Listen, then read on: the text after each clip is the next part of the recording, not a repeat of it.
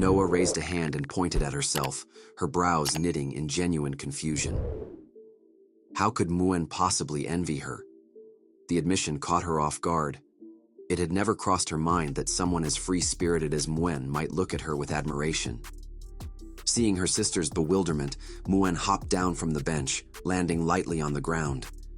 She bounced on her heels, hands trembling with restless energy as she rushed to explain. Noah had it all wrong, she insisted. To Muen, Noah was smart, capable, and endlessly responsible. Always looking out for her like an adult, always taking first place. The words tumbled out in an eager rush as Muen recited every quality she admired.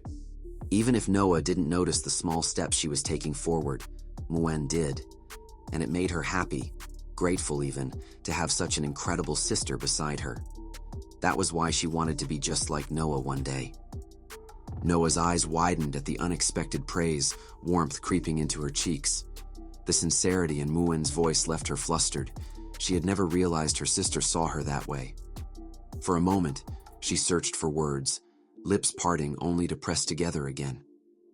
Finally, lowering her gaze, she managed a hesitant, stammered reply. Noah didn't even know what she herself would be like in the future. Undeterred, Muen tilted her head, clasping her hands behind her back in a casual sway. "What do you want to be in the future?" she asked, her ocean blue eyes glimmering with curiosity. Noah hesitated, the question settling over her like a quiet weight. She let the silence stretch, searching for an answer. Before she could speak, familiar voices drifted toward them. Looking up, she saw Leon and Rossweisse making their way over, Leon carrying a small bag of drinks, Rossweisse sipping leisurely from her own. They were deep in conversation, their playful back and forth carrying easily on the breeze. Noah's gaze lingered on them, and in that moment, her answer took shape. "I want to be the person they already believe I can be," she said at last. Muen's face lit up, her laughter soft and genuine. As it turned out, her dream wasn't so different from Noah's. When Leon reached them, he crouched down to hand out the drinks, offering an apologetic smile for the wait. Muen accepted hers with an eager, "Thanks," grinning brightly. Noah took hers more quietly, murmuring her gratitude. Rossweisse stood beside them, watching her daughters with a faint, contented smile before taking another sip from her cup. The resort erupted in a symphony of fireworks, brilliant colors bursting across the horizon. Each explosion painted the night sky with vivid hues, like vast flowers unfurling in the darkness, or like lanterns, one after another, kindling warmth in the hearts of those who watched. Noah and Muen leaned against the railing of the observation deck, their faces lifted toward the heavens as the fireworks danced above them. The shifting lights reflected in their eyes, transforming their gazes into living constellations. For an instant, it was as though fragments of falling stars had been caught within their pupils, making them shimmer with wonder. Noah's lips parted in quiet awe as she absorbed the spectacle. Beside her, Muen released a delighted gasp, unable to contain her excitement. Noah followed the direction of her sister's gesture, her voice rising in soft praise, nearly drowned beneath the crackling brilliance of the sky. Not far from the observation deck, Leon and Rossweisse sat together on a stone bench, their daughter's joy unfolding before them like a private performance. Beside Leon rested his camera and the small bear doll Rossweisse had given him, tokens he kept close while he simply watched in quiet contentment. Rossweisse's gaze softened as she observed the girls, her voice little more than a murmur. Seeing them this happy, this trip hadn't been in vain after all. Leon let out a quiet chuckle, his eyes lingering on Noah and Muen's radiant expressions as the fireworks painted them in shifting light. No, it hadn't been in vain. It was good they had come. As their father, he wanted to capture every fleeting, precious moment.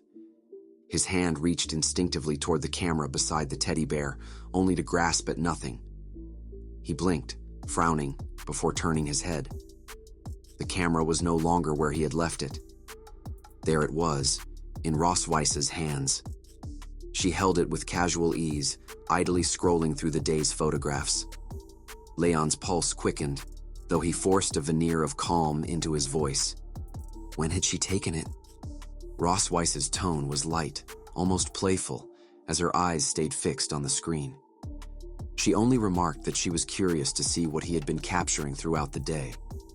During the day, when no one had been watching, Leon had slipped away to the resort's photo studio under the excuse of using the restroom. It had been a miscalculation. The photos couldn't be developed on the spot. Now that mistake returned to haunt him. Rossweisse's scrolling halted on an image of herself feeding deer, her brows lifting in mild surprise. When was this taken? She wondered aloud. Leon's throat went dry. Just a few swipes further and she would find it, the bunny girl photo, still sitting in the camera's memory. Think, Leon. What would the master do in this situation? His mind spun frantically, grasping for any distraction. Fingers tugged restlessly at the fabric of his clothes until they brushed against something in his pocket. The candies. He had forgotten them since this morning's outing. A spark of hope flickered in his chest. Perfect. Forcing composure, Leon drew out 2 candies and extended them toward Rossweisse with an easy smile. She barely acknowledged him, still absorbed in the photos, though her lips parted instinctively in expectation. Leon swallowed back a sigh. Of course, she wanted him to feed her. Unwrapping the candy with deliberate slowness, he leaned closer and guided it toward her mouth. Rossweisse accepted it absent-mindedly, her attention still fixed on the screen, until realization struck. Her eyes widened, head snapping up at their sudden closeness. Both recoiled at once, turning away with tightly shut eyes, color rising in their cheeks. The silence stretched, awkward and heated, before Rossweisse's voice broke through, edged with flustered protest.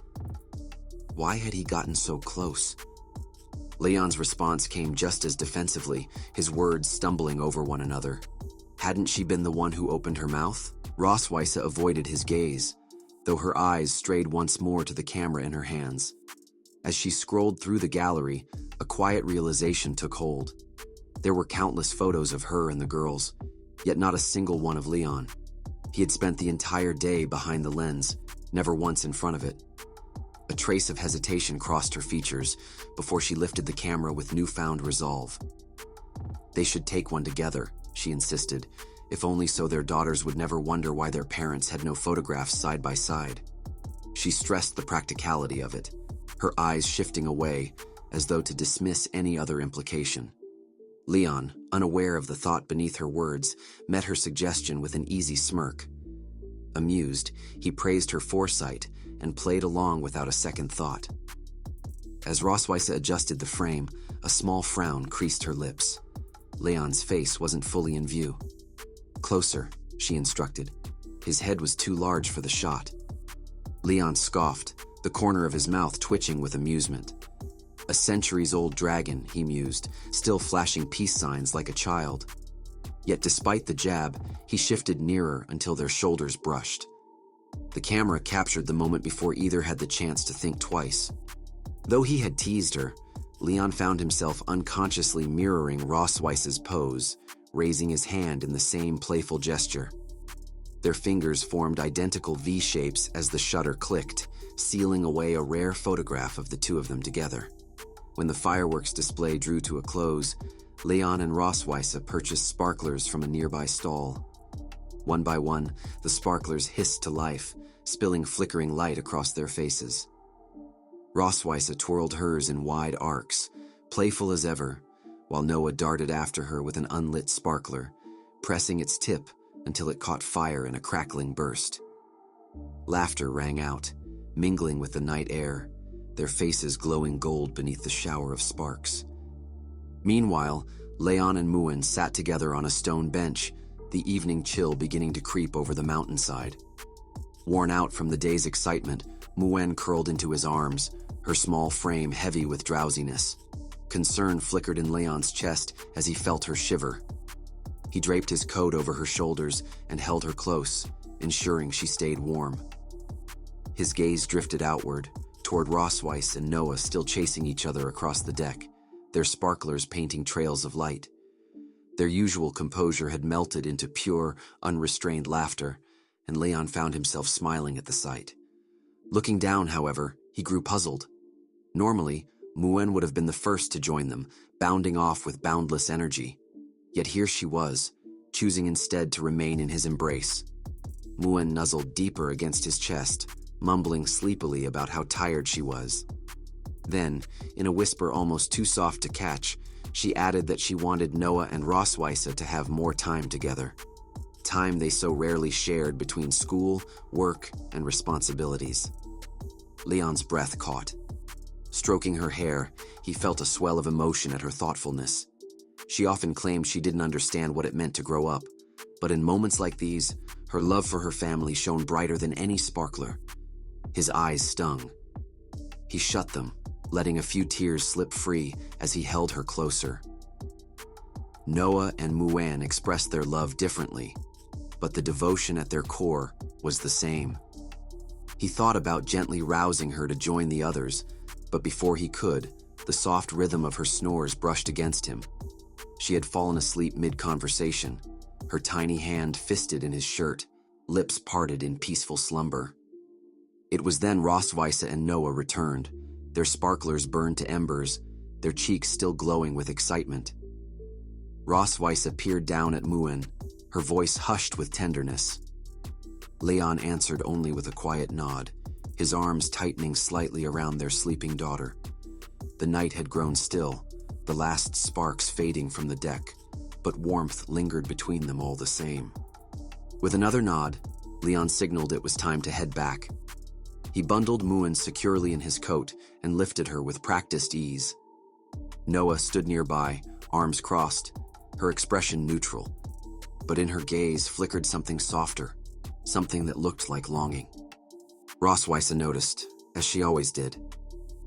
She bent slightly, meeting Noah's upturned eyes with a gaze of quiet understanding. Without a word, she opened her arms in silent invitation. Noah froze, her blush immediate. She hadn't expected to be seen through so easily. After a brief hesitation, she ducked her head with an embarrassed smile, then stepped forward, surrendering to the embrace. Their walk back to the hotel was slow and peaceful. At one point, Leon glanced sideways, catching the sight of Noah nestled in Rossweisse's arms, her face hidden shyly against her mother's shoulder, as if shielding herself from the world. The first day of their hot spring trip had ended well, or so Leon thought. Back in their room, Rossweisse reached for the camera, intent on reviewing the day's photographs. Yet before she could settle, Leon had already shed his clothes down to a pair of loose shorts and was striding toward the private hot spring in the backyard. He paused at the sliding door, glancing back over his shoulder with a playful grin as fireworks from the resort burst into brilliant color behind him.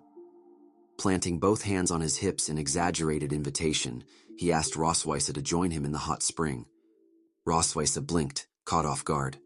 Somehow the night had shifted in a direction she hadn't expected. Inside the hotel resort, the lights shone brightly before dimming one by one as the night settled and everyone drifted to sleep. Rossweisse and Leon tucked their daughters into bed, while Noah and Muen whispered their goodnights. When Leon and Rossweisse entered their own room, they closed the door behind them. Leon immediately collapsed onto the bed, relief flooding him that the day had finally come to an end. Rossweisse stood watching him sprawled across the double bed, arms folded. She asked whether he intended to sleep. Leon pushed himself upright at her words, his expression darkening. With a venomous tone, he insisted he would do no such thing. Gathering himself, he rose from the bed and turned his back on her. Closing his eyes, he dismissed her gently but firmly, declaring that he would take a hot spring bath and that she should rest first. Rossweisse offered no reply, only a faint smirk tugging at her lips as she watched him stride out toward the outdoor hot spring. Around the pool, clear water trickled steadily from between the rocks, its soft gurgling filling the air and blending with the rising steam to cast the spring in a hushed, mysterious atmosphere. Leon undressed, changed into a pair of loose shorts, and slowly stepped into the pool. The water was warm, soothing without being too hot, perfect for his weary body. Almost at once, The heaviness of the day seemed to melt away. He let out a contented sigh, resting his arms along the rocks and leaning back against the edge. With his eyes closed and his body embraced by the warmth, he murmured to himself that it had been a fulfilling day. Even in the midst of tranquility, the thought of sharing a bed with Rossweisse lingered in Leon's mind. Tilting his head toward the night sky, he pondered how to resolve the matter. If he wanted to enjoy a comfortable vacation, he would need to find some excuse, any reason, that would spare him from sleeping beside the Silver Dragon Queen. As he searched for a way out, the back door suddenly slid open, breaking his train of thought. Rossweisse stepped into view, and Leon's eyes widened in surprise. He had expected her to be resting, not wandering into the hot springs at this late hour. As she approached the pool, Leon instinctively folded his arms tightly across his chest, his heartbeat quickening. Pressing a hand against his sternum, he muttered under his breath, wondering what she was doing there. Rossweisse caught the unease in his posture and found it oddly perplexing. She had no hidden intentions, yet his reaction made it seem otherwise. With a calm, casual air, she questioned why he was so wary, reminding him that she had no plans to do anything to him. Running her fingers lightly through her hair, she explained her reason for appearing. The grand finale of the fireworks show was about to begin. Having nothing else to occupy her, she had decided to go downstairs and take photographs, and was simply looking for the camera Leon used to capture their travels. When Rossweisse mentioned that she was searching for the camera, Leon stiffened. His hand rose to scratch his face, and his gaze flicked nervously behind him. He had hidden the device beneath his coat on a chair beside the hot spring pool, hoping to keep its contents safe from her eyes. To his dismay, she immediately noticed it. With quiet certainty, she remarked that he had brought it with him after all. Leon's effort to conceal it proved useless. Shock rippled through him. His eyes rolled upward, his mouth opened soundlessly, and for a moment he seemed frozen in disbelief. He had not expected her to find it so quickly. Unease clawed at him as Rossweisse stepped behind him and picked up the camera. Calmly, she announced that she would be taking it. Leon's head snapped toward her, his face draining of color, eyes wide with dread. If she carried it away, she would inevitably uncover the secret stored inside. He would have no way to explain himself. Silently, he pleaded for her to reconsider, praying that the blackmail material he had gathered on the Silver Dragon Queen would not fall into her hands. Frantic for a solution, Leon's mind raced. Then an idea struck him. He surged to his feet, water rippling around him as he planted both hands on his hips in a bold, almost theatrical stance. With forced composure, he invited Rossweisse to join him in the hot spring. At that very moment, the resort's grand fireworks finale began. Explosions of color streaked across the sky, blooming like flowers one after another, their dazzling radiance painting the night with a brilliance that stole both breath and attention. At the sound of Leon's voice, Rossweisse turned her head toward him. The booming fireworks overhead drowned out much of his words, but she caught enough to pause. Setting the camera aside, she arched a quizzical brow, her expression marked with curiosity and faint puzzlement. Leon, flustered by her gaze, quickly averted his eyes. He cleared his throat, coughing a few times as if to mask his unease, before repeating himself more firmly. Since it was rare for them to visit such a place, he suggested, they ought to enjoy the hot springs together. For a moment, Rossweisse's eyes widened, leaving her speechless. Then, regaining her composure, she brushed her fingers lightly across her cheeks as if to cool the warmth there. A soft, mischievous chuckle slipped from her lips. Placing one hand on her hip, she warned him in playful defiance that she had brought along a rather charming swimsuit, and he had better not lose his composure. Leon's heart thudded nervously, the weight of her words hitting him hard. Forcing a smile, he pointed to himself with feigned confidence, declaring that a dragon slayer of his caliber should be able to withstand any kind of temptation. Rossweisse accepted his response without pressing further. With a single decisive motion, she closed the back doors behind her, the loud thud followed by the whisper of curtains being drawn. From within, her voice carried through, teasingly reminding him to remember what he had just said, Dragon Slayer. Leon stood motionless in the steaming pool, the night sky still ablaze with fireworks. Leon shook his head and closed his eyes, forcing away the cascade of uneasy thoughts. It was just a hot spring bath, he told himself. What could possibly go wrong? Clenching his hand into a fist, he fixed his gaze forward with determination. To keep Rossweisse from discovering the incriminating photos and unleashing consequences he could never undo, he resolved to rely on his wits. Even if it meant enduring no small measure of discomfort, he would endure it. Before she returned, he quietly recited the Dragon Slayer's Code of Honor, the 3 honors and 3 shames of the Dragon Slayer, murmuring it under his breath like a protective mantra. With the ritual complete, he sank back into the steaming water, preparing himself for Rossweisse's arrival. In the pool, a large toy duck and its smaller companion drifted lazily across the surface, bobbing with the ripples as though they, too, were awaiting the inevitable. Overhead, the fireworks finale blazed on, scattering bursts of vivid color across the night sky. Their reflections shimmered against the water, illuminating Leon as he leaned back against the edge of the pool, trying to appear calm. The sudden creak of the back door broke his composure. His head turned sharply toward the sound. Was she finally coming? Rossweisse slid the door open and stepped outside. She was dressed in a deep purple swimsuit, its edges trimmed with delicate white lace. The design was modest yet elegant, hugging her figure with quiet grace. Her chest and midsection were fully covered, though her bare shoulders caught the firelight, gleaming as if dusted with starlight. One hand held the doorframe for balance as she crossed the threshold, and with each step, she seemed to glimmer beneath the cascade of fireworks, making her way slowly toward the waiting water. The moment Leon saw Rossweisse in her swimsuit, he dipped his head, shoulders trembling as he tried, and utterly failed, to suppress his laughter. A loud chuckle burst free, echoing across the steam-filled spring. One hand clutched his stomach, while the other slapped against the surface of the water. He had braced himself for something far more daring after her earlier teasing, yet what she wore was nothing close to what his imagination had conjured. Unable to resist, he mocked her, questioning if this was truly the so-called daring swimsuit she had spoken of. It hardly seemed capable of testing his resolve, let alone stirring the dragon mark etched on his body.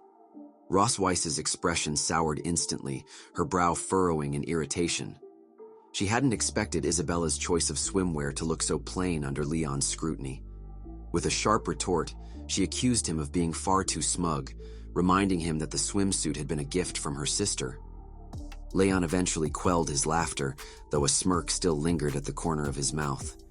He muttered that her sister's fashion sense was certainly an odd one. As Rossweisse stepped toward the pool, Leon immediately moved to intercept. Reaching out, he offered his hand to steady her descent. She accepted without hesitation, carefully lowering herself into the water until she was seated against the wall. Once certain she was settled, Leon quickly retreated to the opposite end of the spring, lowering himself into the steaming pool while deliberately keeping his gaze turned aside.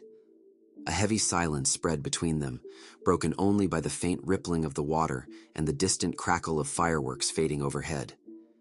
Leon thought the atmosphere was even more awkward than he had anticipated. Cracking one eye open, he risked a sidelong glance at Rossweisse. In truth, he felt quietly relieved that her swimsuit had not been as provocative as he had feared. Had it been otherwise, he doubted he could have lasted a moment longer in the pool without fleeing. Rossweisse studied Leon in silence, noting the way he kept himself at a deliberate distance. His restraint amused her, and a faint smile curved her lips. With teasing curiosity, she asked whether he was afraid that even a glance at her might stir the dragon mark he carried. Her words struck true. Irritation flickered across Leon's face, and he turned sharply toward her, retorting that he feared nothing. But his voice faltered when his eyes dropped to her figure. Something was off. His posture stiffened, and in an instant he shot to his feet, pointing at her in shock. Puzzled, Rossweisse glanced down. What she saw made her breath catch. The purple swimsuit she had entered with was no longer the same. Sections of the material dissolved away in the water, leaving patches far more revealing than she had ever intended to show. In that moment, she realized the truth. Isabella had planned this. The swimsuit had been enchanted to change when wet. Rossweisse could almost see her sister's mischievous grin in her mind, savoring this very outcome. A rush of heat flushed Rossweisse's cheeks, and she instinctively raised her hands to shield herself. For a moment, she felt a sting of embarrassment, chastising herself for not suspecting Isabella's trick. But the hesitation soon melted into something else. This was, in its own way, an opportunity. If the suit was now daring, then she could use it to test him. A sly smile replaced her blush. Perfect timing. Slowly, deliberately, she began to move toward Leon through the water. Each crawl forward sent ripples across the pool, her motions carrying a quiet allure that made Leon's chest tighten. His face burned red as she closed the distance.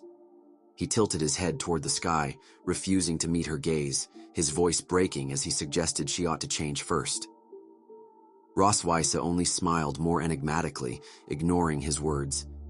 She pressed herself against him, closing the last bit of space between them. One hand lifted, fingers brushing lightly across his chest, leaving trails of heat in their wake. In a low murmur, she reminded him that the great dragon slayer, who had triumphed over countless dragon kings, should hardly be afraid of her. The feel of her against him, soft, deliberate, and undeniable, sent Leon reeling. His pulse raced, his composure fraying by the second. He realized with dawning alarm that he was losing control of the moment. Somewhere beneath the chaos, he made a silent vow. He had to find a way to turn the tables before Rossweisse completely overwhelmed him. Rising from the hot tub, Rossweisse moved closer to Leon, her gaze steady and unyielding. Leon met her eyes, his chest subtly rising as a familiar tension settled between them. He had known Rossweisse long enough to recognize the rhythm of her games. Her traps were well practiced, and he had stumbled into them more times than he cared to admit. She followed a pattern, a three-step method that never failed to draw him in. The first step was provocation. She would challenge him with daring words, testing his composure, questioning his courage, daring him to look at her without flinching. Inevitably, Leon would take the bait, denying fear and meeting her head-on. That was all she ever needed to move to the next step. The second was the lure. She would draw him in, press him down, and force his gaze to remain on her, commanding his attention with effortless authority. Her words would tease him towards surrender, coaxing him to shed his pride and give in to desire. In those moments, Leon could only clench his jaw and endure, trapped between defiance and temptation, powerless to break free. Under her deliberate guidance, he found himself acting in ways that felt beyond his control. Rossweisse used those encounters as a kind of release, venting emotions she refused to name, leaving Leon restless and hollow long after the night had ended. Then came the final step, shifting responsibility.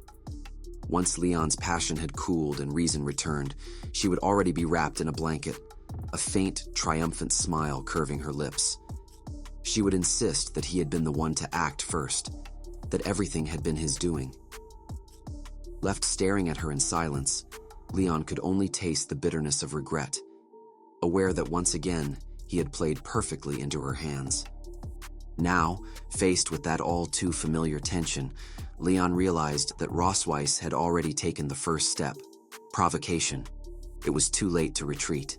The only path forward was to seize whatever advantage he could in the unfolding battle of wills. His jaw tightened as he met her gaze, the air between them thick with unspoken challenge. Acting quickly, Leon forced himself to look away, steadying his breath. He focused on suppressing the pull of her provocation, on quieting the emotions she stirred so effortlessly. With a deliberate calm, he feigned indifference, claiming fear, but insisting it was nothing worth fearing. He went on to say that as long as she remained a dragon, he had no interest in her, no matter how she presented herself. Rossweisse pressed closer, her chest brushing against his, but Leon refused to yield. Instead, he turned her own game against her, asking what she would do if his dragon mark were to shine first. He explained that for such a mark to glow, certain conditions must be met. If one mark lit up, it meant the other person was longing for them. At his words, Rossweisse arched a brow and slowly withdrew, tilting her chin just enough to regard him with cool confidence. She answered that she had perfect control over her desires, that she had never once lost herself. Leon had expected nothing less. He smiled faintly, his tone shifting toward provocation as he questioned her certainty and dared her to prove it. Once he framed it as a test of endurance, Rossweisse's competitive nature surfaced completely. Meeting his gaze head-on, she accepted the challenge without hesitation. Leon, however, added a condition. Any contest, he said, required stakes, a clear winner and loser. When he asked what she would offer if she lost, Rossweisse simply raised her hand and wagged a finger, unfazed. If he managed to win, she said, he would earn another 7 days off. Leon agreed without hesitation. Inside, he felt a surge of satisfaction, a private thrill at having turned the tables. The she-dragon had taken the bait, and this time it was he who guided the game. The resort's fireworks bloomed one after another, scattering color and light across the night sky. Each burst painted the darkness in vivid hues, their reflections shimmering across the water's surface. Leon and Rossweisse sat side by side, heads tilted upward, watching the sky blossom with fleeting beauty. Then Rossweisse stirred. Her hand rose, a finger pointing toward a firework that spiraled into a silver flare.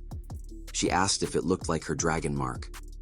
Leon folded his arms and cast her a sidelong glance, asking how she saw any resemblance. She offered no reply, her gaze fixed on the sky, silver eyes glowing with quiet intensity. Leon turned back to the fireworks, the burst reflected in his eyes like drifting petals. Yet his thoughts were elsewhere, on how to keep his dragon mark from igniting. Rossweisse's advantage lay in her black crepe swimsuit, a deliberate temptation. He reasoned that if he avoided looking at her, he could keep his composure. What was unseen could not disturb him. Then a soft melody rose from the steam around them. Twinkle, twinkle, little star. Leon's brow furrowed as he listened, uncertain why she had begun to sing. Rossweisse placed a hand over her chest, fingers brushing against pale skin. A faint smile curved her lips as she glanced at him, her movements slow, deliberate, each one crafted to draw his eyes back to her. She murmured that the dragon pattern was like tiny stars, then leaned closer, her shoulder brushing his arm. With a teasing lilt, she asked for his opinion of her song. Leon understood her intent instantly. He turned his head away, shutting his eyes in quiet defense, and remarked that it wasn't as good as the song she usually sang while bathing. Without warning, Rossweisse lowered her gaze to her chest, eyes widening in mock surprise as she announced that her dragon mark was glowing. The serene air between them shattered instantly. Leon froze, panic sparking through him as he tried to retrace his every move. What had he done to trigger it? His thoughts tangled in confusion. He glanced down at her chest, face flushing crimson, and before he could stop himself, a sudden nosebleed betrayed him. Turning away in a flustered rush, he wiped at his face, only to realize, to his dismay, that there was no trace of any dragon mark at all. No faint purple shimmer, not even the slightest glow. She had deceived him again. Rossweisse's lips curved into a delighted smile at the sight of his distress. With teasing ease, she remarked that if he stared a little longer, perhaps it truly would start shining. Leon exhaled through his nose, eyes narrowing as he studied her. She was already toying with him, drawing him into another of her traps. He needed to turn the tables before she gained complete control. While Rossweisse's attention lingered on the fireworks above, Leon moved quietly, slipping a hand behind her. His gaze settled on the elegant curve of her tail. For a moment, he hesitated, uncertain how she might react. But then, he gathered his nerve and gently closed his fingers around it. The warmth of his touch made Rossweisse turn, her focus leaving the sky as her eyes followed the movement toward her tail. Leon froze under her gaze, nerves tightening. Caught so quickly, he He felt a sharp rush of embarrassment, realizing just how transparent his intentions had been. A flicker of clear anger crossed Rossweisse's features at his sneaky movement. Frowning with clear displeasure, she demanded to know what he thought he was doing.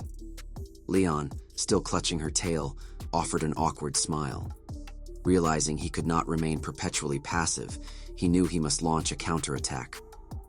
With his covert operation discovered, he quickly devised a reason, explaining that if he could not hold her hand to enjoy the beautiful moment under the stars, then holding her tail was the next best thing. Rossweisse, however, had no intention of allowing this. Her expression hardened as she sternly ordered him to release it. She reached out to snatch her tail back, but Leon was faster, pulling it tightly against his chest and refusing with a casual tone as he closed his eyes. Her hands closed on nothing but hot spring water, and a wave of intense displeasure washed over her at his defiance.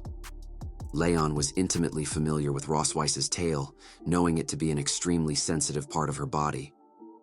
He was certain she was on the verge of losing control. He began to rub it skillfully, searching for its most sensitive spots, handling it with the focused attention of someone playing with a favorite toy. The constant, knowing contact sent a strange sensation coursing from her tail through her entire body. The feeling made it difficult to resist, triggering a deep, emotional response she struggled to contain. An involuntary gasp escaped her lips, her body trembling slightly. She closed her eyes, lifted her head, and twisted her body, a light blush coloring her cheeks as a splash of water rose around them. Rossweisse panted softly, clenching a fist as she fought to prevent an outburst. She sneaked a glance at Leon, fully aware his actions were designed to stimulate her desires and make her fail their challenge. She would not, however, let him continue unopposed. She quickly began strategizing a countermove, silently acknowledging that he was trying to force her to take the initiative. Once her emotions had settled, Rossweisse extended a hand towards Leon, forcing a smile onto her slightly reddened face. She suggested that there was nothing wrong with holding her hand to enjoy the fireworks and urged him to do so. The invitation visibly surprised Leon, his mouth opening slightly and his cheeks flushing. He had not anticipated this new line of attack. Stuttering slightly, he faced her with a wildly pounding heart, internally questioning why such a simple, ambiguous gesture affected him so strongly. He reached out and gently took her slender, slightly cool hand, then tightened his grasp, interlocking their fingers. A wave of dizziness washed over him. He felt completely powerless against this potent assault. Though it was merely hand-holding, it stirred his emotions intensely, the blush on his cheeks and his accelerating heartbeat serving as undeniable proof. Noticing his wavering resolve, Rossweisse leaned close to his ear and whispered for him to stop holding on, to let his dragon mark light up and end the agonizing challenge, insisting it was for the best for both of them. Leon's face reddened further. He felt on the verge of losing control. He resolved to fight back, silently vowing not to be charmed by her. He quickly slid his hand into the water and wrapped an arm around her waist, pulling her closer with a gentle exertion. Her body met his with a soft splash. Holding her tightly and seemingly indifferent to their new intimacy, he decided that since she had started this, he would use the same method to make her succumb to her own emotions. Staring into her eyes, he told her she was right. It was not easy to endure, but she was also trying her best to restrain herself. Leon then slowly closed the distance to her face, his gaze dropping to her lips. Rossweisse's eyes widened slightly in blank surprise at his boldness. At that precise moment, dragon marks appeared simultaneously on their chests, the purple symbols emitting a dazzling light that mirrored their intense emotions and desires. Just as suddenly, the glow dimmed, reflecting a momentary calming of their inner turmoil. The marks flickered erratically, brightening and fading as if the switch of desire was failing, allowing their passions to break free from all containment. Their body temperatures rose sharply. Exhaling hot breaths, they leaned closer until their lips met in a light, initial touch. The contact deepened as Leon gently cradled the back of Rossweisse's head, and she, in response, placed a hand on his waist and surrendered completely. Behind them, A volley of fireworks shot into the sky, blooming into colors more vibrant than any before, as if celebrating their union.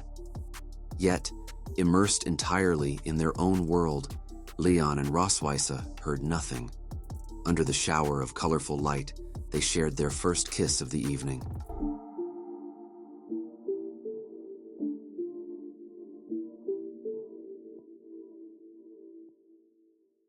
Noah and Muen rose early and walked to the door of Leywin and Rossweisse's room, intending to invite them for breakfast. Muen lightly knocked on the door, calling for her dad and mom to wake up before the sun. After waiting outside for a while with no response from within, Muen felt a bit strange. She pressed her ear against the door to eavesdrop, but heard no talking or footsteps from the room. In a puzzled tone, she asked Noah why their mom and dad had not woken up yet. Noah also found the situation doubtful, as it was unlike them to still be asleep at this hour. She placed a hand on her chin and pondered silently for a moment. Recalling the routine she had previously observed, she explained to Muen that it should currently be their mom's turn to use the bathroom. Muen turned her head in confusion to look at Noah, asking where their dad had gone. She thought Leywin might have disappeared again without telling them, just like last time. Holding her face in her hands, Muen gave Noah an expectant look and suggested they might need to offer a tribute to make their dad appear, adding that she wanted to eat steak again this time. Noah felt somewhat helpless about Muen's imagination and love for food. Crossing her arms in front of her chest, she looked at Muen and told her she just wanted to eat steak. Since Leywin and Rossweisse had not woken up yet, Noah and Muen decided not to wait for them. Noah gently took Muen's hand and led her toward the elevator on that floor. As they walked, she told Muen they would go have breakfast first, and even if the others did not show up, she could still take her. Muen happily raised her hand and let out a soft cheer. By the time Noah and Muen had gone for breakfast, Leywin and Rossweisse were still asleep in their room. They lay in bed together, their bodies pressed tightly against each other. Various large and small kiss marks adorned Rossweisse's body, silently attesting to the fierce battle they had shared the night before. The sun crept across their bed from the window, its light a gentle prompt to rise. Whether from its brightness or its warmth, Leywin gradually woke. He opened his eyes and murmured about his entire body being sore. Slowly sitting up, he lifted a hand to rub his head, as if trying to clear the lingering haze from the events of the previous night. Their bodies had enjoyed a night of pleasure, and now he felt deeply weary. Turning his head, he saw Rossweisse was still asleep. He stared at her sleeping face, silently reflecting that they had both failed the Dragon Mark challenge. He had even kissed her. Rossweisse was serene in her slumber.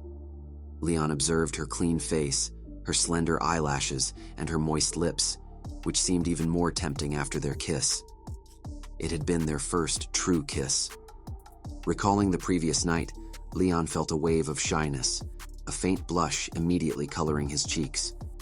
Though they had shared intimate nights before, they had never kissed with such seriousness. His attention was captured by the softness of Rossweisse's lips. He reached out and could not help but gently touch them, his fingers registering their softness and elasticity. He thought to himself how incredibly soft they were. Suddenly realizing the strangeness of his action, Leywin quickly pulled his hand back. The blush on his cheeks deepened, and he felt his mind go blank and his heart beat faster. He hurriedly got out of bed, unwilling to admit his own feelings for Rossweisse. He walked quickly toward the bathroom, pretending nothing had happened, and cursed at himself softly with a shy expression, wondering why he had initiated such a challenge and admitting he had truly messed up. After seeing Leywin enter the bathroom, Rossweisse slowly opened her eyes. She cautiously looked toward the door, confirming he would not emerge anytime soon. In truth, she had been awake long before Leywin, pretending to be asleep to avoid the potential embarrassment of waking together. She was fully aware that Leywin had secretly touched her lips and did not understand his intention. She lifted her own hand and gently touched her lips, as if confirming the spot he had caressed. She sat up slowly and thought to herself, wondering why he had touched her lips so early in the morning. It reminded her of the previous night, when she had finally kissed the Dragon Slayer. her first kiss. Recalling the events with Leon, she felt intensely shy. Silently lifting a hand to cover her mouth, she considered it a difficult topic to discuss. She had never expected to share such a formal first kiss with Leon, something that had never happened before. Just like that, her first kiss had been left on his lips. In that moment, Rossweisse suddenly realized how much she cared about the fact that Leon had kissed her. Shyly, she wrapped herself in the blanket and silently protested, as if unwilling to admit her own feelings for Leon. She ultimately placed the blame on the dragon mark, expressing internal dissatisfaction with its appearance and the desires it revealed. At that moment, the hot spring at the room's back door trickled slowly from cracks in the stones, its gentle sound seeming to soothe the lingering tension between Leon and Rossweisse. After changing into comfortable clothes, they accompanied Noah and Muen to the resort's water park. The water park was filled with numerous entertainment facilities for tourists to enjoy. Many visitors, clad in swimsuits, entered with family and friends to play together. Some swam, some wore swim rings, some engaged in playful water gun battles, and others slid down the tallest slide into the pool.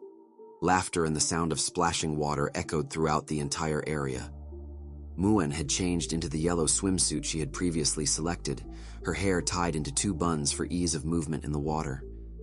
Raising the water gun in her hand, she gave a mischievous smile, having clearly chosen her target. She aimed at Noah and squirted a stream of water in her direction. Noah, wearing a pink swimsuit with her own hair in a bun, was flustered by the sudden attack. Without a water gun of her own, she was unable to retaliate immediately. She lifted an arm to cover her face, trying to block the spray, and whispered a protest. Seeing that Noah could not counterattack, Muen continued her assault, running towards her while spraying water and announcing her splashing attack. Noah, unable to withstand the water gun's onslaught, closed her eyes tightly and kept her hands up for defense while quickly retreating.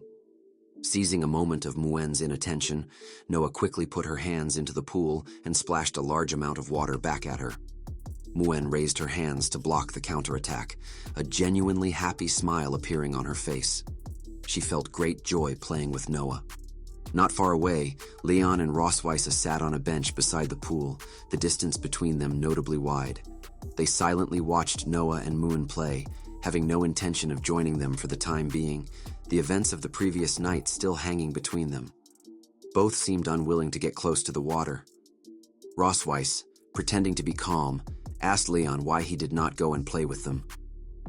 Leon felt a bit nervous at her question, but answered with feigned composure, explaining that after soaking in the hot spring for so long the previous night, he simply wanted to stay away from the pool for now. Hearing his words, Rossweisse could not find a reasonable reply.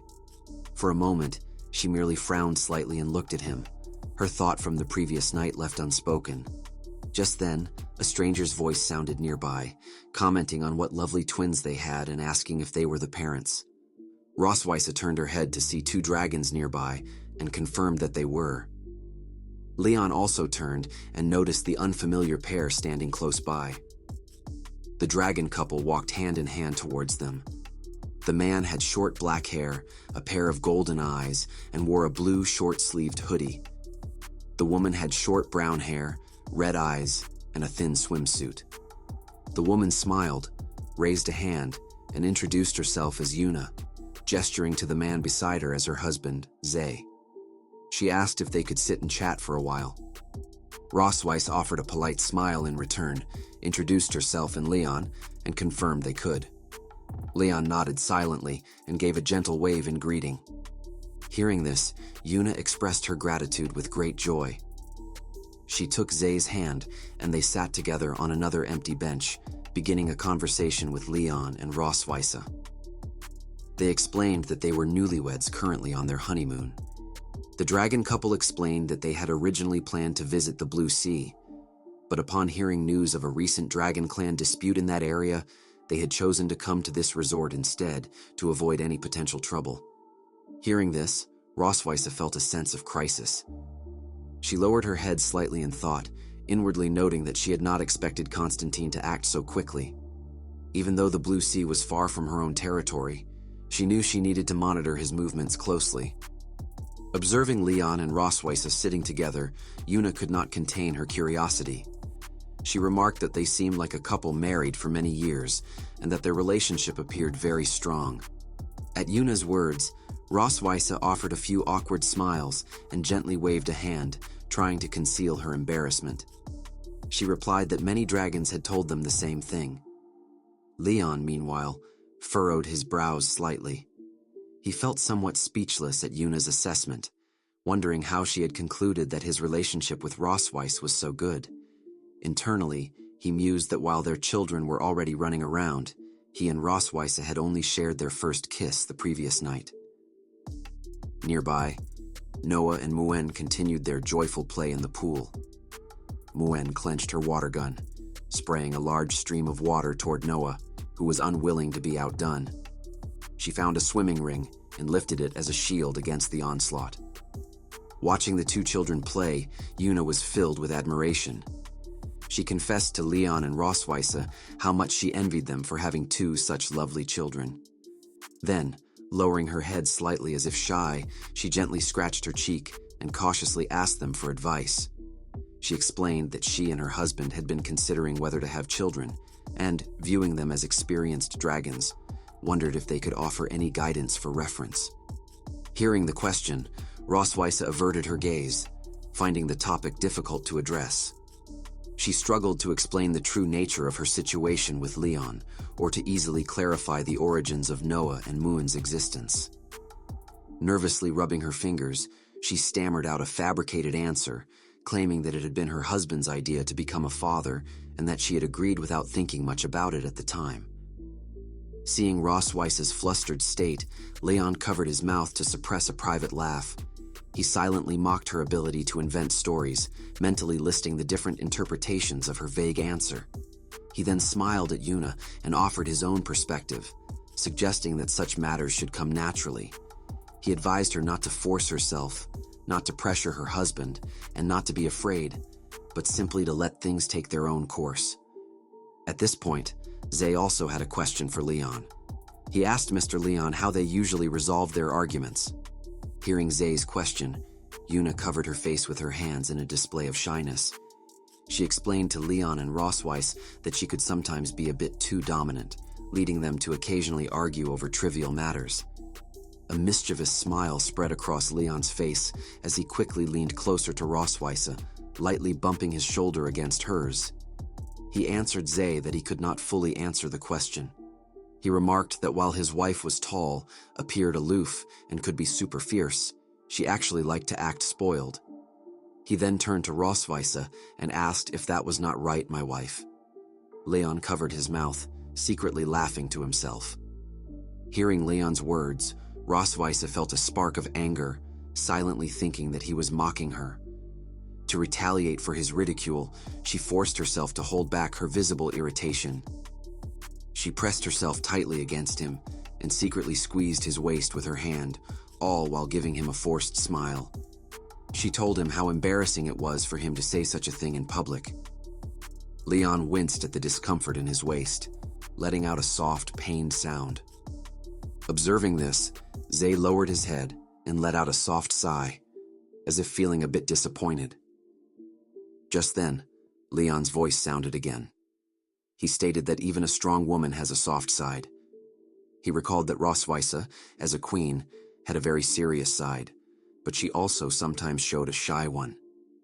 Continuing with a serious look as he held Rossweisse, Leon advised Zay that no matter what kind of person a man is, he should always stand up and firmly protect his wife.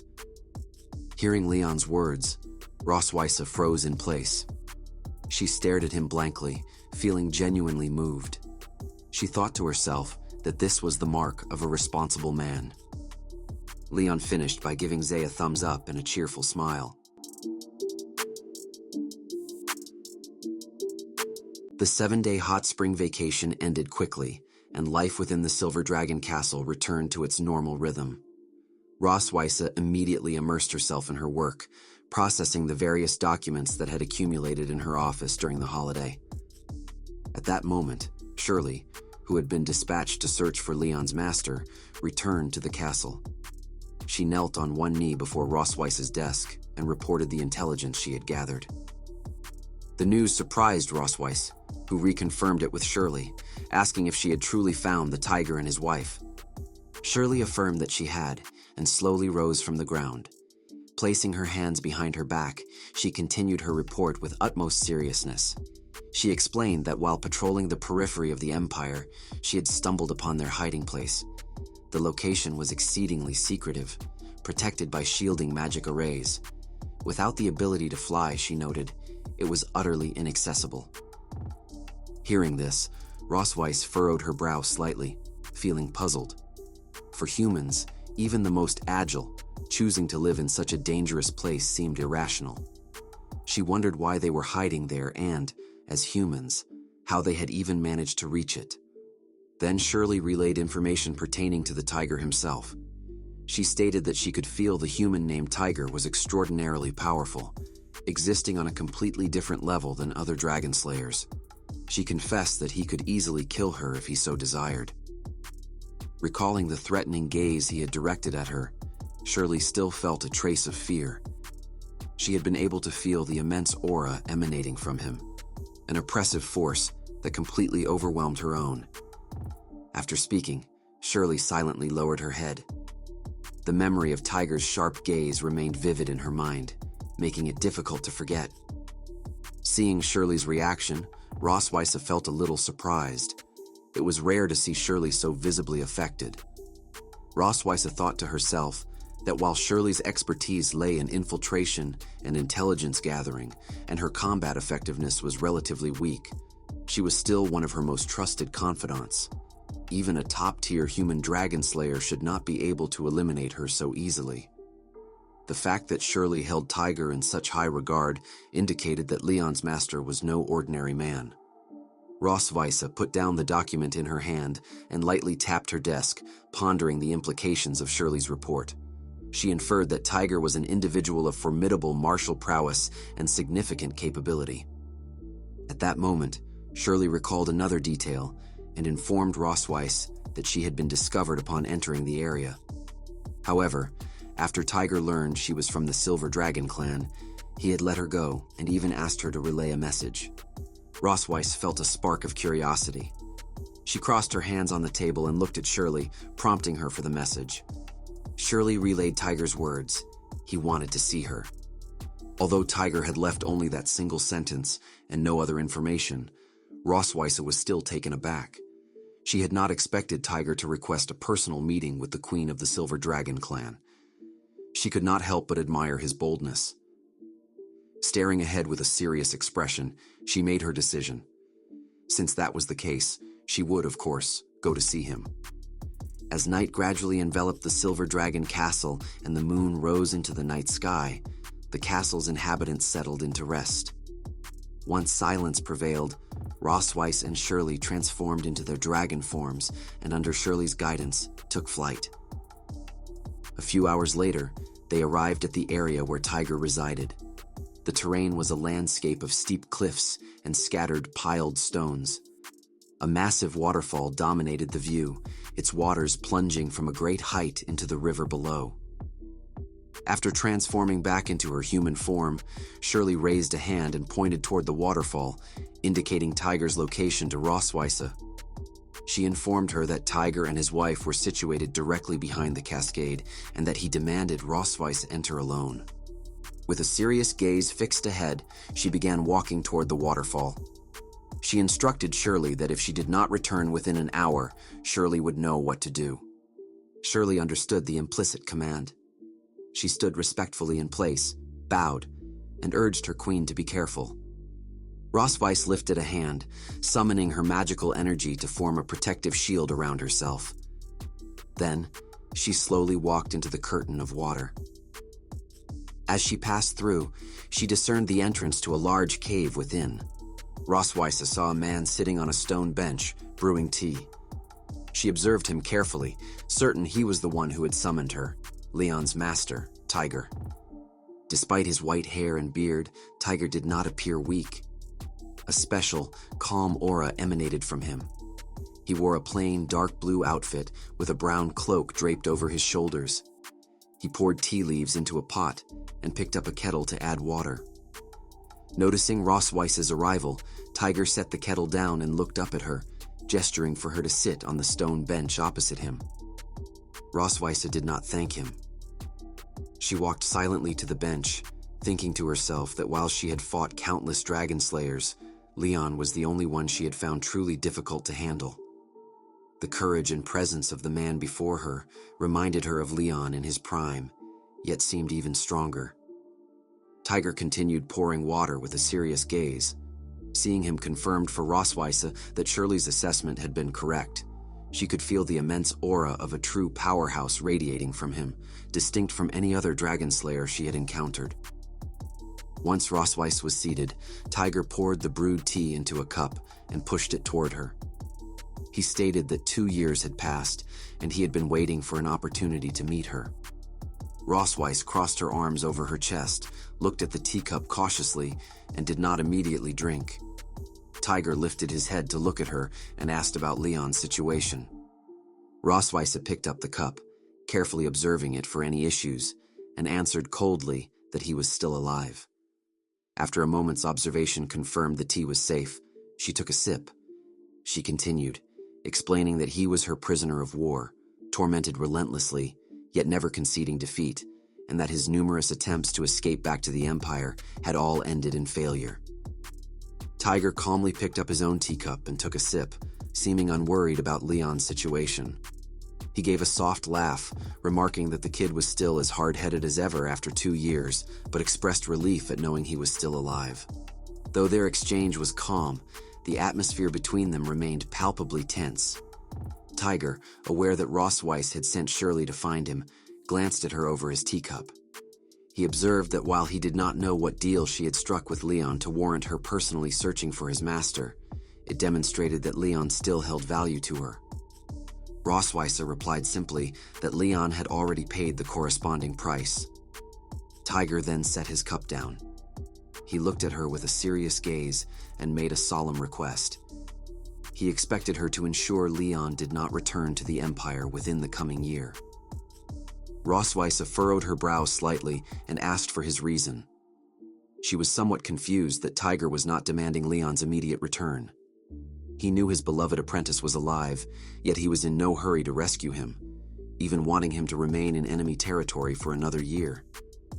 Tiger explained the situation that had unfolded 2 years prior, following the major defeat of the Dragon Slayer army by the Silver Dragon clan.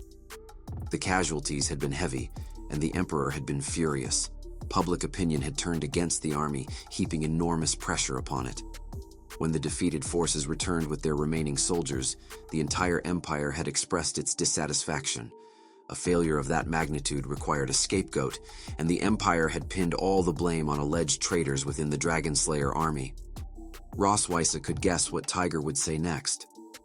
The famous dragon-slaying hero Leon had gone missing after the war. He was the perfect candidate to bear the blame. The citizens, the Dragon Slayer army, and even the Emperor would likely view his sudden reappearance with deep suspicion.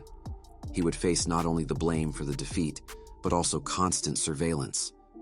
Tiger confirmed her analysis. He continued, stating that she was right. If Leon returned to the Empire now, it would mean certain death for him. Tiger would rather his apprentice remain under her jurisdiction, where he would at least get to live. Rossweisse placed her teacup back on the table and let out a soft sigh. Given that a figure as powerful as Tiger had made this request, Rossweisse knew she could not refuse.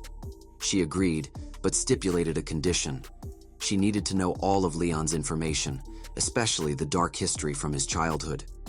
She looked at Tiger with utmost seriousness, as if this condition were of paramount importance. Tiger was somewhat surprised by her unusual request, raising his eyebrows and commenting on its peculiarity.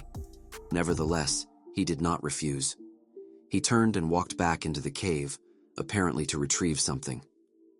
Shortly after, he carried several boxes out and placed them beside the stone table.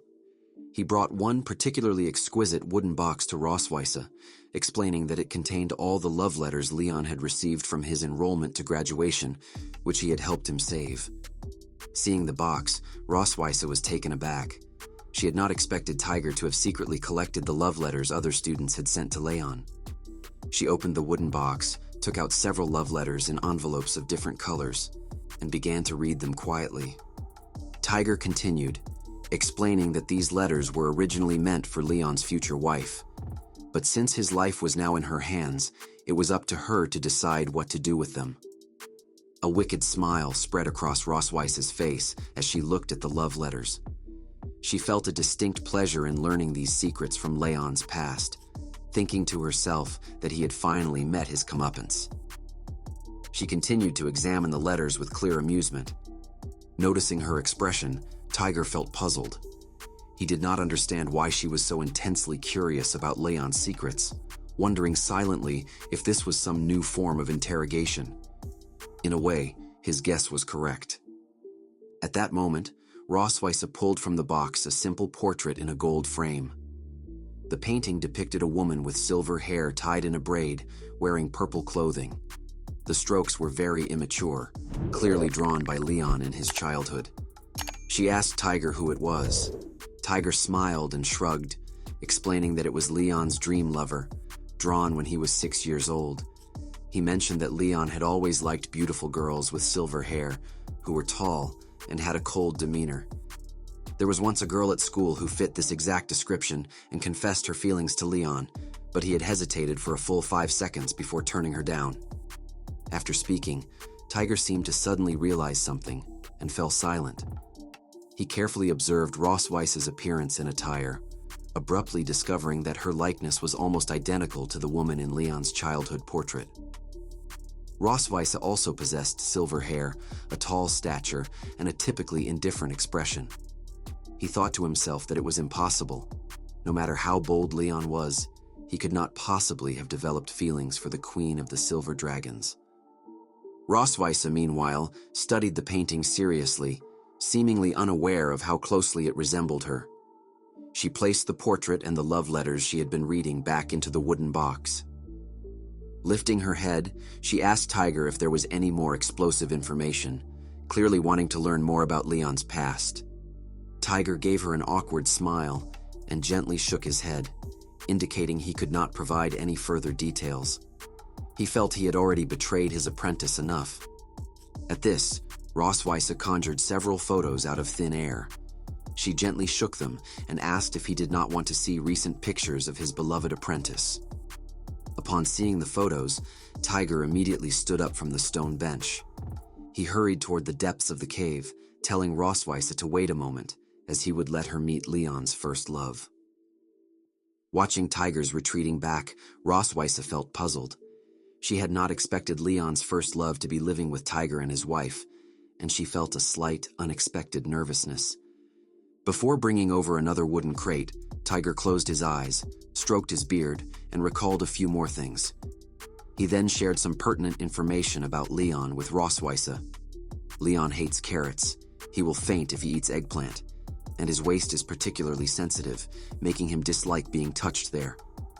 Rossweisse took out a notebook and pen, meticulously recording everything Tiger said, nodding as she wrote. Tiger then raised a finger, revealing another of Leon's secrets. At 2:30 in the morning, if you ask Leon any questions while he is asleep, there is a certain probability you will hear his innermost thoughts from his memories. He recounted a young Leon kicking off part of his blanket and talking in his sleep, declaring his hatred for carrots. Tiger explained that Leon could even follow orders while sleepwalking, recalling a time he had told a sleeping Leon to move some wood, to which Leon had drowsily agreed. Looking back on these memories, Tiger found it all very amusing. He placed his hands on his waist and threw his head back, laughing loudly about how he had used this trick to make Leon do a lot of farm work. Rossweisse felt somewhat speechless about Tiger's behavior, silently thinking to herself that he, too, seemed to enjoy teasing others. Tiger emerged from the cave leading a donkey by a rope, the very creature he had referred to as Leon's first love. The donkey had white fur, with a section of it tied into a ponytail and adorned with a cute red bow. Perhaps because Tiger had woken it, the donkey kept its eyes closed and exhaled repeatedly, seeming rather displeased. Tiger apologized to Rossweisse for the delay, explaining that the donkey was a bit unhappy about being awakened at night. When Rossweisse saw that Tiger had brought out a donkey instead of a person, her eyes widened slightly in disbelief. She was on the verge of asking Tiger if Leon's first love was truly a donkey, having never expected it to be an animal. Tiger seemed to notice her reaction. He closed his eyes and chuckled softly before confirming that it was indeed correct. He then proceeded to tell Rossweisse about Leon's childhood history with the animal. He explained that while Leon had tamed many types of poultry and even dangerous breeds since he was a boy, he had never succeeded in taming this particular donkey. Consequently, he had followed it around all day, making the donkey his childhood sweetheart of sorts. Tiger then raised a finger, pointing toward the bridge of his own nose, and continued his story. He told Rossweisse that if she were to carefully touch Leon's nose bridge, she would find a small, light-colored scar, a souvenir from being kicked by the donkey the first time he had tried to ride it as a child. After listening to Tiger's explanation, Rossweisse closed her eyes and let out a soft sigh of relief. Her previously tense mood seemed to ease. She whispered an acknowledgement, as if finally understanding. In that moment, however, Rossweisse suddenly realized there was something wrong with her own reaction. She rarely had such strange responses. She opened her eyes and silently questioned herself, wondering why she had felt relieved. It was just a donkey. Why should she have been nervous at all? Rossweisse approached the blue donkey and slowly bent down. She furrowed her brows slightly and looked at it carefully, her expression still tinged with displeasure. She refused to admit that her earlier reaction had anything to do with Leon. The donkey, for its part, simply looked back at her in silence. Having understood the reason for her summons and collected several of Leon's secrets, Rossweisse prepared to return to the Silver Dragon Castle. She turned and placed the photos in her hand onto the stone table, informing Tiger that she was leaving. In that moment, she remembered she needed a token from Tiger, something to prove to Leon that his master was still alive. She looked back at him and stated her requirement for an item that could serve as that proof. Hearing this, Tiger kept one hand on the donkey's rope and used the other to search within his clothes. He told her to give Leon a specific letter, which he then found and threw to her. Rossweisse caught it deftly, acknowledged the receipt, and tucked the letter away. As she walked toward the cave exit, another thought occurred to her. Pausing before the waterfall with her back to Tiger, she stated that while this might be their first and last meeting concerning Leon, her intentions were not limited to a single year. She then turned her head and offered him a mysterious smile before bidding him farewell. Rossweisse swiftly passed through the waterfall, immediately transforming into her dragon form and taking to the sky. Her powerful exit from the waterfall created a massive splash and a loud roar of water. Tiger walked to the cave's entrance and watched her figure gradually disappear into the distance. He pondered her final words, acknowledging her decisiveness as a queen, but feeling confused about what she had meant. He found her statement puzzling. At that moment, a gentle breeze blew the photo from the stone table to the ground at his feet. Looking down, Tiger saw the image and his eyes widened slightly in surprise. He was momentarily speechless, then slowly bent down to pick it up. Noticing the silence outside, a woman emerged from deeper within the cave. Leaning a hand against the wall for support, she looked at Tiger's back and asked if Leon was okay. She had long blue hair, a pair of blue eyes, and a strange blue mark on her forehead. Dressed in an elegant blue long dress, she exuded a gentle and kind aura. This was Tiger's wife, Charlotte Poseidon, her expression filled with concern as she sought news of Leon's current situation. Tiger smiled at Charlotte to indicate she need not worry. He handed her the photo, suggesting that a simple statement was insufficient to describe Leon's current life. Charlotte looked down at the photo he offered and took it from his hand. She observed that the young man seemed to be living quite well. She studied the image carefully. It was a family portrait taken at Sky City to facilitate Noah's school enrollment. In the photo, Leon and Rossweisse were dressed formally, smiling for the camera. Noah and Muen stood in front of them, wearing color-coordinated dresses and striking cute poses as they looked ahead. A gentle smile spread across Charlotte's face as she looked at the photo. Knowing Leon was safe and sound put her mind at ease. She then turned her head and noticed Tiger walking toward a specific area of the cave. She seemed to already know his intention and asked if he had made up his mind. Tiger approached the stone wall and gently stroked a sword displayed there.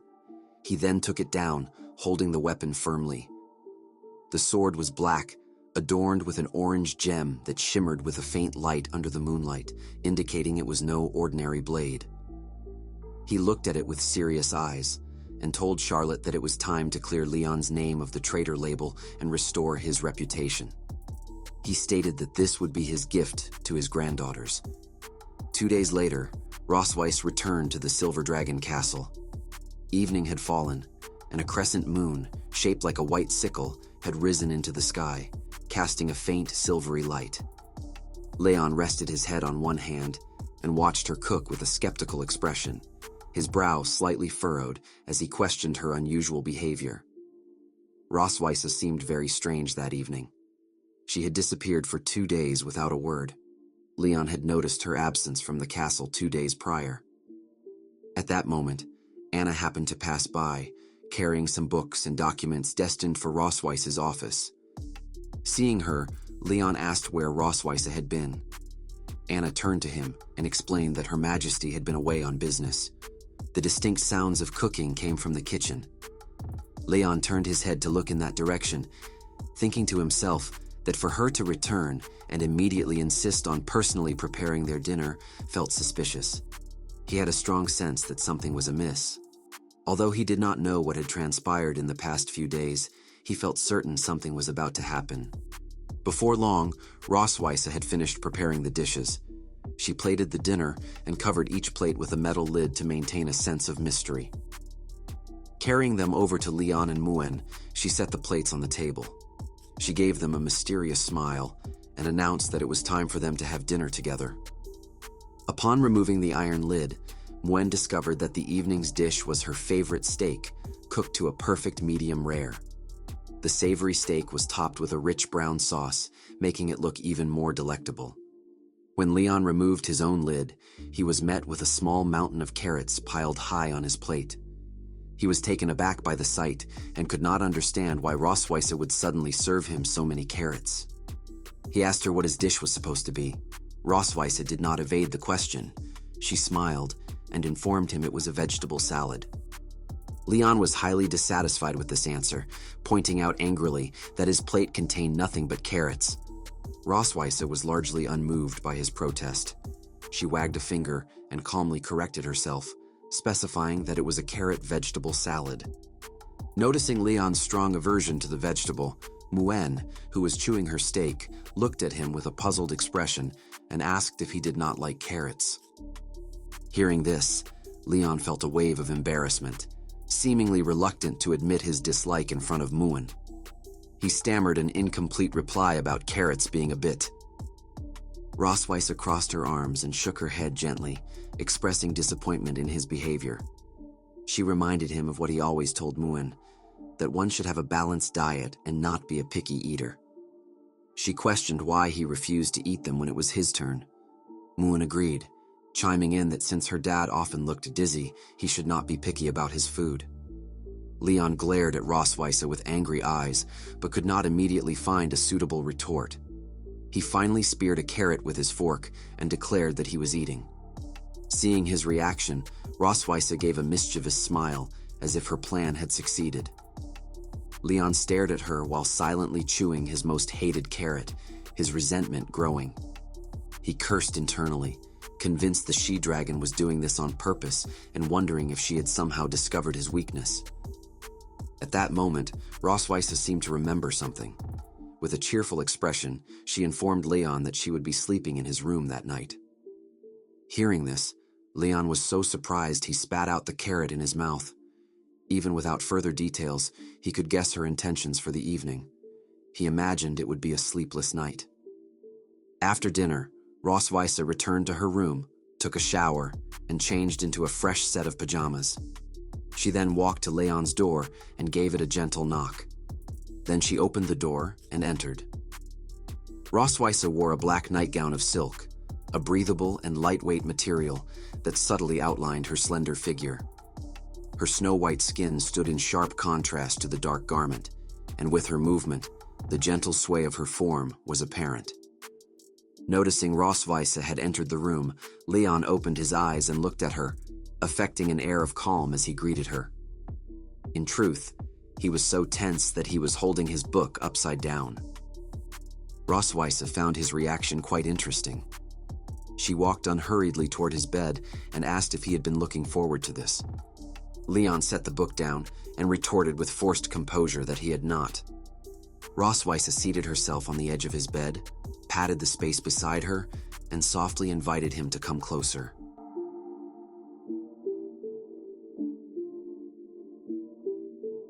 "Come on." Rossweisse gently patted Leon's bed, signaling for him to join her. Earlier during dinner, she had informed him she would be sleeping in his room that night, leaving Leon with little choice but to acquiesce. Rossweisse had changed into a strikingly alluring black nightgown. The thin, delicate fabric clung to her frame, clearly outlining her slim and graceful figure. With her every movement, a subtle sway was perceptible. With visible reluctance, Leon lifted his hands and removed his own pajamas. He assumed that Rossweisse intended to torment his body through the night as she had done before, yet he felt unable to refuse her. He closed his eyes, a slight frown creasing his brow as an unhappy expression settled on his face. He walked over to her and remarked that after not seeing her for 2 days, she seemed to be in quite a hurry. Rossweisse looked back at him, a mysterious smile playing on her lips as she confirmed his observation and told him to turn off the lights. After disrobing, Leon extinguished the room's main light. He then climbed into bed and switched off the lamp on the bedside table. Together, they lay beneath the blanket. Rossweisse rested one hand on top of the covers, closed her eyes, and maintained her faint smile. Leon, however, was far from calm. His mood was considerably tense, knowing all too well what typically came next. He shut his eyes tightly, one hand behind his head, bracing for Rossweisse's next move. Though he had no desire to engage in such activities with her, he was mentally prepared for a night of physical discomfort. Yet, after half an hour had passed, Leon noticed that Rossweisse had not moved or spoken a single word to him. He found this profoundly strange. At this point in previous encounters, she would have already launched her assault.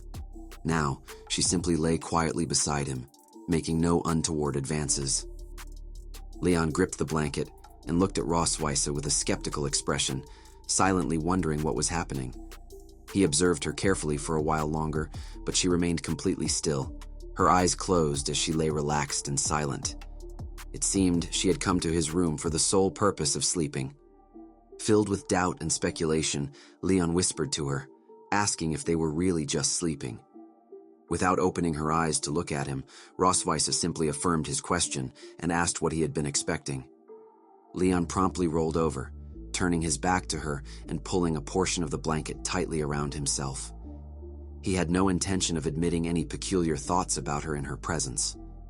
Keeping his eyes firmly shut, he quickly replied that of course he had not been expecting anything else and announced he was going to sleep. Realizing that Rossweisse would not be tormenting him tonight as she had in the past, Leon resolved to get some proper rest. He thought to himself that it would be more meaningful to launch a counterattack when she was feeling most confident. To avoid becoming an outlet for her emotions again, he needed to be well rested to seize the right opportunity. Rossweisse opened her eyes, turned over, and noticed the time. She quietly pushed the blanket aside and sat up, picking up the alarm clock to confirm the hour. In truth, she had never truly fallen asleep, having intentionally remained awake for this precise moment. She recalled the secret about Leon that Tiger had shared with her days earlier. At 2:30 in the morning, if one asked Leon a question while he was asleep, there was a chance of hearing his innermost thoughts. A mysterious smile touched her lips as she glanced back at Leon sleeping behind her. She had waited patiently until this hour, hoping to uncover the secrets hidden in his heart. She decided to start with a simple test, gently pushing his shoulder. Lost in deep slumber, Leon showed no reaction. She leaned in and softly asked him for the name of his youngest daughter. Leon pursed his lips and drowsily murmured, "Muen." Hearing his answer and seeing that he remained asleep, Rossweisse felt a thrill of success. This confirmed that Tiger's information was reliable. Now certain of her method, Rossweisse prepared the questions she truly wanted to ask. She bent close to his ear and inquired what kind of girl he liked. Leon replied, "Silver hair, tall stature." Rossweisse remembered Tiger mentioning that Leon preferred girls with silver hair, a tall figure, and a cool demeanor. She nodded slightly, acknowledging that this matched his master's description. Tiger had also mentioned that Leon had once rejected a girl who fit this exact description. Curiosity piqued, Rossweisse seized the moment to ask him why. Still unaware of who was questioning him, Leon explained, "Although she looked the part, I didn't like her." Rossweisse crossed her arms and looked at him with a displeased expression, feeling a stir of irritation at his answer. After all, Tiger had said he hesitated for a full 5 seconds before turning that girl down. She silently scoffed, thinking that his claimed disinterest did not align with his hesitation. She continued to question him, asking him to elaborate on what kind of girl he liked.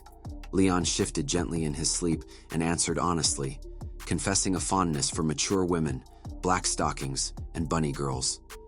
Hearing this, Rossweisse immediately grew more interested. She rested her chin in one hand and used the other to gently poke Leon's cheek. He remained in a deep sleep, unresponsive to the touch. With a mischievous smile, she asked if he wanted to see a female classmate dressed as a bunny girl. Leon gave a gentle shake of his head and expressed that he did not. Rossweisse was curious about this. Since he liked bunny girls, she was sure he must have imagined someone specific in such an outfit. She stared at him and asked who, then, he wanted to see wearing it. Leon remained silent for a moment, as if seriously considering the question. Then, with a smile, he uttered a single name, Rossweisse. Hearing her own name, Rossweisse froze in place. Her eyes widened slightly in profound surprise. She had never expected that he would want to see her in a bunny girl outfit. After a moment of stunned hesitation, her body finally reacted. She felt her cheeks grow progressively hotter until they were as red as apples. Her head spun, her thoughts thrown into a whirl by his unexpected answer. She did not know how to process it. Suddenly, Rossweisse straightened up and quickly took several steps backward. She shook her hand in a flustered panic and looked at Leon with an incredulous expression, unable to believe he harbored such a thought. Her emotions were now difficult to suppress, and she whispered a repeated question of why he would want to see her dressed that way, insisting it was impossible. Just as she demanded an explanation, Leon suddenly stopped speaking and fell back into a deep sleep. His mouth opened slightly, and a series of even, continuous snores escaped his lips. Listening to his relentless snoring, Rossweisse was left speechless. She had thought she was on the verge of understanding his reason, but he had fallen asleep before finishing. She tried gently patting his shoulder and poking his cheek, attempting to coax him into finishing his sentence, but he remained silent. She thought to herself, with great frustration, that he had fallen asleep at the most critical moment. Rossweisse was intensely annoyed that Leon had left his answer incomplete. The fact that he remained completely unaware of the embarrassment he had caused her made the feeling even more aggravating. She clenched her hand into a tight fist, looked at him, and vowed that he had gotten away with it this time. But next time, she would make him do something embarrassing while sleepwalking. Following their usual routine, Leon, Rossweisse, and Muen arrived at a large lawn in front of the city gate. Muen noticed a green frog on a nearby stone and ran over to observe it with curiosity. When Leon had woken that morning, he found himself alone in his bed, as Rossweisse had left his room long before. He looked at her and asked when she had departed the previous night. Seeing Muen playing in the grass, Rossweisse offered a gentle smile. She calmly replied that she had left after he had fallen asleep. Then she turned her head and revealed a mischievous smile, teasing him by asking if he was disappointed. Leon shifted his gaze to the nearby grass, shrugged his hands, and pretended not to care. He insisted that it was impossible, adding that the entire castle was hers to sleep in wherever she wished. Recalling the previous night's experience, Rossweisse closed her eyes and informed Leon that she had heard him talking in his sleep before she left. Hearing this, Leon was surprised and concerned that he might have said something strange. He pointed to himself and asked what he had said. Rossweisse raised a hand and gently touched her chin with her fingers, as if trying to recall. She then told him that the content seemed to be about him regretting not being able to agree to the female classmate who had confessed to him long ago. She remarked that she had not expected him to harbor such a touching secret crush. She looked at Leon with a mysterious smile, appearing very interested in his romantic history. However, Leon refused to admit there was any truth to her words. He closed his eyes, crossed his arms over his chest, and seriously denied it, stating it was impossible and accusing her of talking nonsense. He claimed he had been fully devoted to serving his country at the time and had no interest in romance, let alone a secret crush. Rossweisse chuckled softly. Although she had already learned most of Leon's secrets from Tiger, she chose not to reveal this. She wanted to see his awkward expression by continuing the joke, and told him that perhaps his dream words were his true feelings. Hearing this, Leon grew visibly anxious. He turned to look at her and defended himself strenuously, asking why she refused to believe him and insisting he truly had no such feelings. While Leon and Rossweisse were chatting, Muan noticed some small wildflowers in the grass. She liked them very much, so she squatted down, picked a variety of colored wildflowers and some grasses, and wove them together into a beautiful flower wreath. At that moment, she heard the loud sound of flapping wings nearby. She looked up to see the Leviathan that Noah was riding arriving above their lawn, signaling Noah's return from school. Spotting Noah, Muan ran toward her happily, calling out her name. Noticing Muan's speed, Leon called out from behind for her to run slowly and be careful not to fall. Muan placed the flower wreath she had made onto Noah's head and held her arm, smiling. Together, they walked back to Leon and Rossweisse. Noah greeted her parents, announcing her return. Leon then noticed that Noah was holding a piece of paper in her hand. He pointed to it and asked her what it was.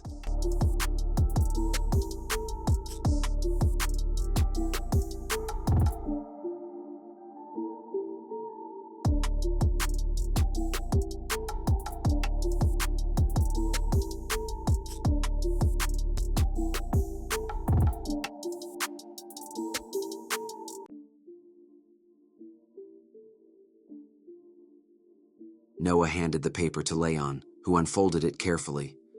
Rossweisse, curious about her daughter's homework, leaned in to read along. Together, they scanned the neatly printed text. It was an essay competition, no fewer than 800 words, on the themes of family and happiness. Their eyes lifted from the page to Noah, silently confirming what the notice implied. Every student had to write about this topic. Noah nodded. She explained that most of her classmates would probably write about ordinary family relationships, especially since many of them came from cocoon or dragon families. She wanted to take a different approach, to write something only the viviparous dragon family could express. She clenched her small fists with quiet determination, her gaze steady on Leon and Rossweisse. After thinking it over at school, she had already chosen her topic, and she looked utterly certain about it. Muan blinked, clearly lost. Her limited understanding didn't stretch to whatever unique advantage Noah was talking about. Noah turned toward her and with simple conviction said that her essay would be about the love between her mom and dad. Leon and Rossweisse both froze. Of all the things they'd expected, this wasn't one of them. Their voices overlapped in disbelief as they repeated the word love, almost as if testing whether they'd heard it right. They turned toward each other, fingers half raised in mutual accusation. A thick silence settled between them. Both knew their relationship existed for complicated reasons. Love had never really entered the picture. Gathering her courage, Noah looked up at them and formally asked for their cooperation in collecting material for her essay. Muen's hand shot up immediately, her eyes sparkling with excitement. Leon straightened in his seat, closed his eyes, and gave an awkward smile. He couldn't exactly refuse his daughter. Trying to sound relaxed, he said that if it was her request, he had no objections. Rossweisse bent slightly, smiling gently as she asked how Noah wanted them to cooperate. Noah, clearly prepared for this moment, announced her plan. Leon and Rossweisse were to go on a date in Sky City the next day. Both adults froze, caught off guard by the precision of her demand. The next day, they stood together on one of Sky City's busy streets. Crowds bustled around them, laughter and bargaining calls blending into a cheerful, chaotic symphony. To show they were taking this date seriously, they wore matching outfits their daughters had picked out for them. The world around them was bright and lively, but between them, the air was heavy with awkwardness. Leon turned, clearly forcing himself to sound casual, and suggested they start. Rossweisse sighed softly and nodded. He wondered aloud how Noah even knew what dating meant at her age. Rossweisse replied that Noah wasn't like other children. She knew far more than she should. Leon gave a quiet hum of agreement. Unbeknownst to them, Noah and Muen were tailing them from a distance, hiding behind walls and lampposts as they took notes. Their sneaky movements drew the occasional curious glance from passing tourists. At one point, Leon asked Rossweisse if she'd ever dated before. She shook her head and explained that she'd spent a century buried in her studies and another devoted to her career. No time for anything else. Then she turned the question back to him. Leon shrugged helplessly. 15 years studying, 5 working, and now his days were consumed by childcare. They exchanged a look and fell into silence again. Neither had a clue how to handle this sort of situation.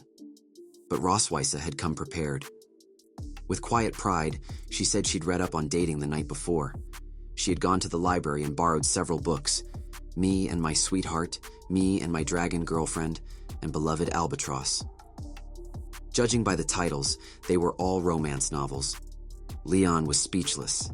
He pointed out that those were fiction, then coughed and admitted he'd done some research too. He said he'd compiled a list of typical dating activities from what he'd found, though in truth, his sources were just as questionable. He pulled a folded pink paper from his pocket and smoothed it open. The list included things like eating dessert, shopping, watching a musical, and visiting the zoo. He explained that these activities avoided anything overly intimate while still showing a warm family bond. Confidently, he said that if they followed the plan, Noah would have all the inspiration she needed. Rossweisse gave a small, approving nod. They began their date accordingly. Their first stop was a dessert shop, where they each bought an ice cream. They ate as they strolled through the zoo. Leon pointed out a strange animal, and Rossweisse turned to look, her expression softening for a moment. Hidden behind a bush, Noah took notes with serious focus, while Muen crouched beside her, happily licking her own ice cream. Next came a clothing store. Rossweisse picked up a pink dress and held it against herself, turning to Leon for his opinion. He studied her and the dress in silence, before finally offering his advice.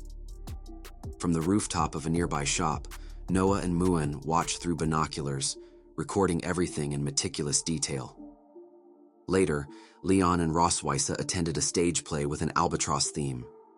They sat side by side, watching attentively, clapping when the performance called for it.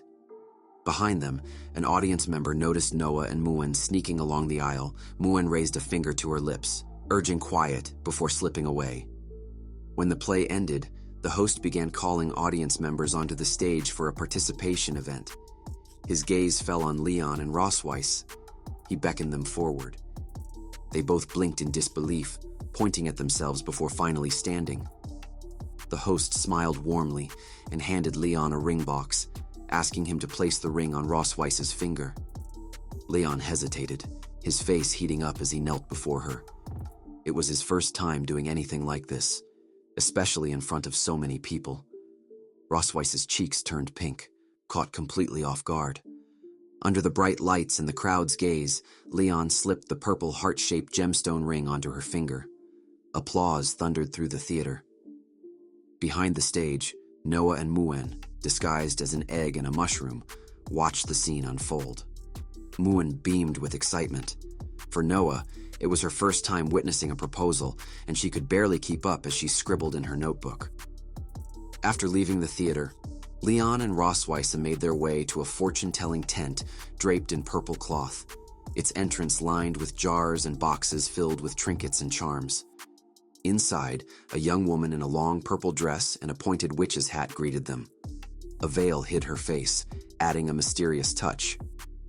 A crystal ball and a deck of tarot cards rested on the table. Smiling faintly, she asked Rossweisse if she was a Scorpio. Rossweisse covered her mouth in surprise and confirmed her birthday was October 25th, asking how the woman knew. The fortune teller closed her eyes and replied confidently that Scorpio women were cool on the outside, but passionate within. Those who dared to love and hate with their whole heart. Rossweisse nodded thoughtfully. Leon frowned and muttered that such talk was nothing but tricks to fool children. The fortune teller turned to him and asked if he was a Leo. He froze, then reluctantly admitted she was right. She considered them for a moment before shaking her head with a sigh. Their signs, she said, were highly incompatible. Leon's eyes widened in astonishment. He praised her insight, convinced she'd uncovered the root of his and Rossweisse's constant friction. For a moment, he completely forgot he'd just called her work nonsense. The fortune teller smiled knowingly and continued. Scorpio women, she said, often lacked a sense of security and needed reassurance. She advised Leon to express more affection and provide stability. At her words, Leon's face turned red. He glanced at Rossweisse, who happened to look at him at the same moment. Their eyes met briefly before both turned away, their faces flushed. Rossweisse fanned her face, murmuring that it suddenly felt hot. Leon scratched his head and mumbled that he felt the same. The fortune teller placed her hands beside the crystal ball and told Leon to rest his palms upon it so she could read his fortune. He obeyed quietly. Later that day, during a restroom break, Leon stopped by a self-service printer near the commercial street. He secretly printed 5 photos of Rossweisse in a bunny girl outfit, pictures he'd taken earlier during the date. As he gathered the freshly printed copies, a sly smile crossed his face. If Rossweisse ever tried to pressure him, he thought, these might just come in handy. After Leon placed his hands on the clairvoyant crystal ball, its interior began to shift and soon emitted a faint purple light. The fortune teller slowly deciphered the images forming within. She guided the sphere with her palms, coaxing out more details as the light pulsed brighter. Her expression grew increasingly animated as she announced that she saw iron railings and weeds, signs that he would one day face imprisonment. Hearing this, Leon's mood soured. He withdrew his hands from the crystal ball, frowning slightly at the fortune teller, surprised she had touched upon a part of his past. Rossweisse couldn't help but laugh aloud, thoroughly amused by the prediction. After all, she had been the one to personally imprison him. Sensing an opportunity, the fortune teller quickly offered her services to avert such misfortune. She smiled brightly, raised an index finger, and explained that for only 100 gold coins, she could help him escape this prison disaster. Leon, however, did not agree.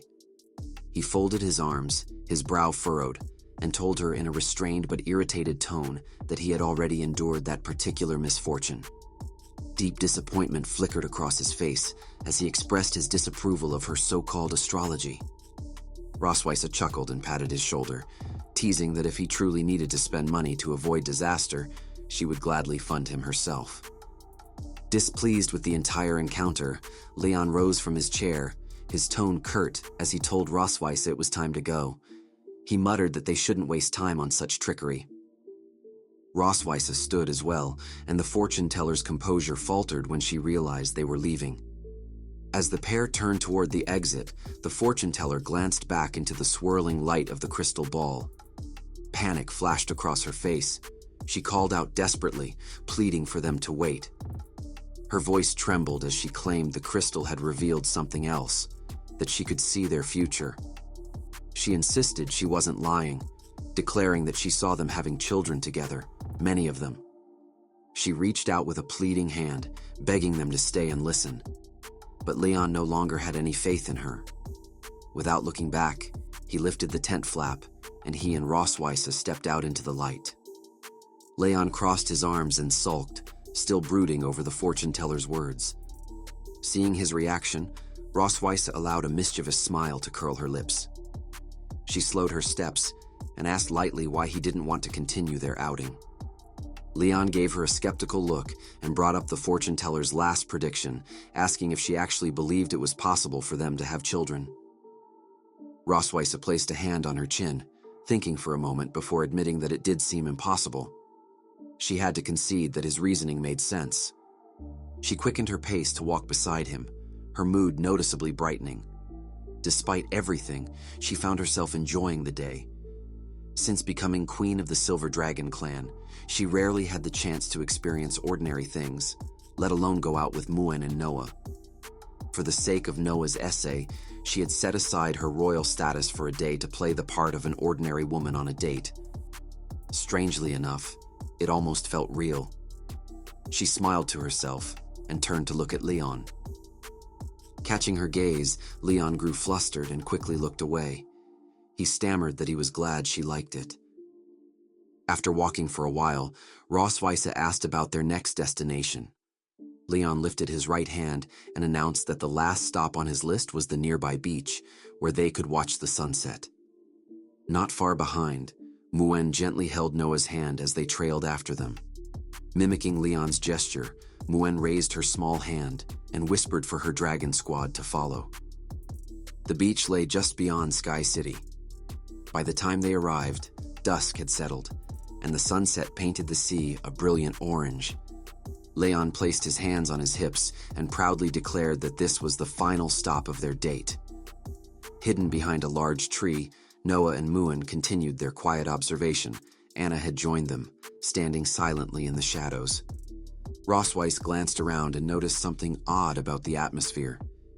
The beach was filled entirely with couples, some sitting on the sand, watching the sea together, others kissing softly in the glow of the sunset, a few, dressed in swimsuits, splashed in the shallows.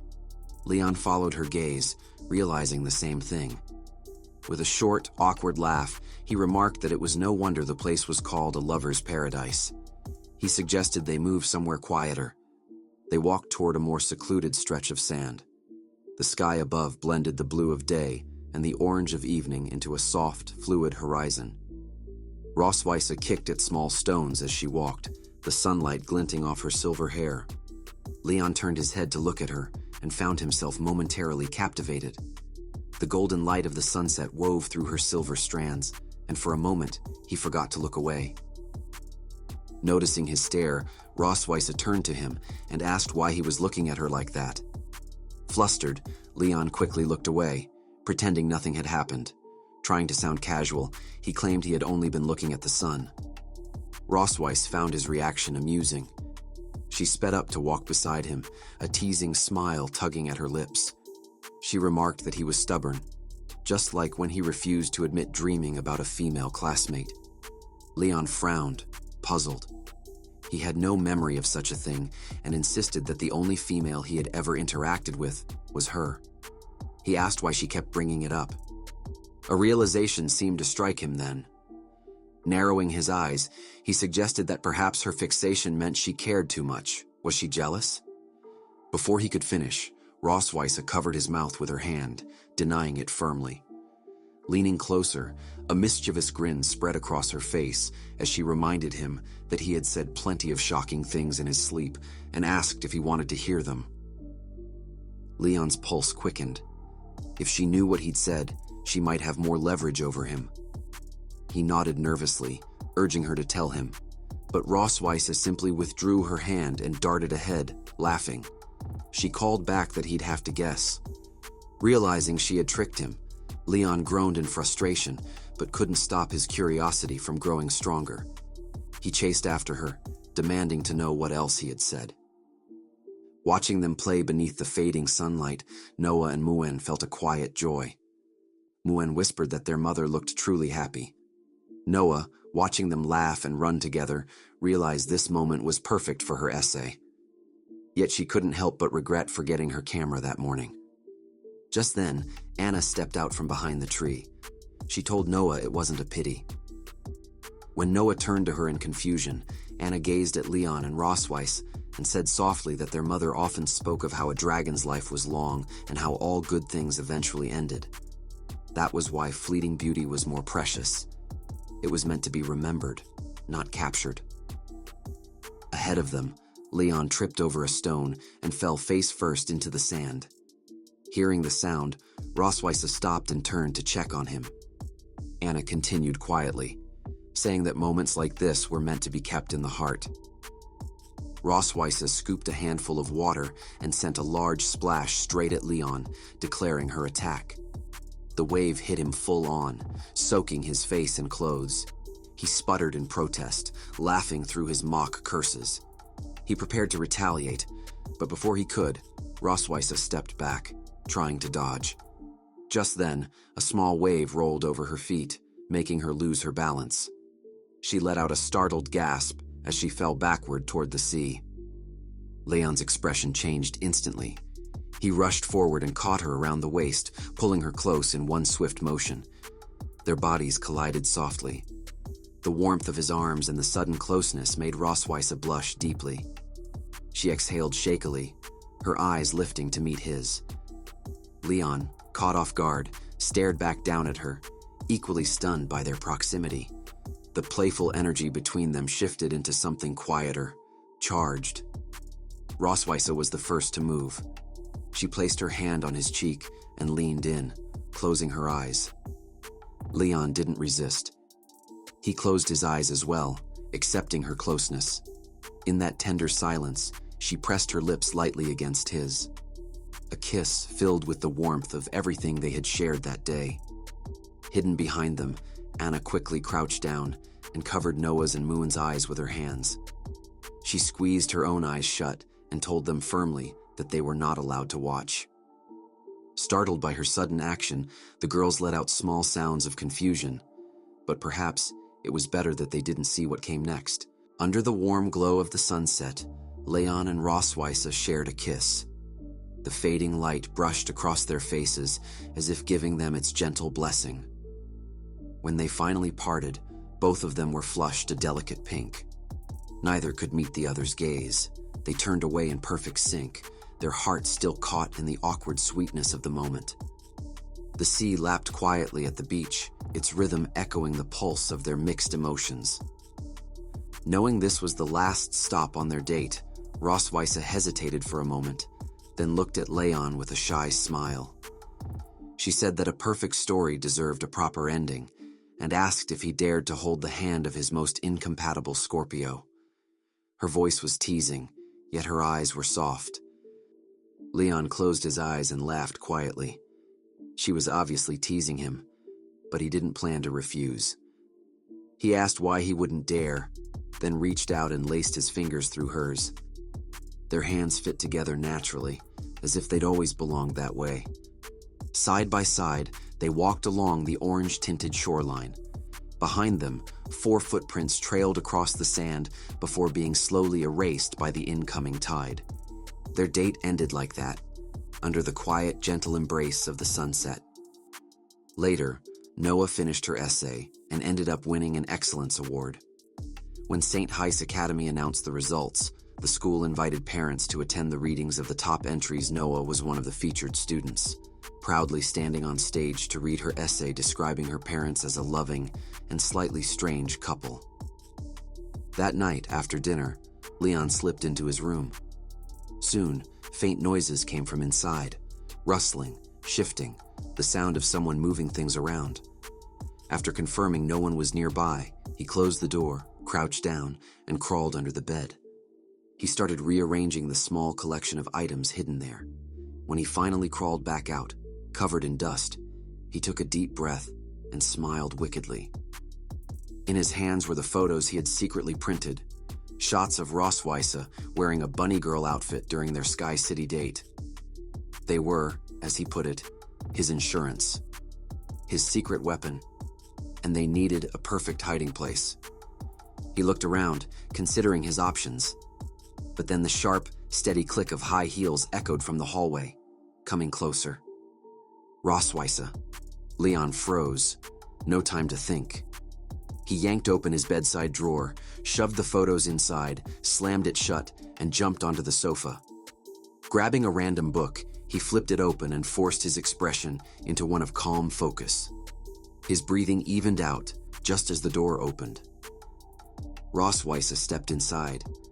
Leon lifted his head, pretending to have just noticed her, brow furrowing in mild annoyance. He asked why she was there, if she planned on sleeping in his room again. She didn't seem to notice anything strange.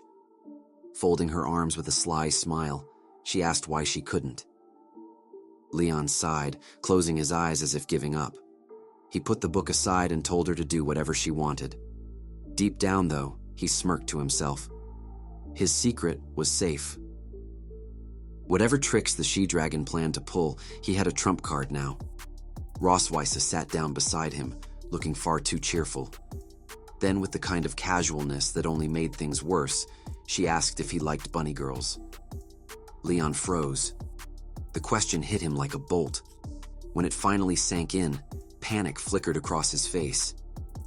Had she found out? Rossweisse chuckled softly. She said he'd talked in his sleep that night, mumbling about wanting to see a female classmate in a bunny outfit. But Leon didn't buy it. She'd pulled this stunt before. His irritation flared as he shot back that it was ridiculous, that if he ever said anything like that, it would have been about her. Rossweisse blinked, caught off guard. Her face went red as she realized he'd just blurted out his true thoughts. She hadn't expected her teasing to hit that close to home. Finding his reaction amusing, she leaned her elbow on the sofa, resting her chin on her hand. Her tone was light, but her eyes sparkled with mischief. She said that even if he wanted her to wear bunny girl clothes, it was never going to happen. Not in this lifetime. Leon's gaze flicked toward the bedside drawer. She hadn't found the photos. Relief spread through him. The power balance hadn't changed. He still held the upper hand. He smiled, almost smugly, and asked what she'd do if she wore the outfit. Rossweisse misunderstood his confidence for stubbornness. She told him that no matter what tricks or magic he tried, it would be useless. She'd never fall for it. But then, half teasing, half challenging, she added that if he somehow managed to convince her, he could do whatever he wanted with her. Leon stared at her. Was she serious? Rossweisse didn't flinch. Of course, she said, but he'd better think twice before doing something stupid, because if his little plan backfired, he knew exactly what kind of punishment awaited him. Leon fell silent. Then he stood, wordlessly walking to his bedside table. Rossweisse frowned, sensing something was off, but not quite understanding. He pulled the photo from the drawer and looked back at her, smiling faintly. He told her that he didn't need any schemes. Everything was already complete. He tossed the photo onto the table. It showed Rossweisse, unconscious, wearing the bunny girl outfit, her hair styled like rabbit ears, her expression peaceful and unaware. He called it a masterpiece and laid out the rest of the photos one by one, proud of his handiwork. Rossweisse's expression darkened. The silence in the room turned heavy. Still caught in the thrill of victory, Leon threw down the last photo, a full-body shot. The table was covered in images taken from every angle. And then, without a word, Rossweisse raised her hand. Purple flames flared from her palm, consuming the photos in an instant. Leon froze as the fire devoured everything. Rossweisse arose from the sofa, her voice trembling with restrained fury. She demanded to know when he'd taken them. Leon's heart raced. He forced a weak smile, raising his hands in surrender. He tried to calm her, reminding her of the time she'd fainted after using the blood curse. Her glare sharpened. So that was it. Her voice dropped to a dangerous whisper as she asked if he'd planned to use them to threaten her. She took a step toward him, eyes burning with anger. Leon couldn't say a word. If you're enjoying this series, please give the video a like. It really helps others discover it. And if you'd like to see more, consider subscribing to the channel. Want the next chapter? Comment "next chapter" below. Rossweisse quickly closed the distance and forcefully grabbed his collar, angrily demanding to know if he planned to use those photos to threaten her. Leon felt a wave of nervousness at the significant shift in her demeanor. However, he was not truly afraid of her anger, knowing he held the advantage of her earlier promise. He offered an awkward smile and explained that he had never said he wanted to threaten her. He reminded her that she was the one who had stated that if she put on the bunny girl outfit, she would be at his mercy. Hearing his words, Rossweisse glared at him with raw fury. She let out a sharp, dissatisfied sound and released her grip on his collar. She knew he was right. She had indeed given her word, and she would not go back on it now. She retreated to the sofa and sat down in a sulk, her expression deeply unhappy as she asked him what he wanted her to do. Leon closed his eyes and smiled, taking a moment to consider before proposing what he believed was an excellent solution. He pointed out that she had declared she would never wear a bunny girl outfit in her lifetime, and the photos only existed because she had been unconscious. Given her personality, he knew she would be deeply dissatisfied with that. Therefore, his demand was for her to willingly put on the bunny girl outfit and show it to him right now. Rossweisse furrowed her brow slightly upon hearing his suggestion, certain he had ulterior motives. She asked what would happen if she refused. Leon spread his hands and shrugged with feigned nonchalance, pretending her refusal was a minor inconvenience.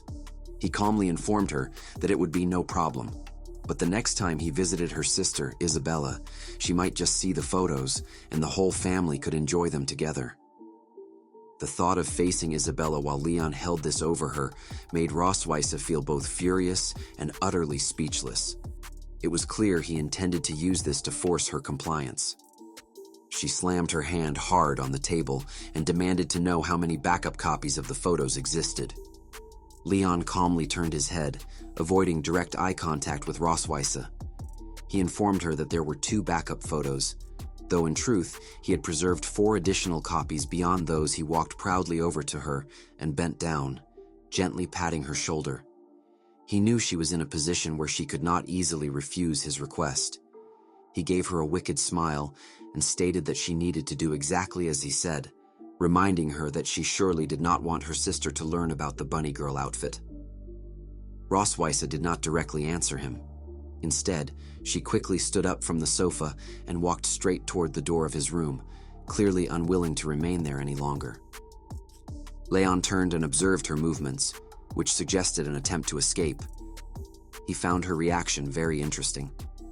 He slowly stood up, placed a hand beside his mouth, and called out loudly, asking if she was trying to run away. Rossweisse had no intention of admitting she wanted to flee. With her back still to him as she reached the door, she quickly refuted his claim and told him to shut up, explaining that she was going to find the clothes. In a relaxed tone, Leon emphasized that he would give her some time to prepare and that he would come to her room at 7 p.m. to inspect the results. Without another word, Rossweisse opened the door and left his room, closing it firmly behind her. Seeing her slightly panicked reaction, Leon felt a wave of satisfaction. He crossed his arms over his chest and looked toward the door, thinking to himself that it was finally his turn to take charge and turn the tables. After being repeatedly tormented and toyed with by Rossweisse in the past, he had at last found an opportunity to retaliate for her previous actions. Soon, it was 7 in the evening. Leon left his room and walked down the hallway to Rossweisse's chamber. Upon arriving, he lightly knocked on the door a few times before entering directly.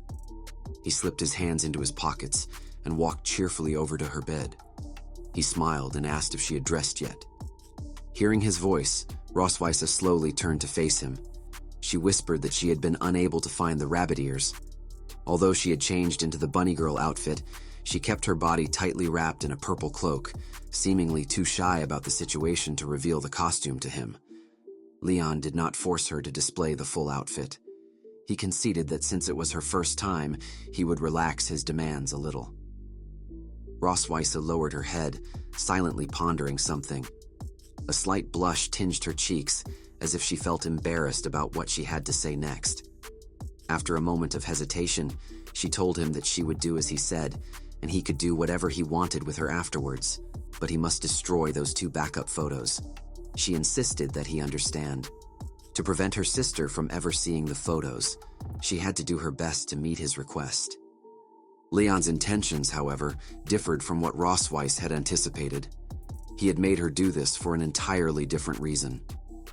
He gave her a wicked smile as he slowly approached, stating that his next actions would depend entirely on his mood. Suddenly, he reached out and swiftly untied the fastenings of her cloak. The garment fell away from her body, exposing her smooth shoulders.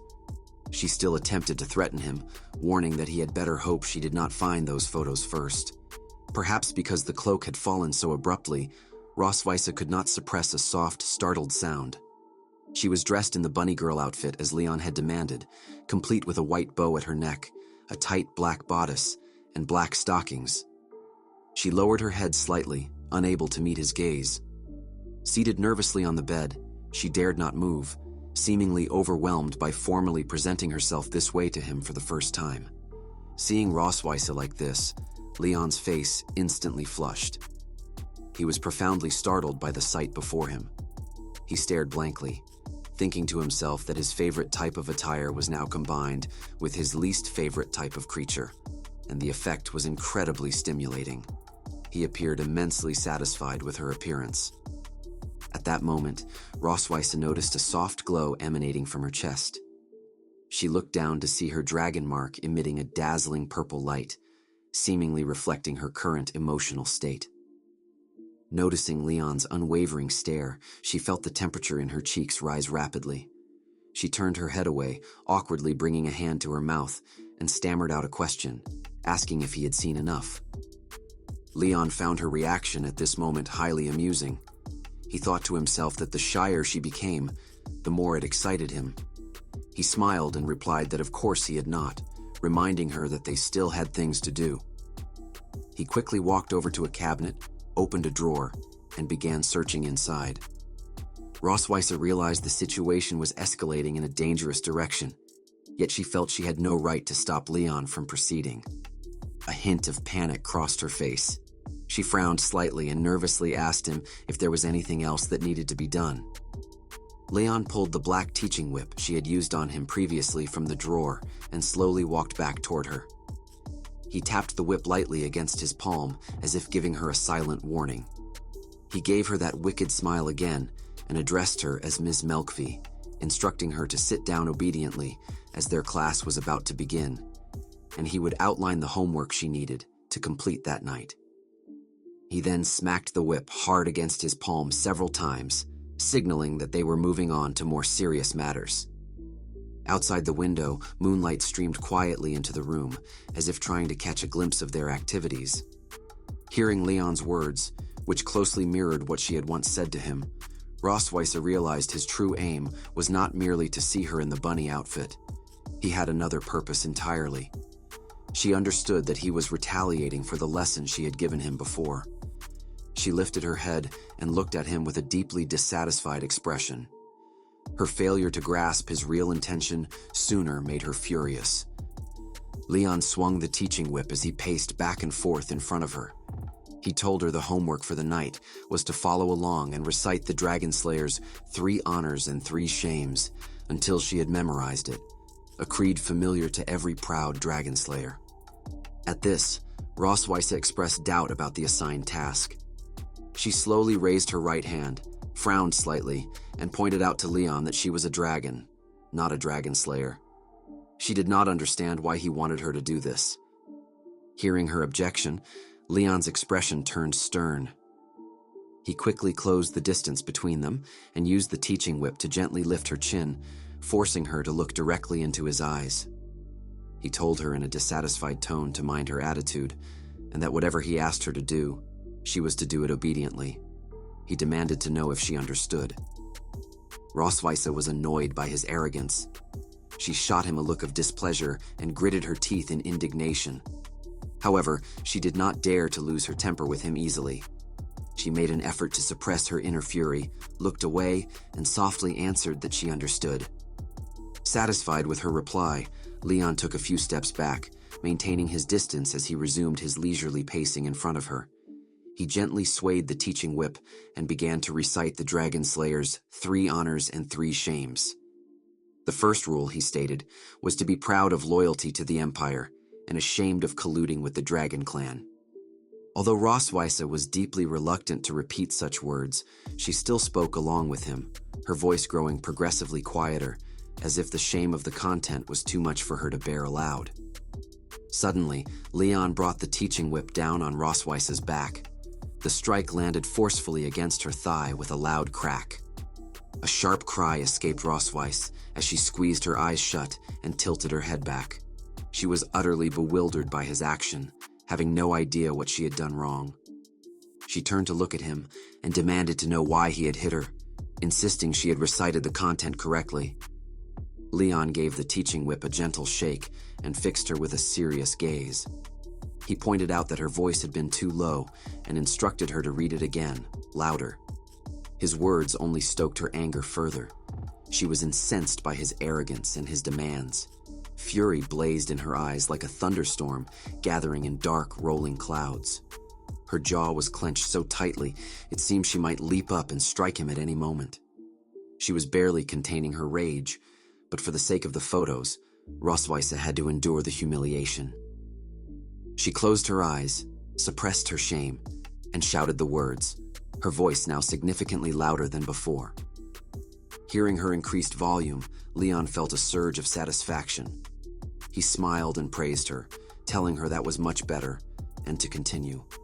Struggling to contain her temper, Rossweisse shot him a venomous glare. She furrowed her brow and cursed him inwardly, vowing that he would pay tenfold for this someday. Under Leon's meticulous instruction, Rossweisse diligently studied the Dragon Slayer's 3 honors and 3 shames, laboring to commit them to memory. Soon, the clock on the wall showed that it was already 8 o'clock. The sounds of Rossweisse's recitation and the crack of Leon's whip gradually ceased. Leon was very pleased with her studious efforts. He praised her, addressing her as Miss Melkvi and noting how smart she was, now proficient in reciting the creed. Rossweisse felt nothing but speechless resentment toward his unreasonable demands. She thanked him for his praise in a tone laced with simmering anger. At that moment, Rossweisse glanced at the clock and an idea formed. She pointed to the time and put on a pitiful expression, suggesting to Leon that it was time to end the class, hoping to seize this chance to stop his tutelage. Leon turned to check the time and gave a slight nod, agreeing that class should indeed be over. However, he did not conclude the evening as she had hoped. Instead, he stood before her and began to remove his shirt. Rossweisse stared at him blankly, her expression one of complete puzzlement. She found his behavior very strange. What she did not yet know was that she was about to face an even more intense and stimulating experiential practice class. Leon then looked at her and announced the next subject they would be learning, a cultural appreciation class. Leon pressed her down beneath him and informed her that the lesson for today would be on the inclusiveness and absorption of foreign cultures, clearly intending to continue her punishment. Hearing his words, a faint blush spread across Rossweisse's cheeks. She swallowed quietly and repeated the phrase, her voice a mixture of understanding and lingering nervousness about what was to come. A mischievous smile played on Leon's lips as he leaned closer.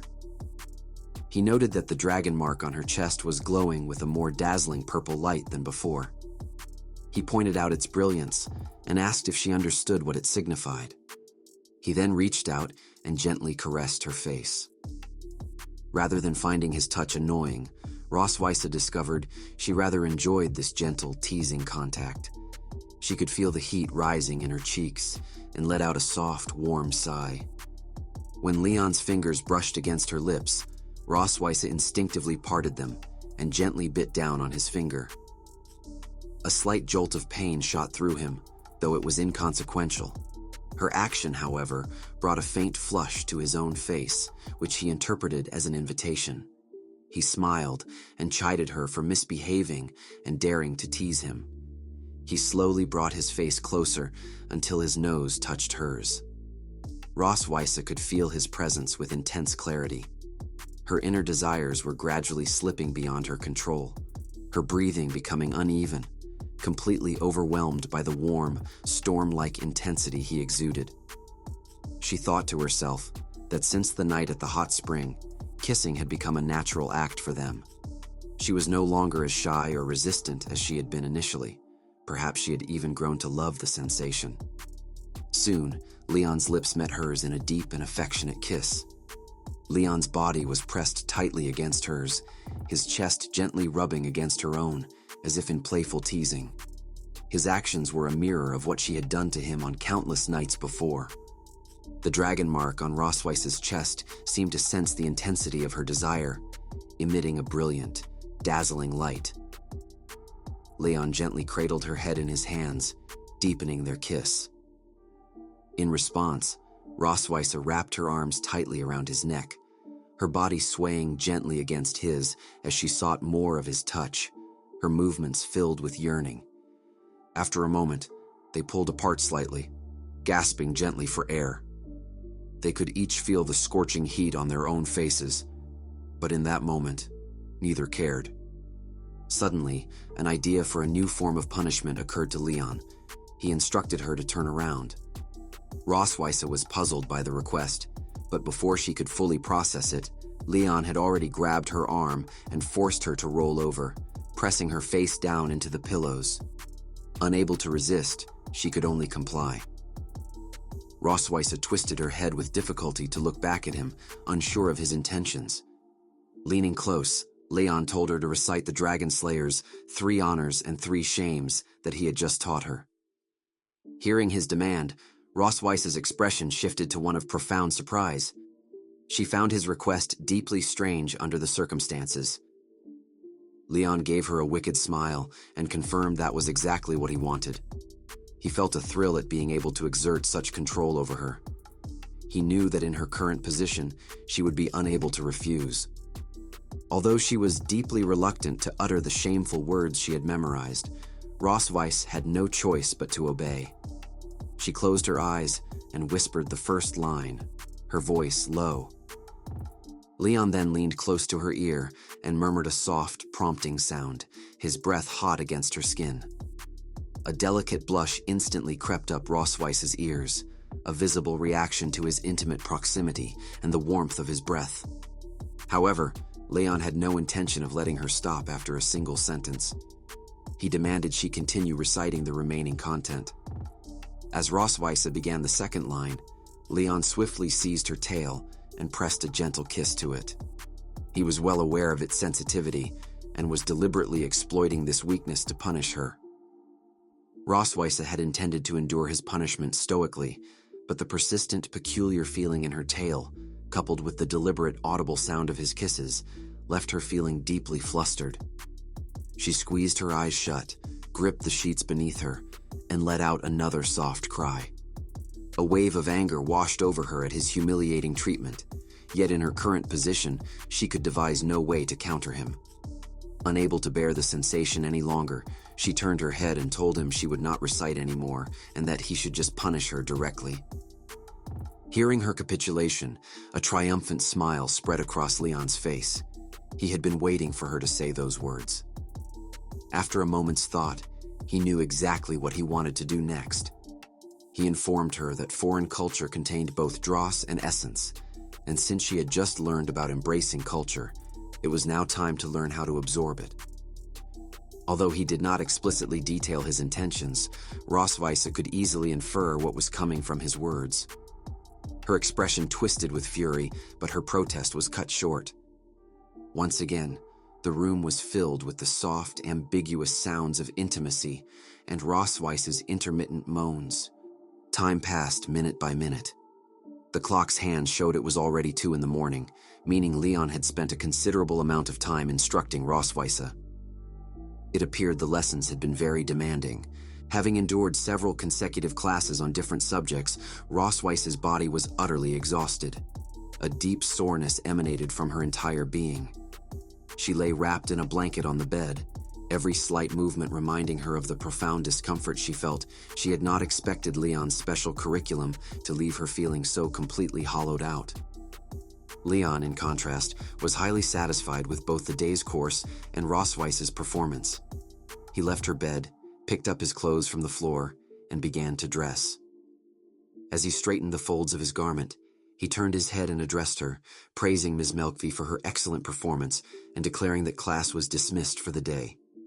Upon hearing Leon's words, Rossweisse clenched her fist tightly, feeling a surge of intense anger toward him. However, she currently lacked the strength to even stand and confront him physically. Leon, having turned the tables and subjected her to the kind of treatment she had once inflicted on him, felt a profound sense of satisfaction. He gave her a smug smile, waved his hand, and announced that he was returning to his room, telling her to get some good rest. Furious about everything Leon had done to her that night, Rossweisse stared in the direction he had left, gritting her teeth in frustration and wearing a deeply resentful expression.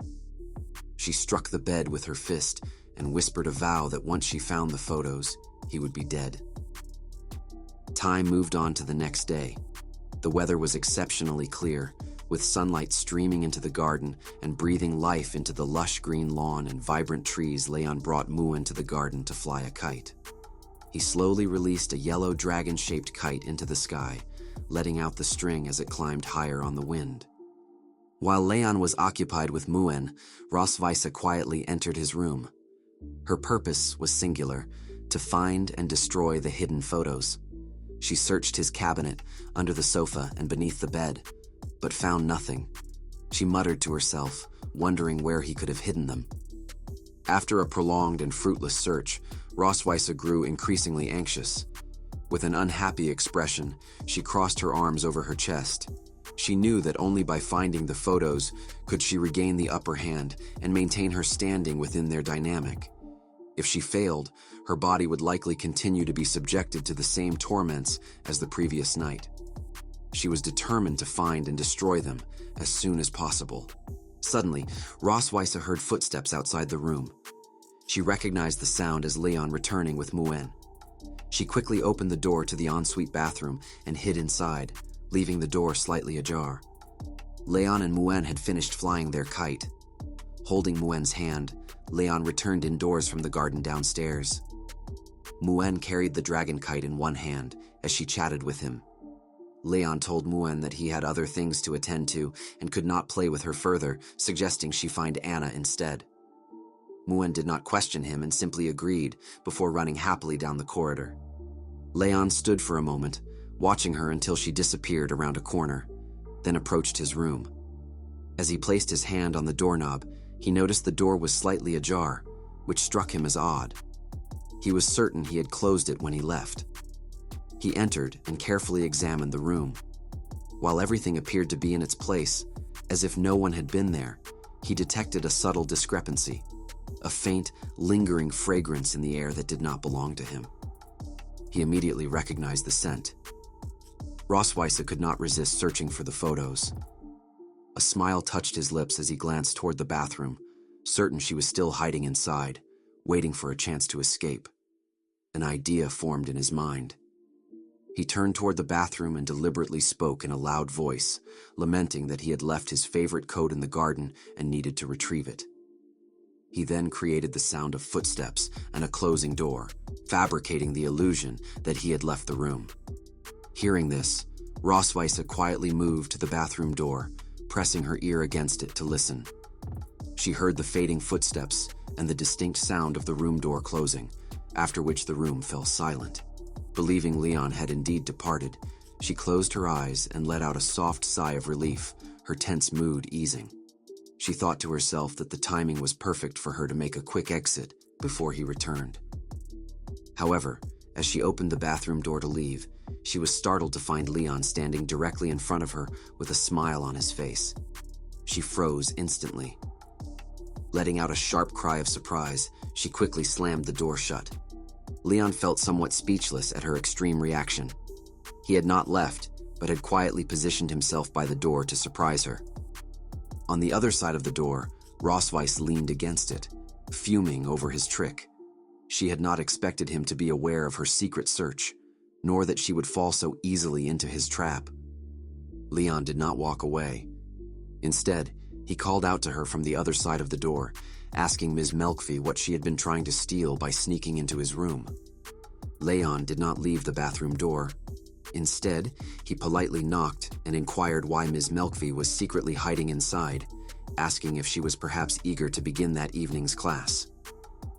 Rossweisse had no desire to repeat the previous night's experience with him. She firmly refused. Frowning with anger at his deception, she was determined not to open the door and let him in. Refusing to give up, Leon continued to joke with her from the other side. He announced that next was a song from Mr. Cosmode, dedicated to Miss Melkvi, along with a message about how amazing her bunny girl performance had been the night before. In a relaxed tone, he sang a playful song, urging the little bunny to be good and open the door quickly so he could come in. She closed her eyes tightly and loudly told him to give up, as she would not open it. Seeing that she still refused to comply, Leon let out a soft sigh. He had another method to force her hand. He placed a hand on the doorknob and informed her that he would count to 3.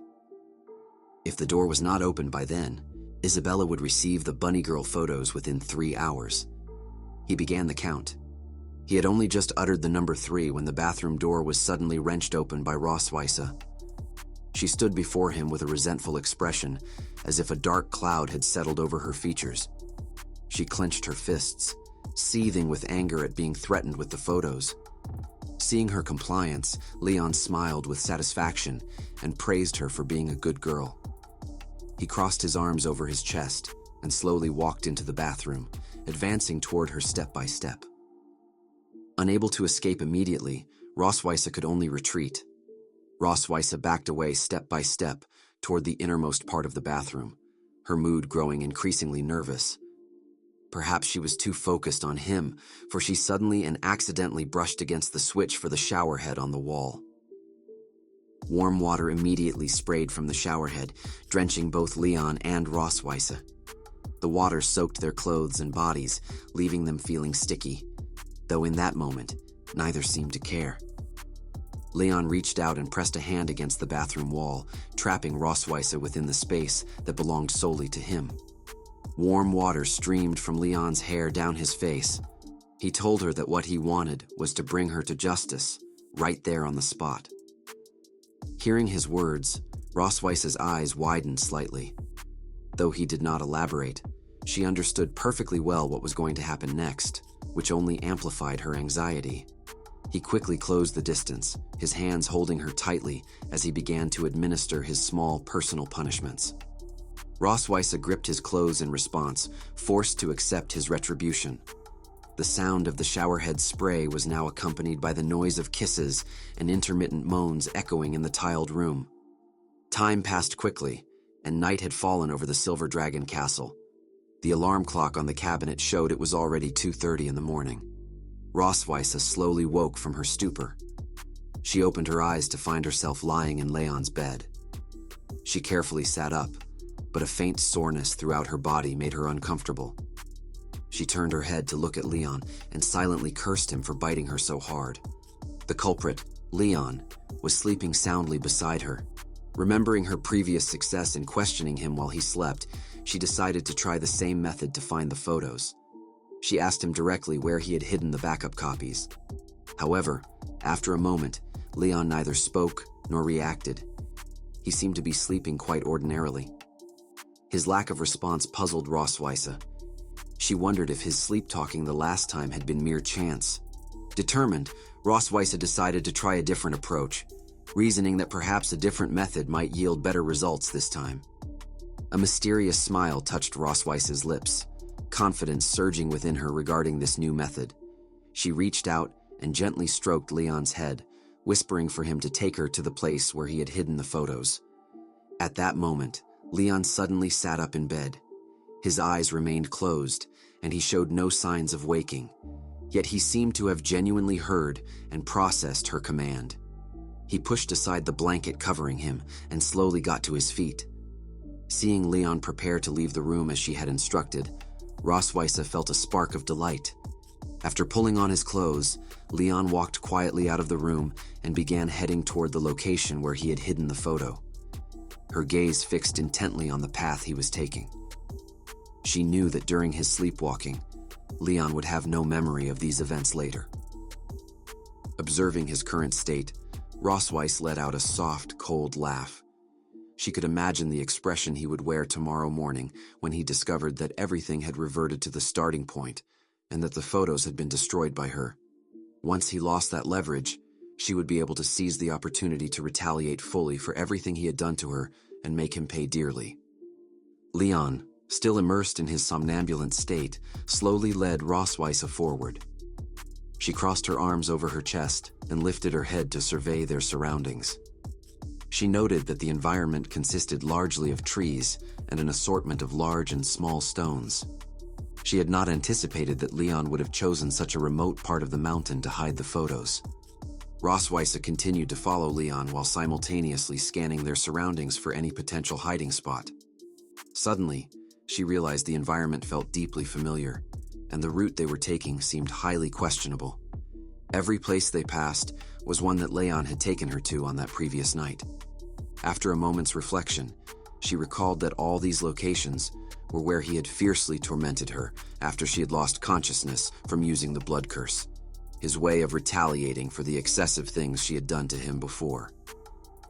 After a while, Leon, who was walking ahead, suddenly came to a halt. Noticing he had stopped moving, Rossweisse asked in a low voice if they had reached their destination. At that moment, Leon slowly turned to face her. His eyes were still closed, suggesting he was not awake. Suddenly, the corners of his lips lifted into a smug smile, seeming quite pleased that she had followed him. A curse formed in Rossweisse's mind. She had been tricked. He had not been asleep at all tonight, but had been acting the entire time, playing along with her. Rossweisse tried to calm herself, not wanting him to see her fluster. She clenched a fist and looked at him with a serious expression, pretending she had seen through his trickery all along and stating that he did not need to pretend anymore, as she knew he was awake. Hearing her words, Leon opened his eyes. Since she had discovered his ruse, there was no point in continuing the charade. He showed her a confident expression and remarked that while he did not know what charm she had tried to use on him to make him obey, it was obvious it had not worked. Rossweisse was slightly surprised by his words. Did he still not realize he had been sleepwalking? From his statement, she understood that Leon believed she had attempted to use magic to control him and lead her to the photos. She had never expected that he would remain unaware of his own capacity for sleepwalking and revealing his true thoughts in that state. Leon spread his arms and began walking step by step toward Rossweisse. She wanted to escape, but it was too late. She slowly retreated into the forest behind her. As he advanced, Leon asked her if she was familiar with the places they had just passed and what her favorite part of this outdoor class had been. Her back hit a large tree. Realizing she was trapped, she loudly told him that she did not like any of it, especially not this place. At that moment, Leon quickly closed the remaining distance and placed a hand on the tree behind her, once again confining her within his personal space. As he drew near, Rossweisse suddenly understood what he intended to do next. Although she had considered the worst possible outcome, she had not expected him to repeat today's events again tonight. She began to protest, telling him to wait and asking if he intended to. Leon knew what she was about to say. Before she could finish, he leaned close to her ear and answered in a relaxed tone that she was correct. He suggested they hold the final class of the night right there. He wrapped his hands around her waist, eliminating the distance between them. She could not help but cry out loudly, cursing the damn dragon slayer. Her voice echoed throughout the entire forest. After recording the day's experiences, she angrily slammed the diary shut on her desk. A wave of frustration washed over her at the constant torments Leon had inflicted. She closed her eyes, her tail lashing back and forth in displeasure. Covering her head with her hands, she felt a profound sense of annoyance and helplessness as she recalled the ordeal of the past half-month. She knew she could not continue like this, She had to take action to free herself. Rossweisse was convinced that if Leon continued to torment her at will, she would never know peace again.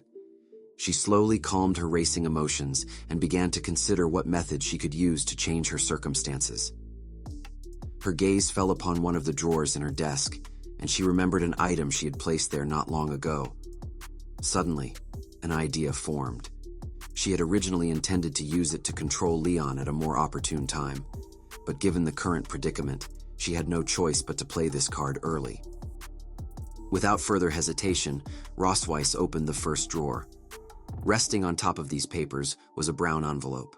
This was the letter she had received during her recent meeting with Leon's master, a letter that could inform Leon of his master's situation and whereabouts. After a while, a knock sounded on the office door. Rossweisse knew exactly who stood outside. Without hesitation, she called for the person to enter. Leon turned the knob and entered her office. He raised a hand in a polite greeting and inquired why Her Majesty had required his presence. Rossweisse opened her desk drawer and retrieved a brown envelope. The name of Leon's master was clearly written upon it. She held it in her hands, giving it a gentle shake to draw his attention. A calm smile graced her features as she explained its origin. She noted that it had been over 2 years since he had seen his master, and that he must be eager for news. She asked if he wished to read the letter. Hearing that she possessed a message from his master, Leon's eyes widened slightly in surprise. He did not verbally reply. Instead, he immediately strode to her desk and reached out, attempting to snatch the letter from her grasp, his eagerness plain to see. However, Rossweisse had no intention of handing over the letter so easily. She deftly moved her hand, holding the envelope just out of his reach. Rossweisse maintained her smile and gently shook the envelope. She informed him that if he wanted the letter immediately, he would have to agree to a single condition. She proposed an exchange, offering the letter in return for the backup photos. Leon looked at her with a deeply dissatisfied expression. He tapped his fingers lightly on her desk, physically manifesting his objection. He understood perfectly that her sole purpose was to reclaim those photos. Based on his understanding of Rossweisse, Leon did not fully believe her claim. He leaned down and asked in a skeptical tone how he could be sure it was not merely a blank paper she was using to trick him. Rossweisse had anticipated his disbelief. Unshaken, she calmly informed him that if he did not believe her, that was his choice. But this was his only chance to learn about his master's situation. She warned that if he did not want the letter, she would burn it. To emphasize her point, she summoned purple dragon flame to her left hand. She then held the letter directly over the flames. Just as the dragon flame was about to touch the envelope, Leon reached out and stopped her, telling her to wait. Realizing she was forcing him to make a choice, he hesitated. He thought to himself that Rossweisse only knew about 2 sets of the backup photos. Even if he handed those over, he would still have 2 more sets hidden. The advantage, he concluded, would still be his. A smug expression flickered across his face as he lowered his head. Feigning displeasure, Leon propped his hands on the desk, his body trembling slightly with acted frustration. He lifted his head and told Rossweisse with a slightly angry expression that he would go and get the photos. Seeing that Leon had been forced to compromise, Rossweisse smiled, pleased with the success of her maneuver. In no time, Leon returned from his room to Rossweisse's office. He unceremoniously slammed a stack of photos onto her desk, declaring them to be all the backup copies. Seeing the photos, Rossweisse gave a slight nod, expressing satisfaction with his apparent sincerity. She then slid the letter across the desk toward him, telling him to take it. The brown envelope quickly found its way into Leon's hands. Without a moment's hesitation, he snatched it up. Rossweisse immediately retrieved the photos from her desk. She picked them up and carefully examined them. A slight frown creased her brow as she thought that if these photos were ever seen by her sister, the Silver Dragon Castle would know no peace for the next 200 years. They absolutely could not remain in existence. Her attention was caught by a particular selfie. In this photo, Leon stood next to her unconscious form, smiling at the camera and flashing a victory sign. Looking at it, Rossweisse hesitated. She lifted her head and secretly glanced at Leon, who was completely absorbed in opening the envelope. He took out the letter inside and began reading its contents with a deeply serious expression. Seizing the opportunity, Rossweisse quietly opened her desk drawer and slipped the photo of herself with Leon inside, hiding it away. At the same time, she closed her eyes and pretended nonchalance as she incinerated all the remaining photos with her dragon flame. After finishing the letter, Leon silently pressed it tightly against his face. Without a word, his body trembled slightly, as if he could not bear the contents. Noticing something was wrong, Rossweisse looked at him with slight puzzlement and asked what his master had written to move him so deeply. Leon lifted his head and answered her with a tone of deep dissatisfaction, cursing the contents, pointing out the 2 brief sentences it contained, which merely stated that the donkey was fine and told him not to worry. Rossweisse was amused by the 2 sentences. She gently covered her mouth with her hand and let out a light laugh. Leon had never expected that his master, aside from mentioning the donkey he liked, would show no concern for his safety at all. He clutched the letter tightly and paced back and forth anxiously in front of the desk, muttering unhappily to himself that the old man's style had always been different. But he should not have simply told his missing apprentice not to worry. Suddenly, a thought seemed to strike Leon. He turned to look at Rossweisse and asked with a puzzled tone if this meant his master did not want him to return, and if he could be involved in something dangerous. Leon suspected Tiger was speaking this way because he was likely engaged in some risky endeavor, and he felt a growing worry for his master's safety. Hearing Leon's words, Rossweisse did not immediately respond. She recalled her previous conversation with Tiger, who had indeed stated he would not allow Leon to return to the Empire within a year, a sentiment she shared. However, she did not want Leon to know Tiger's true intentions. She closed her eyes and shrugged casually, pretending not to care much about his speculation. With a light smile, she improvised a lie, suggesting that perhaps his master found him weak and wanted him to receive further training from her. Hearing that Rossweisse looked down on his abilities, Leon felt a surge of anger. He turned to her and retorted, reminding her that before his capture, he had consistently ranked first in the Empire's dragon-slaying inventory and was the record holder for various physical tests at the Dragon Slayer Academy. He insisted that even given 2 years, no one could surpass him. He closed his eyes and confidently recounted his academic achievements. Recalling how his name had topped the ranking lists for all subjects for a long time, he refused to believe his strength was weak. However, Rossweisse did not share his view. She mocked him for being the champion who ended up captured and the champion of submitting his freedom. Hearing her words, Leon suddenly froze. Leon was deeply dissatisfied with her remarks. He slapped the table and pointed toward the door, challenging her to another fight right then. Rossweisse was amused by his request.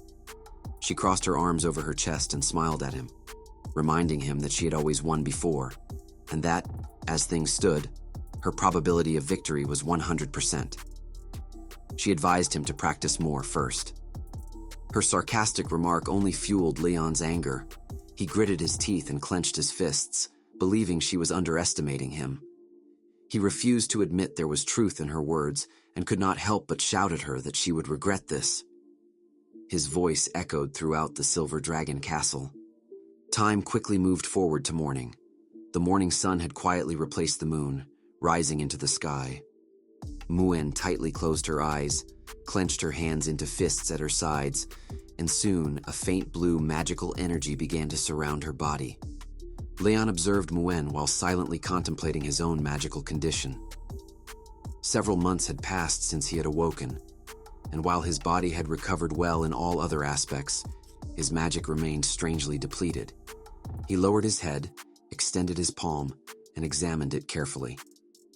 His magical attribute was thunder, a highly aggressive element. Yet, even with his strong physical fitness, he knew that without the assistance of magic, he would never be able to defeat a Dragon King-level opponent. He clenched his hand tightly and tried once more to summon his magic. Unfortunately, only a few faint, sputtering arcs of blue lightning answered his call. A wave of disappointment washed over him. The situation remained unchanged. If he wanted to defeat Rossweisse, he first had to discover the reason for his magical exhaustion. As he clenched his fist in frustration, Muan peeked her head out and stared intently at his hand, her curiosity piqued by the faint blue lightning. She asked her dad what he was doing. Leywin smiled at her and gently raised his hand, explaining that he was practicing lightning magic. Muan expressed great interest in lightning magic, he mentioned, asking if she could use it too. Leywin explained that everyone would eventually awaken the magic that suited them best, and that she was also approaching the age for magical enlightenment. At that moment, he wondered what kind of magic Muan would awaken. He looked at her, and she met his gaze with pure, innocent eyes, unaware of why he was staring at her so intently. If you're enjoying this series, please give the video a like. It really helps others discover it. And if you'd like to see more, consider subscribing to the channel. Want the next chapter? Comment "next chapter" below.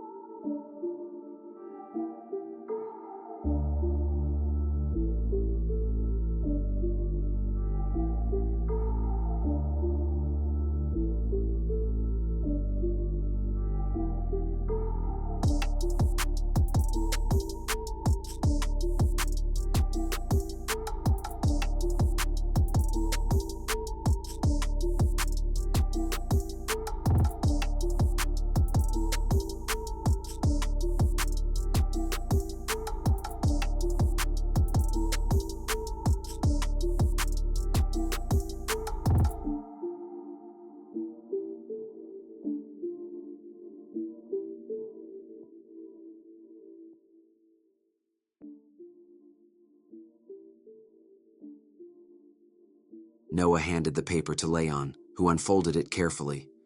Rossweisse, curious about her daughter's homework, leaned in to read along. Together, they scanned the neatly printed text. It was an essay competition, no fewer than 800 words, on the themes of family and happiness. Their eyes lifted from the page to Noah, silently confirming what the notice implied. Every student had to write about this topic. Noah nodded.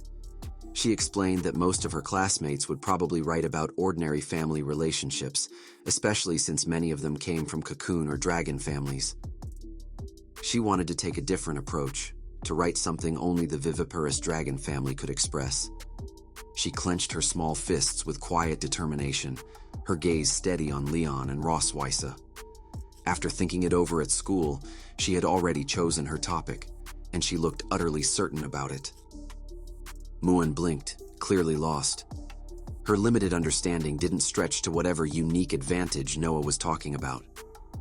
Noah turned toward her and, with simple conviction, said that her essay would be about the love between her mom and dad. Leywin and Rossweisse both froze. Of all the things they'd expected, this wasn't one of them. Their voices overlapped in disbelief as they repeated the word love, almost as if testing whether they'd heard it right. They turned toward each other, fingers half raised in mutual accusation. A thick silence settled between them. Both knew their relationship existed for complicated reasons. Love had never really entered the picture. Gathering her courage, Noah looked up at them and formally asked for their cooperation in collecting material for her essay. Muan's hand shot up immediately, her eyes sparkling with excitement. Leywin straightened in his seat, closed his eyes, and gave an awkward smile. He couldn't exactly refuse his daughter. Trying to sound relaxed, he said that if it was her request, he had no objections. Rossweisse bent slightly, smiling gently as she asked how Noah wanted them to cooperate. Noah, clearly prepared for this moment, announced her plan. Leywin and Rossweisse were to go on a date in Sky City the next day. Both adults froze, caught off guard by the precision of her demand. The next day, they stood together on one of Sky City's busy streets. Crowds bustled around them, laughter and bargaining calls blending into a cheerful, chaotic symphony. To show they were taking this date seriously, they wore matching outfits their daughters had picked out for them. The world around them was bright and lively, but between them, the air was heavy with awkwardness. Leon turned, clearly forcing himself to sound casual, and suggested they start. Rossweisse sighed softly and nodded. He wondered aloud how Noah even knew what dating meant at her age. Rossweisse replied that Noah wasn't like other children. She knew far more than she should. Leon gave a quiet hum of agreement. Unbeknownst to them, Noah and Muen were tailing them from a distance, hiding behind walls and lampposts as they took notes. Their sneaky movements drew the occasional curious glance from passing tourists.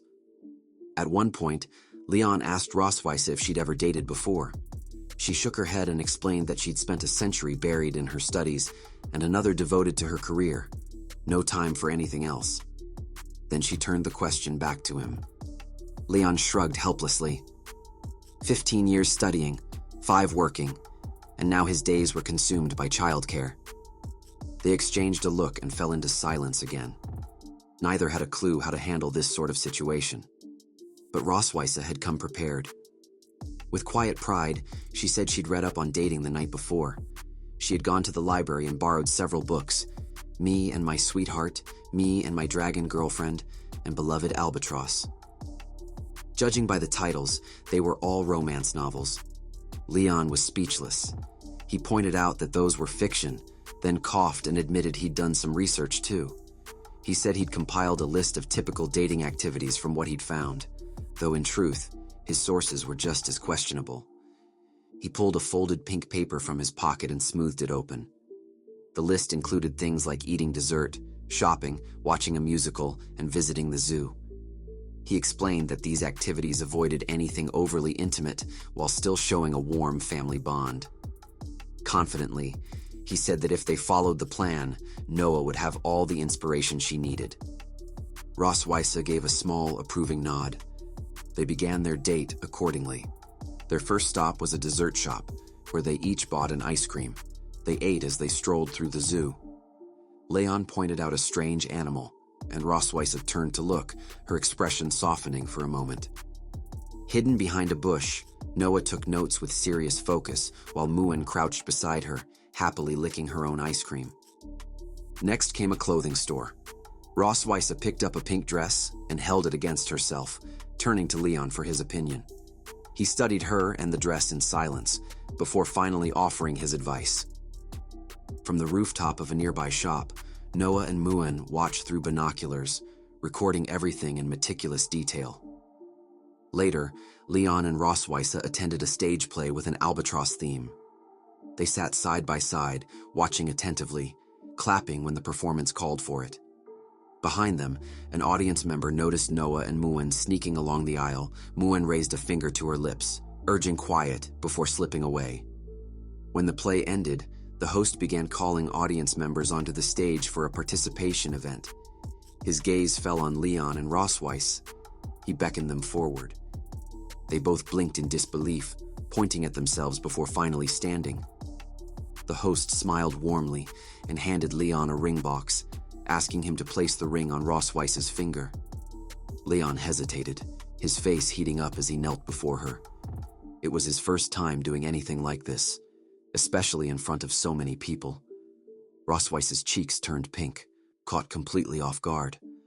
Under the bright lights and the crowd's gaze, Leon slipped the purple heart-shaped gemstone ring onto her finger. Applause thundered through the theater. Behind the stage, Noah and Muen, disguised as an egg and a mushroom, watched the scene unfold. Muen beamed with excitement. For Noah, it was her first time witnessing a proposal, and she could barely keep up as she scribbled in her notebook. After leaving the theater, Leon and Rossweisse made their way to a fortune-telling tent draped in purple cloth, its entrance lined with jars and boxes filled with trinkets and charms. Inside, a young woman in a long purple dress and a pointed witch's hat greeted them. A veil hid her face, adding a mysterious touch. A crystal ball and a deck of tarot cards rested on the table. Smiling faintly, she asked Rossweisse if she was a Scorpio. Rossweisse covered her mouth in surprise and confirmed her birthday was October 25th. asking how the woman knew.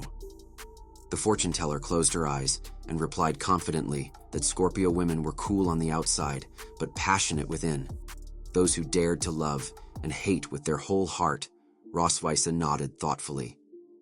Leon frowned and muttered that such talk was nothing but tricks to fool children.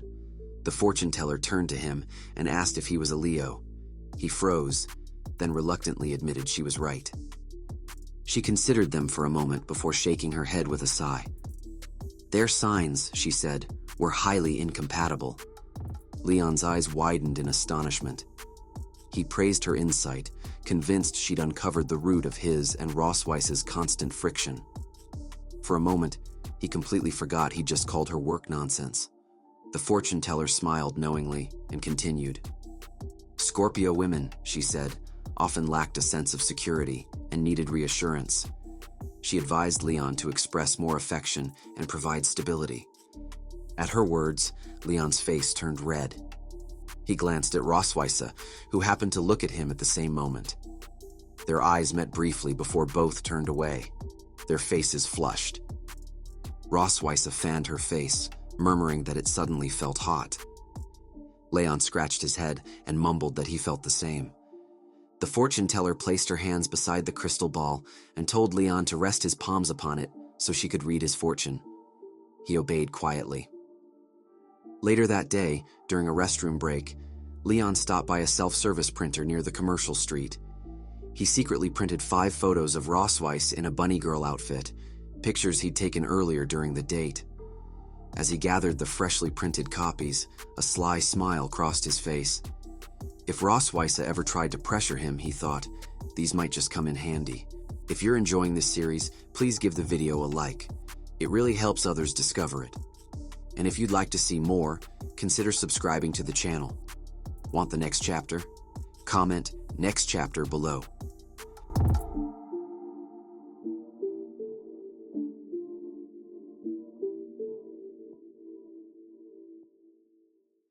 Every individual, regardless of race, awakened a magical element during the Enlightenment and Awakening stage, an element that embodied the user's original power. Leon's innate element had manifested as lightning, while Rossweisse's had taken the form of fire. Through postnatal learning, it was possible to master elemental magics of other attributes, but in terms of control, difficulty, and learning speed, none ever matched the potency of one's natural affinity. Only a very small number of prodigies awakened 2 elemental magics, an occurrence so rare it bordered on legendary. Such a person might manifest both wind and water at the moment of awakening, wielding them in tandem in battle or in daily life. To awaken 2 elements was an extraordinary advantage. A knock echoed through the door of Rossweisse's office. Rossweisse sat comfortably in her chair, absorbed in her book. She recognized his presence immediately, but did not glance up, resting her head in one hand while turning a page with the other. Leon asked for permission to enter her private library, crossing his arms over his chest as he leaned casually against the office door. He explained that Muen was about to begin her magic enlightenment, and, lacking sufficient experience in the matter, he wanted to borrow books related to Dragon Clan enlightenment magic. Rossweisse did not respond right away. She lifted her head and fixed her gaze on Leon, lingering as though questioning his motives for requesting access to her private library. After a brief pause, she dismissed the thought and ultimately agreed.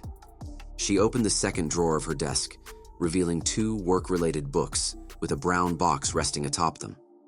Inside the box were the 2 keys to her library. Rossweisse retrieved them and tossed them toward Leon, still standing by the door, before lowering her head again and returning to her book. She told him he could take whatever he needed. Leon raised his hand and caught the keys with ease. He thanked her, then turned away with a secret smile, tightening his grip around them.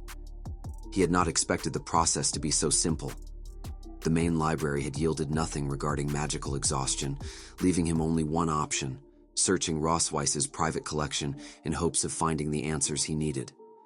In truth, beyond searching for books on magical enlightenment, Leon also intended to uncover the cause of his own magical exhaustion.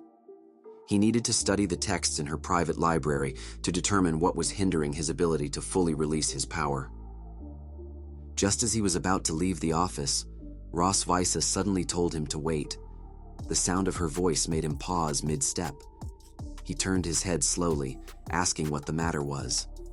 A flicker of unease ran through him as he wondered if she might retract her permission. The thought of her changing her mind and denying him entry to the library made him tense.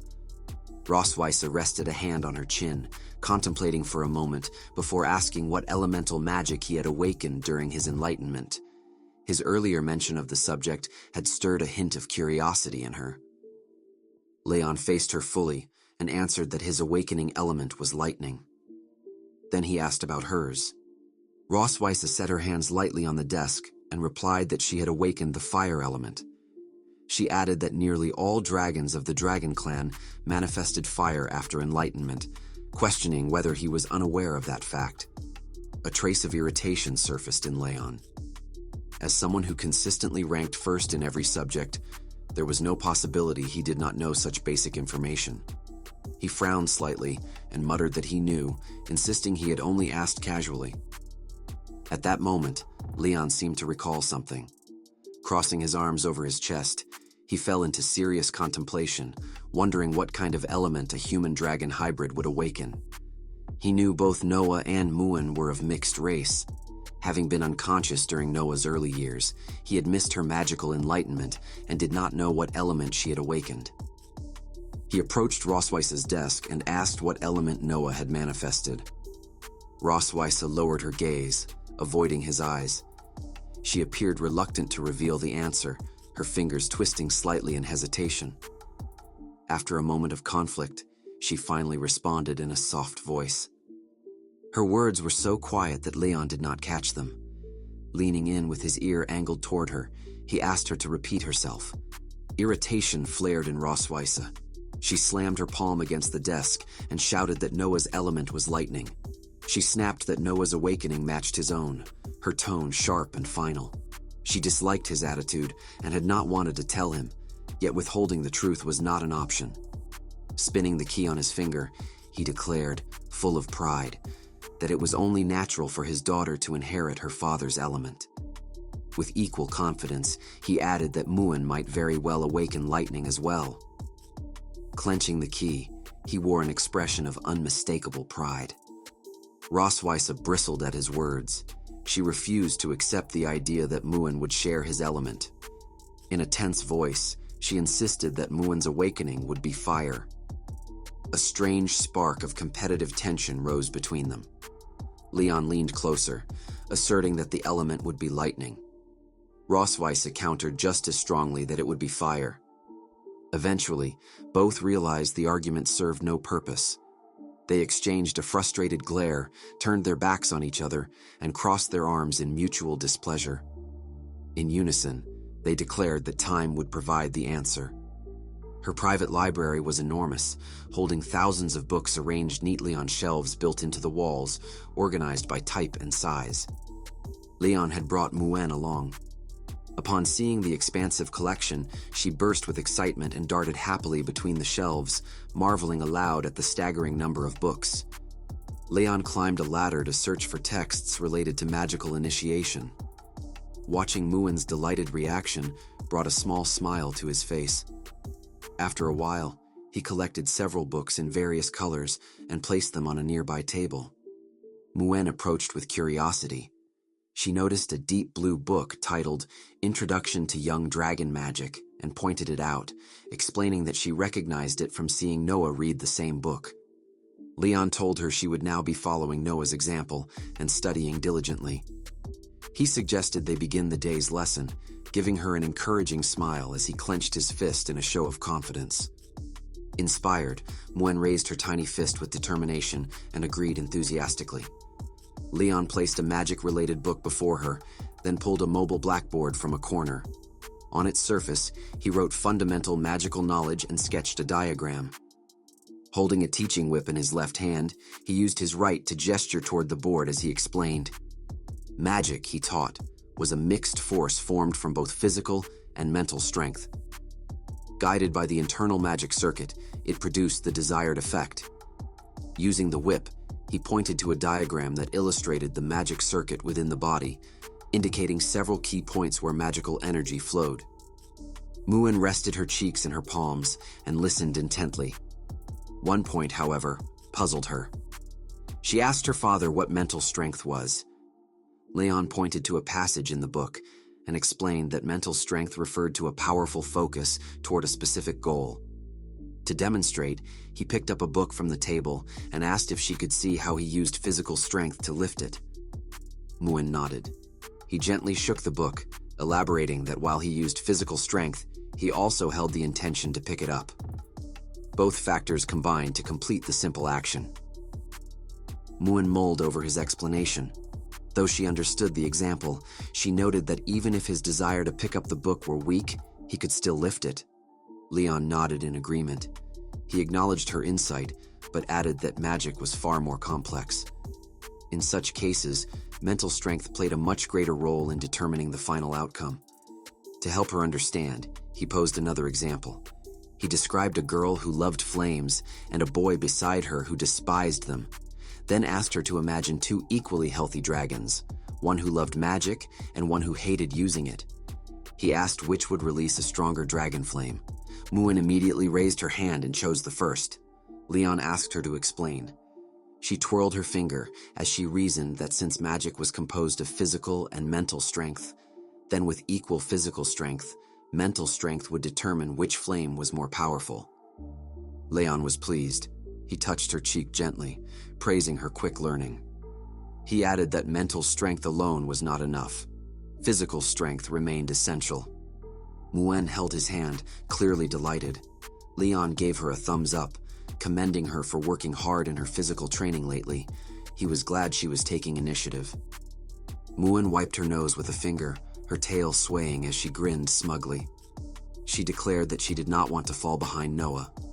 Determined to become as strong as her sister, she pushed herself even if she struggled to keep up. She was starting with small steps, adjusting to the rhythm of study and exercise. Leon rested his hand atop her head, pride warming his expression. He silently praised her, thinking she had the potential to surpass other dragon kings if she continued her efforts. He looked forward to the future she would carve for herself. After finishing the remaining explanations, Leon prepared some classwork to help her consolidate the lesson. He placed the assignment in front of her and told her to complete it while he searched for additional materials. Muin picked up her pen and began working diligently.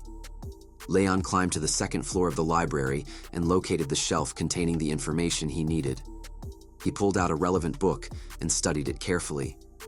As he read, he reflected on the possible cause of his magical exhaustion. Based on his condition, he could rule out physical and mental factors. During the refinement of the Black Dragon and his duel with Rossweisse, he had successfully used lightning magic, proving the synthesis was functioning. That meant the issue might lie within his magic circuit. After confirming the book in his hand lacked the answers he sought, he returned it and continued scanning the shelves. He eventually found a volume titled Magic Circuits and Circulation. Holding it in his left hand, he pulled several other books from the shelf. Seeing the growing stack, he exhaled heavily. It seemed the investigation would take considerable time. If you're enjoying this series, please give the video a like. It really helps others discover it. And if you'd like to see more, consider subscribing to the channel. Want the next chapter? Comment next chapter below.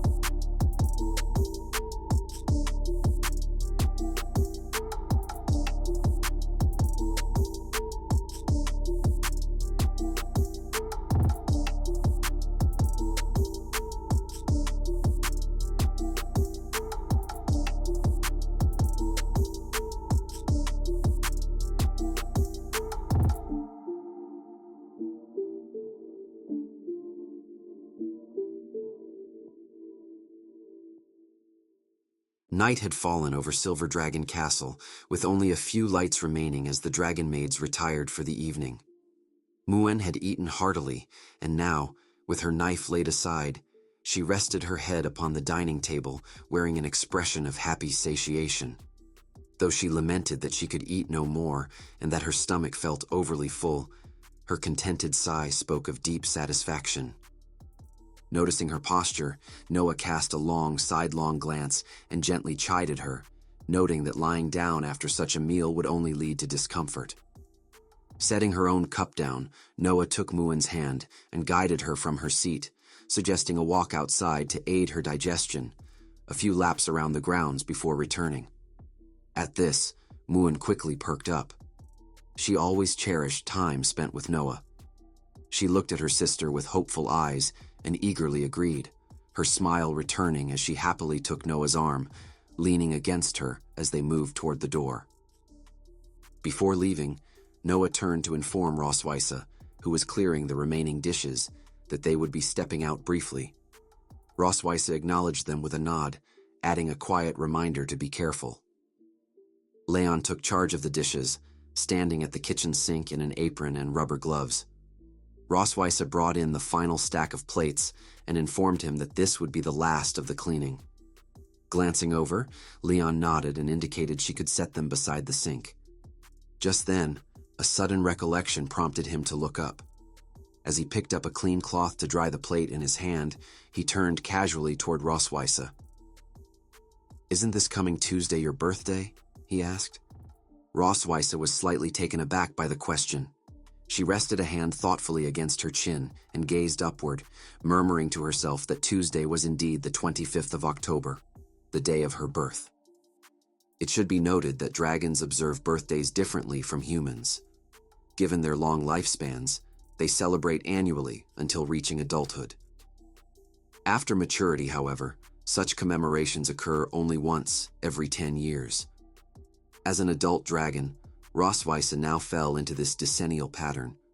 Though her next official celebration remained 2 years away, she saw no need to explain that particular detail to Leon. Instead, she decided to tease him. A mischievous smile touched her lips as she asked why he had suddenly remembered her birthday. Did he intend to give her a gift? Hearing her words, Leon felt a momentary shiver down his spine and briefly stumbled for a reply. Regaining his composure, he turned away to place the clean plates in the cupboard, remarking that there was no precedent for prisoners of war giving gifts to their captors. Observing his reaction, Rossweisse found it thoroughly amusing. Leon set the remaining plates down on the counter and closed his eyes, as though avoiding her gaze. Seizing the opportunity, she stepped closer and bent slightly to meet his lowered eyes. She suggested that, even if a gift was out of the question, he might consider some other form of celebration. Leon seemed to show a flicker of interest at this proposition. He opened his eyes to look at her and asked, "What did you have in mind?" Rossweisse closed her eyes and gently pressed her fingers to her temple, pretending to ponder deeply how her birthday might be celebrated. She proposed, for example, that he could help organize a party for her. Hearing her request, Leon was taken aback. He pointed to himself with a puzzled expression, not expecting to be asked to plan her celebration. He did not immediately agree, frowning slightly as her proposal clearly troubled him. He pointed out that, as queen of the Silver Dragon clan, many dragons would undoubtedly line up to celebrate her birthday, so why would she possibly need his help? Rossweisse gently shook her head, expressing a touch of disappointment at his reasoning. She recounted how the previous year, while he was still unconscious, the children had begged to celebrate her birthday with him. Now that he was awake, she asked if he did not wish to compensate them for that missed occasion. Leon looked at her nervously, a bead of sweat trickling down his cheek as he murmured the word compensation to himself. Internally, he was torn between not wanting to disappoint his daughters and not wanting to obediently host a party for the she-dragon. Rossweisse lightly patted his shoulder and gave him an expectant look. She stated that as the model husband of the family, it was only natural for him to celebrate his wife's birthday. She pointedly asked whether he wanted others to think they were having relationship problems. Leon felt somewhat at a loss for words in response to her argument. Deliberately contradicting her, he asked what would happen if he were not to put it so tactfully. Rossweisse understood the implication behind Leon's words and was deeply displeased. Crossing her arms with the imperious poise of a queen, she fixed him with an intimidating glare and issued a sharp rebuke. She reminded him that a prisoner had no right to bargain with her and was to do precisely as he was told. Leon could sense the familiar aura of dissatisfaction radiating from her. In their daily life, Rossweisse often addressed him in this manner. He gave a slight nod, silently acknowledging that this was her typical reaction. Leon pointed at her and declared that she should just wait and see. He would give her an unforgettable birthday in human fashion. Hearing his agreement, Rossweisse felt a surge of satisfaction. She shrugged, affecting an air of indifference toward his declaration, but added one further stipulation. She told him that was fine, but if he ultimately failed to satisfy her, he would have to provide a suitable explanation, and asked if he understood. She looked at him with a faint smirk. Leon regarded her with a touch of apprehension, yet her words did not instill fear in him. With a tone brimming with confidence, he assured her that he would definitely satisfy her. He then extended one hand toward her. Rossweisse understood the gesture. She raised her own hand and clasped his, sealing their agreement. The following day, Leon brought Noah and Muen to Rossweisse's private library. Noah selected a book from the shelf and settled onto the sofa, reading with quiet focus. Nearby, Leon was diligently conducting a lesson for Muen.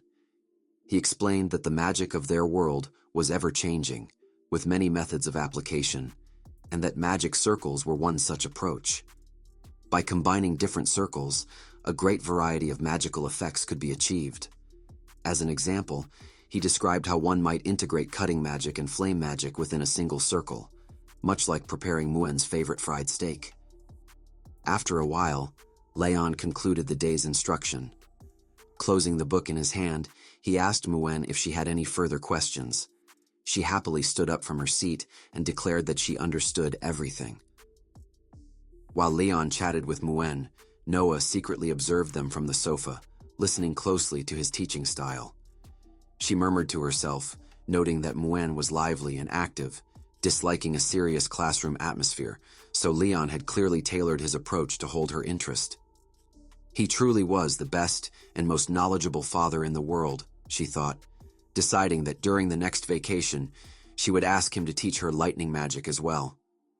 Though Noah seldom voiced such thoughts aloud, she genuinely admired his patient, personalized approach.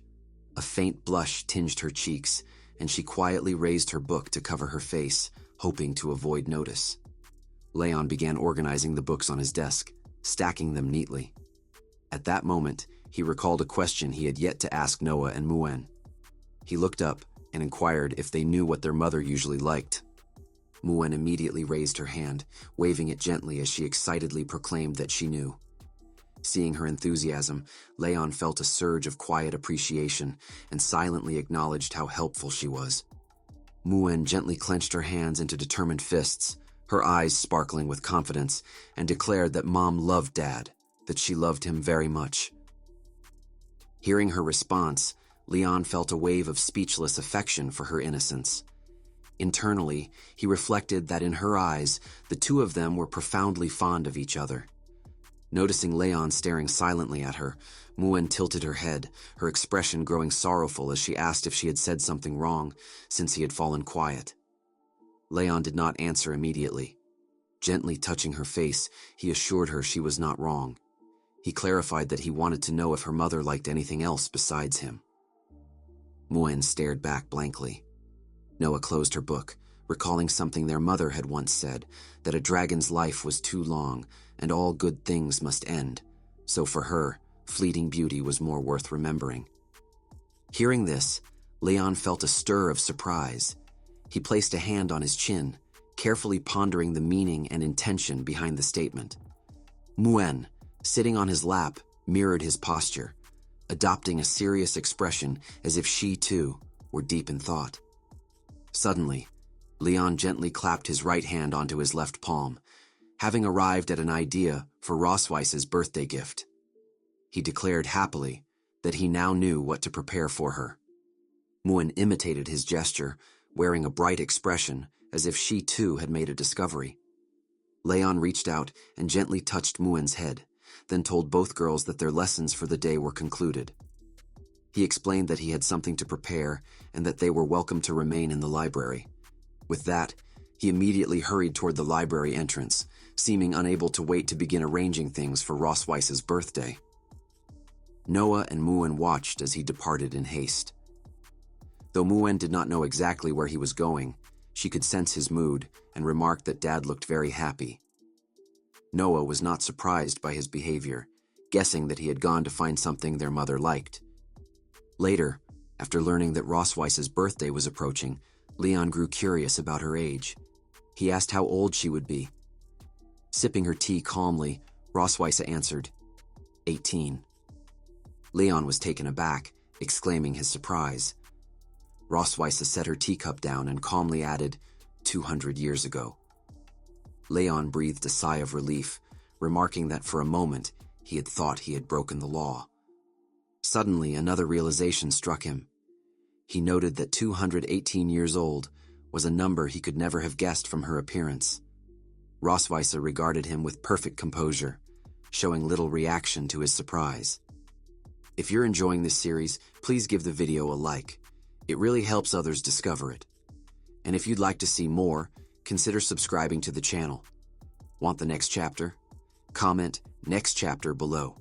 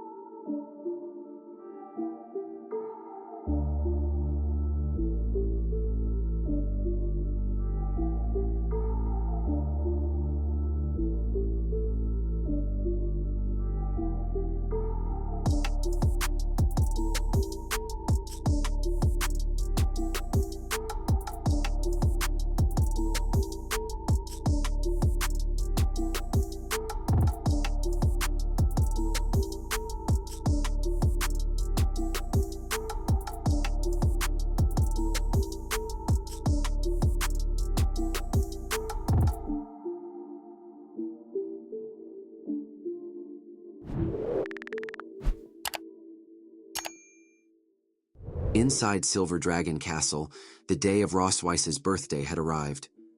Carrying boxes of gifts, she walked through the castle's quiet hallways. As she moved through the silent corridor, she could not help but wonder where Leywin had gone. He had promised to arrange a party for her, yet she had not seen him all day. Approaching her bedroom, Rossweisse noticed the door was slightly ajar. She peered through the gap, before slowly pushing it open. Calling out to Leywin, she questioned what he was doing in her room. Suddenly, Leywin pulled a confetti above her head. A loud pop echoed through the room, and colorful ribbons and small pieces of paper fluttered down around her. Seeing Leywin's surprise, Rossweisse widened her eyes slightly in startled delight. Leywin held the spent confetti and wished her a happy birthday. He then gestured toward the table, where a birthday cake he had personally made for her stood.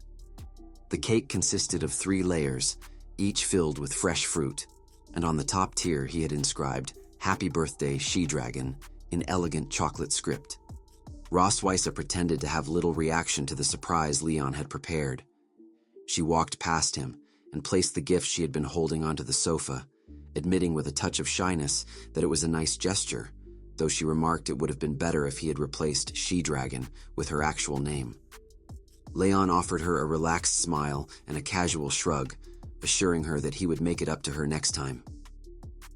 Rossweisse leaned forward slightly, examining the cake set on the table.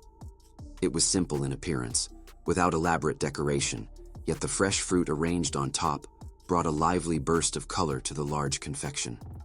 She had not expected Leon to prepare something like this for her. Gently scraping a bit of cream from the side with her finger, she asked whether it was customary among humans to light candles and eat cake on birthdays. Leon met her gaze and confirmed that it was indeed considered a tradition. He added that making a cake of this size had been quite a challenge. Rossweisse tasted the cream on her finger. Its rich, velvety texture dissolved quickly on her tongue, filling her senses with sweetness. She found the flavor pleasing. Just as she prepared to slice into the cake, Leon stepped forward and reached out to stop her. She paused, puzzled, and looked at him in silent inquiry. Leon explained that she shouldn't rush to eat just yet. According to custom, the birthday celebrant needed to blow out the candles and make a wish first. He then pointed out that the cake held 218 candles, one for every year of her current age. Rossweisse's brows knit together as she took in the sheer number of candles. She asked whether she truly had to extinguish them all, suspecting he might be playing a prank by placing so many. Leon, however, firmly denied her request. She had told him to follow human customs strictly, he reminded her, and in those customs, the number of candles must match the person's age. With a faint, mischievous smile, he urged her to follow the tradition, clearly intending to place her in a mildly embarrassing position. Noting the glint in his smile, Rossweisse immediately sensed his ulterior motive. She gave him a long, skeptical look, fully aware that he would not treat her birthday with solemnity. If he intended to play a trick on her, she had no intention of letting him get away with it. Rossweisse smiled faintly, reached out, and seized Leon's arm with a firm grip. Pulling him to her side, she informed him that she would comply, but only if he blew out the candles with her. Leon, taken entirely by surprise, attempted to pull his arm free, but her hold was unyielding. Bewildered, he asked why he should be the one to help when it was her birthday. Rossweisse met his gaze with calm seriousness and declared that as her captive, he should consider it an honor to blow out the candles alongside the queen. She urged him to stop wasting time. Leon felt a wave of resignation wash over him. There was a subtle shift in her tone, one that left no room for negotiation. Together, they stood before the cake, took deep breaths, and leaned forward to blow out the candles with all their strength.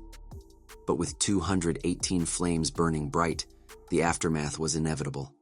A thick cloud of smoke rose from the cake, enveloping them in a hazy plume. Both inhaled some of it involuntarily, immediately breaking into fits of coughing. Their combined coughs filled Rossweisse's room as they covered their noses and mouths, struggling to avoid breathing in more of the lingering smoke. Rossweisse voiced her confusion over the human birthday tradition, finding it dull and questioning its purpose. Leon replied with a note of irritation, explaining that under normal circumstances, a birthday cake would carry only a dozen or so candles, perhaps 20 at most. Dragons, however, lived for centuries, making the scale of her celebration an obvious anomaly. A moment later, a breeze from outside drifted into the room, clearing away the lingering smoke. With the candles fully extinguished, only a faint wisp remained. Leon urged her to move on to the next step, reminding her that it was time to make a wish. Rossweisse let out a small, disgruntled sigh before straightening her posture. Acknowledging his prompt, she clasped her hands before her chest, lowered her head slightly, and closed her eyes to focus on her wish. Leon stood quietly at her side, observing. He couldn't help but wonder what a silver dragon queen might wish for, someone who, by all accounts, could obtain nearly anything she wanted. His curiosity grew as he watched her in thoughtful silence. Rossweisse adopted a solemn, almost ceremonial posture before the cake.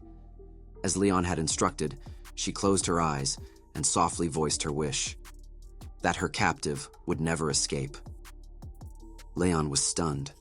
Her words left him momentarily speechless, and when he turned to look at her, his expression was filled with disbelief and irritation. Of all the wishes she could have made, he had not expected one that directly threatened his freedom. He protested that birthday wishes were not meant to be used in such a way, and demanded to know what she would do if the wish actually came true. Rossweisse cracked one eye open and offered him a sly, playful smile. She reminded him that it was her birthday, and she could make any wish she pleased. Whether he approved or not was irrelevant. Realizing further debate would be pointless, Leon let out a resigned sigh. He moved to the sofa, removed the remaining candles from the cake, picked up a knife and a plate, and conceded that her birthday was hers to dictate. He cut a slice bearing the words, "Happy Birthday," placed it neatly on a plate, and handed it to her, suggesting they begin eating. Rossweisse accepted the plate and thanked him. Leon then cut another slice, this one carrying her name, Rossweisse, in frosting, and set it on his own plate. The moment she noticed her name written on the piece he intended to eat, a faint spark of displeasure ignited within her. She questioned why he had chosen that particular slice. Leon responded evenly that he chose that slice simply because he wanted to. A pleased expression spread across his face as he commented on how delicious it was. Seeing his reaction, Rossweisse's irritation flared. She understood perfectly that he was doing it on purpose. Her brows drew tight, and she fixed him with a sharp, simmering glare. She gripped her fork so tightly she nearly bent it, silently vowing that when his birthday arrived, she would smear cake all over his face and force him to eat until he regretted every choice he had ever made. Her anger blazed so intensely that her gaze felt scorching, as though she might leap at him the very next second. Leon felt the heat of her stare behind him, an unmistakable warning that trouble was imminent. Suddenly remembering something, he glanced toward the window to check the time. Noting the hour, he announced that it was nearly time, and that he had a gift for her. Rossweisse turned to him, confusion softening her anger, curiosity now overtaking her frustration. Although Leon did not immediately reveal the gift, Rossweisse quickly set down her cake and followed him onto the balcony. She glanced around, scanning the forest and the garden below, but saw nothing unusual, no sign of anything that might resemble a gift.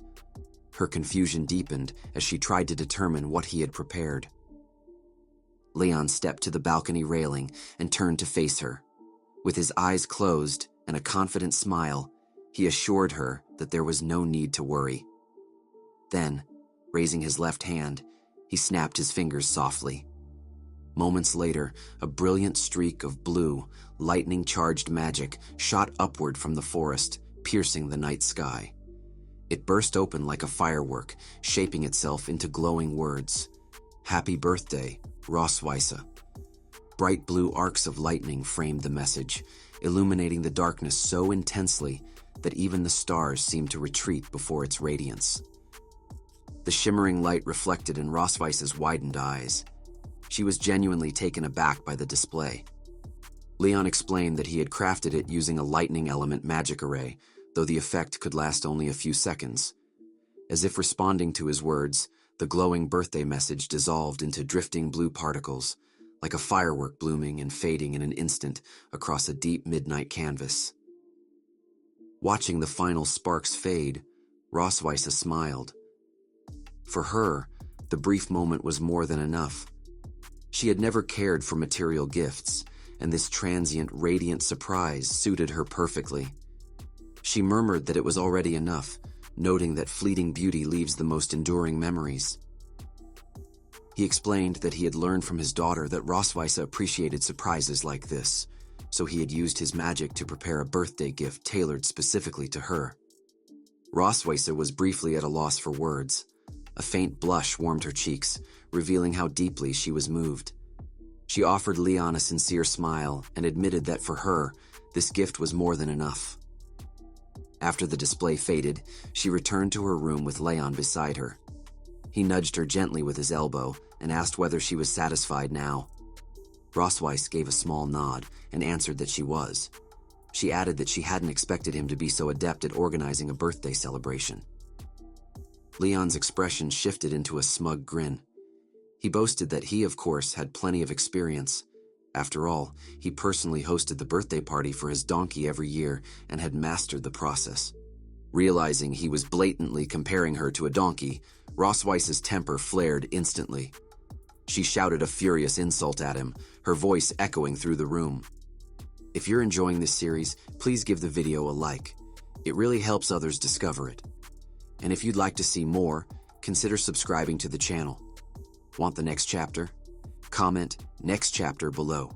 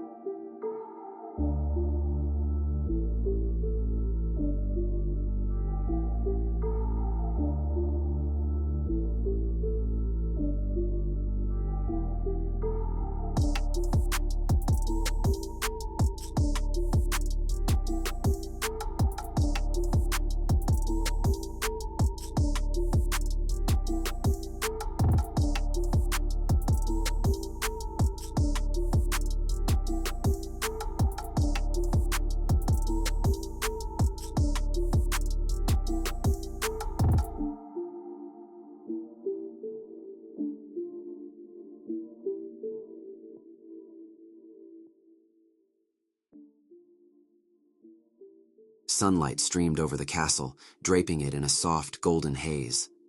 In the Silver Dragon Queen's chamber, Rossweisse was already awake. She sat quietly on the sofa, lifting a hand to cover her mouth as yet another yawn slipped out. It was clear she hadn't slept well.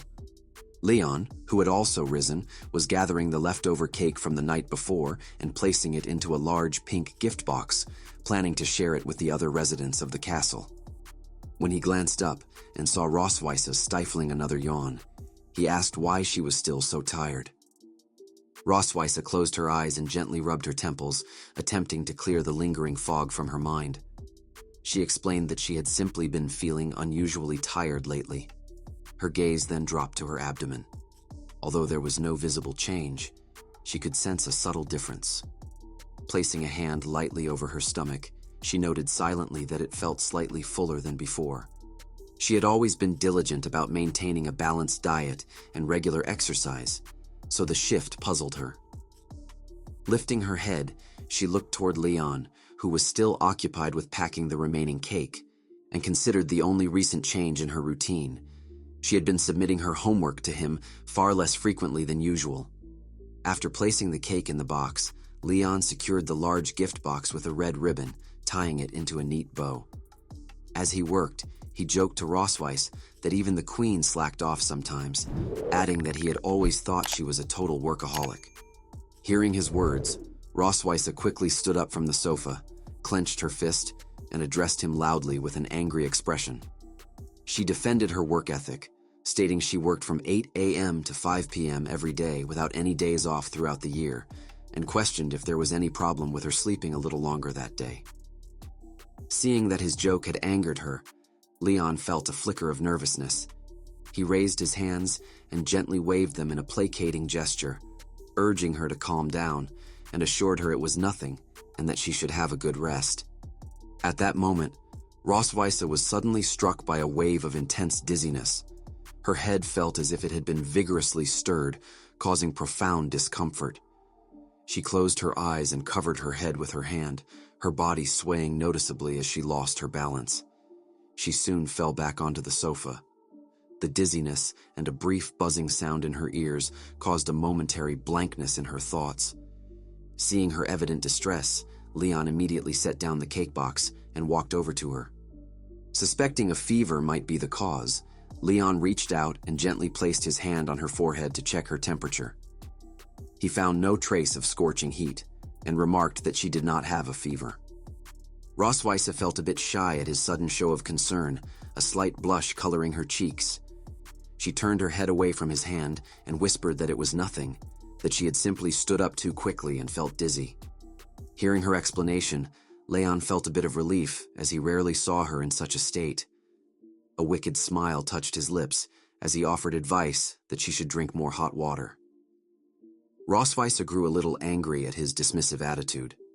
She furrowed her brows slightly and gave him a serious, pointed look. Having had enough of his presence, she promptly kicked him out of her room, loudly ordering him to get out before he could even react. In an instant, Leon found himself transferred from her room to the corridor outside. Despite being ejected, he still found her reaction rather amusing. A few days later, Leon, as usual, took Noah and Muen to Rossweisse's private library. Leon resumed his own search through the library's collection, seeking texts that might explain the reason for his persistent magical exhaustion. Noah noticed him frequently taking down one book after another and examining them carefully. She approached and asked if he was looking for something specific. Hearing her question, Leon placed the book in his hand back on the shelf to avoid raising her suspicion. He turned his head and smiled at her, replying that he was merely browsing to pass the time. He did not yet want Noah or Moon to know about his condition. He stared at the rows of books and thought to himself that it was better they remain unaware of his magical depletion. Not only would it cause them unnecessary worry, but there was also a risk Rossweisse might learn of it. He could easily imagine the scene. Rossweisse, upon discovering his inability to use magic, would likely offer a wicked smile and mock him fiercely, taunting him for his weakness. The mere thought of such a scenario made Leon smile awkwardly. He absolutely did not want that to happen, nor did he wish to hear any disparaging remarks from her. At that moment, Leon suddenly remembered Muen was still working on her assignment. He asked Noah about her progress. Noah, who was returning her own book to the shelf, replied that Muen had not quite finished, but was nearly done. Muen, pouting slightly in concentration, diligently wrote the answers to the homework Leon had assigned.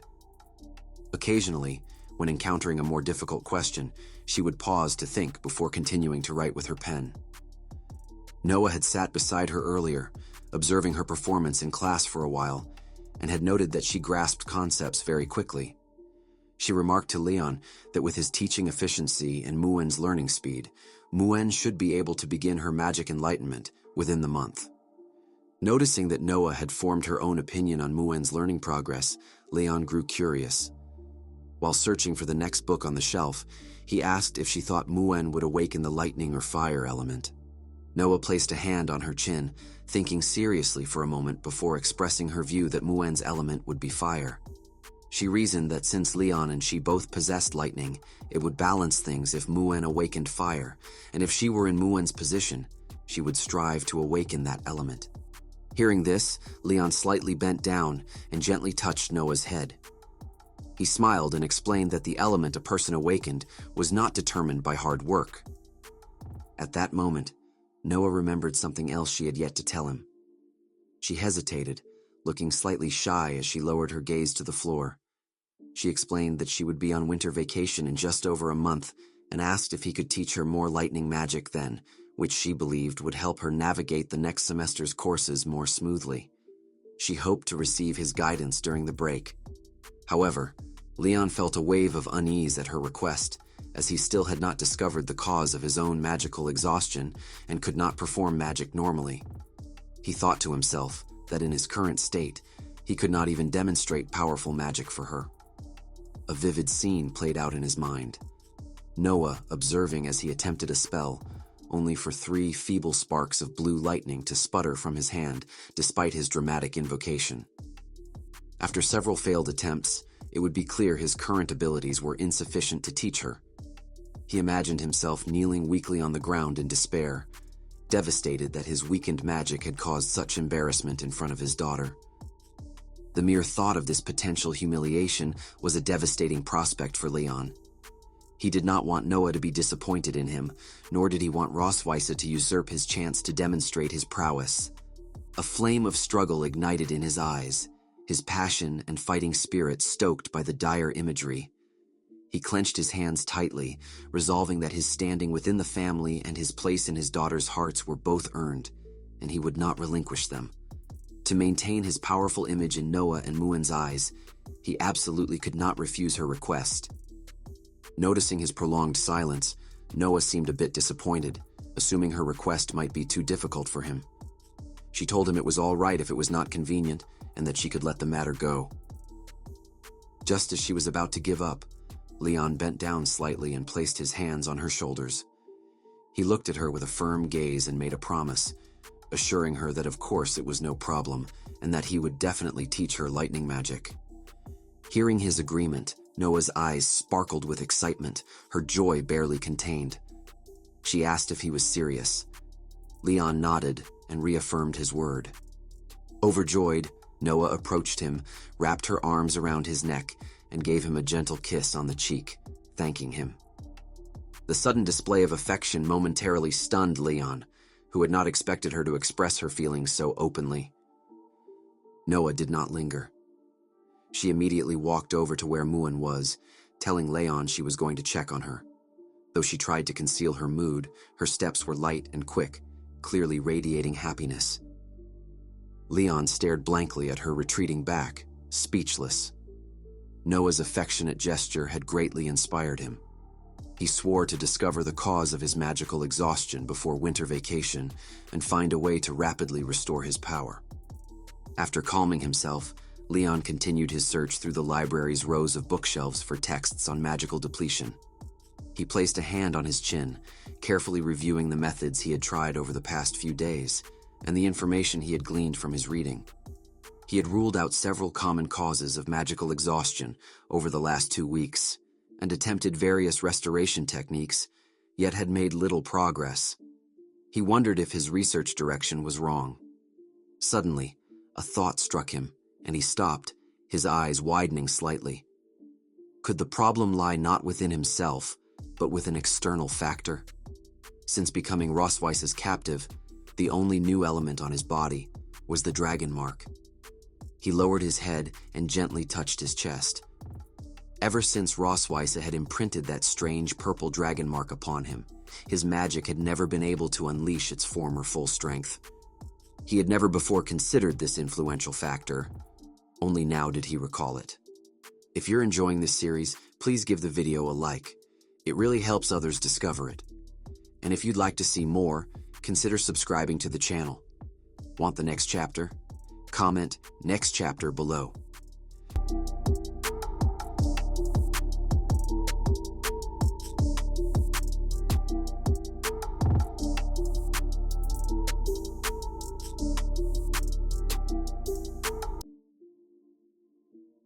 Dragon marks were a form of supportive magic used between dragon couples to reinforce loyalty and add intimacy to their bond. Under normal circumstances, they were barely noticeable, fading to a pale lavender when one partner longed for the other, and deepening to a rich purple when their bodies were closely entwined. Leon entered the bathroom and removed his shirt. Standing before the mirror, he lowered his gaze to his chest, where the dragon mark was clearly visible. He reached out and brushed his fingers lightly over it, his thoughts drifting back to the past. At first, Rossweisse had merely used the mark to torment him. Had she known it would siphon away his magic, she would have seized the chance to tease him even more mercilessly. Closing his eyes, Leon decided to test the mark. He focused inward, gathering the magical energy within his body. Lowering his head, he clenched his hands as blue lightning erupted around him. Arcs of electricity wrapped tightly around his frame, crackling loudly as they awaited his control. The energy surged from his palms, traveled up his arms and shoulders, and finally converged at his chest. When Leon looked down, the lightning vanished as it flowed into the dragon mark. Yet the mark absorbed only a negligible amount of power. It became immediately clear to him that whatever had been draining his magic, the true cause lay elsewhere entirely. After magical enlightenment, any mage could circulate condensed mana through their magic circuits, allowing it to be stored and drawn upon whenever needed. Gently touching his chest, Leon deduced that something within him was siphoning off the mana flowing through those circuits. This interference prevented him from storing magic properly, creating the illusion that his reserves were completely depleted. The unanswered questions gnawed at him. When had this unseen thief appeared inside his body, and why was it stealing his power? Frustration crossed his face as he lifted a hand and ran it through his hair. From his brief experiment, Leon now understood the source of his constant exhaustion. Yet the identity of whatever was absorbing most of his magic remained a mystery. Turning to the mirror, he studied his reflection with a grave expression, noting that aside from this issue, there were no other obvious abnormalities. Then a detail from the experiment resurfaced in his mind. The magic within the dragon mark had not been absorbed. That realization sparked a new idea. Perhaps he could store mana directly within the mark itself. The thought filled him with cautious excitement. He patted his chest lightly, smiling to himself. Even if the storage process was slower, it was far better than having nothing at all. As long as he gradually channeled his magic into the dragon mark, it would not be entirely consumed by the unknown entity. With renewed energy, Leon stepped out of the bathroom, stretched his arms overhead, and resolved to begin accumulating magical power in this way from that day onward.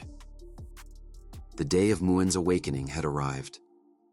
Outside the Silver Dragon Queen's castle, the sun shone brightly, bathing the grounds in clear morning light. Leon rose early, stifling a yawn as he left his room and made his way toward the first-floor lobby. As Muen's father, he intended to be present for her elemental awakening.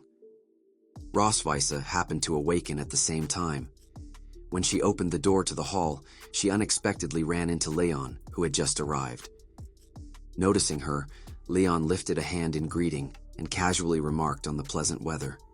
At the sound of his voice, Rossweisse looked up, visibly surprised to see him awake before her, and even more so by his uncharacteristically polite greeting.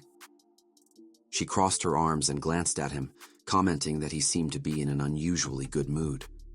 Leon closed his eyes and replied with confidence that he had every reason to be. He declared that Muen was about to awaken the same magical element as him. With that, the two of them headed toward the auditorium hall to accompany Muen for the ceremony. Rossweisse made a displeased sound at his claim, insisting that Muen would awaken the fire element instead, arguing that the Dragon Clan's bloodline was far stronger than he gave it credit for. Leon found her response amusing. If dragon blood was truly so dominant, he asked, then how did she explain Noah awakening as a lightning element? Rossweisse brushed the question aside, claiming it was merely a matter of probability. Seeing that she stubbornly refused to entertain the possibility of Muen awakening lightning as well, Leon stepped closer, his expression turning serious. He suggested they simply wait and see whether she would remain so certain once the symbol of the lightning element appeared in Muen's awakening circle. Rossweisse's brows drew together slightly, and she answered sharply that they would indeed see. Inside the castle's auditorium, Muen and Anna had already arrived. Anna was busy preparing for the ceremony, consulting a tome on magical enlightenment as she carefully inscribed a complex magic circle across the hall floor. The vast golden array pulsed intermittently, releasing flashes of dazzling light. Muen stood quietly at her side, patiently waiting for the ceremony to begin. Just then, a commotion sounded from outside the auditorium. Curious, Muen turned toward the entrance, in time to see the doors swing open as Leon and Rossweisse entered. They stood shoulder to shoulder, bodies pressed together as they advanced into the hall, still locked in an intense argument. Rossweisse insisted heatedly that Muen would awaken the same element as her, while Leon countered with equal pride that their daughter would surely take after him instead. The moment Muen spotted them, she ran forward with excitement, calling out to her mother and father. Her approach immediately ended their argument. Both Leon and Rossweisse turned toward her, their expressions softening into warm smiles. Muen lifted her hands and waved enthusiastically, her eyes bright with anticipation. She told them that she was about to awaken her innate element and asked if they would watch over her. Rossweisse bent down slightly and reached out to gently stroke Muen's head, her expression tender as she assured her that of course they would be there with her the entire time. Leon then crouched down in front of Muen, resting his hands on her shoulders as he reminded her to relax and follow the steps he had taught her. Muen nodded with quiet confidence, ready to begin. By that time, Anna had finished inscribing the awakening circle. After carefully inspecting the array and its embedded spells several times, she confirmed that there were no issues. She turned to Leon and Rossweisse, bowed respectfully, and reported that Her Highness Muen's awakening circle was ready and that the ceremony could begin at any moment. Rossweisse encouraged Muen to go on ahead, reassuring her that both she and Leon would be there watching. Muen responded eagerly and ran toward the circle. Leon clenched his fist softly at his side, offering silent encouragement as she went. Reaching the center of the array, Muen spread her arms briefly, took a steadying breath, and gathered her courage. Her expression turned serious as she assumed a ready stance, fists clenched at her sides. The faint golden light of the circle rose around her and began to glow more intensely.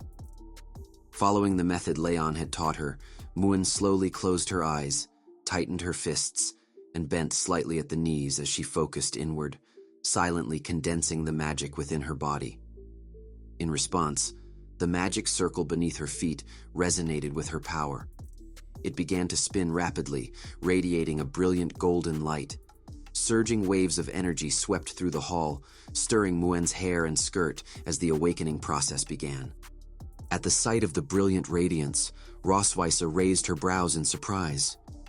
From her experience watching other young dragons awaken their elemental powers, she had assumed Muen would struggle to gather such a vast amount of magical energy on her first attempt. The process usually required several tries. She had not expected Muen to succeed so smoothly in a single effort. Hearing her assessment, Leon's expression immediately filled with pride. He gestured toward himself and declared with confidence that it was only natural. After all, Muen's magic had been taught by him. As the awakening progressed, faint flames began to emerge from Muen's clenched fists, wrapping tightly around her arms.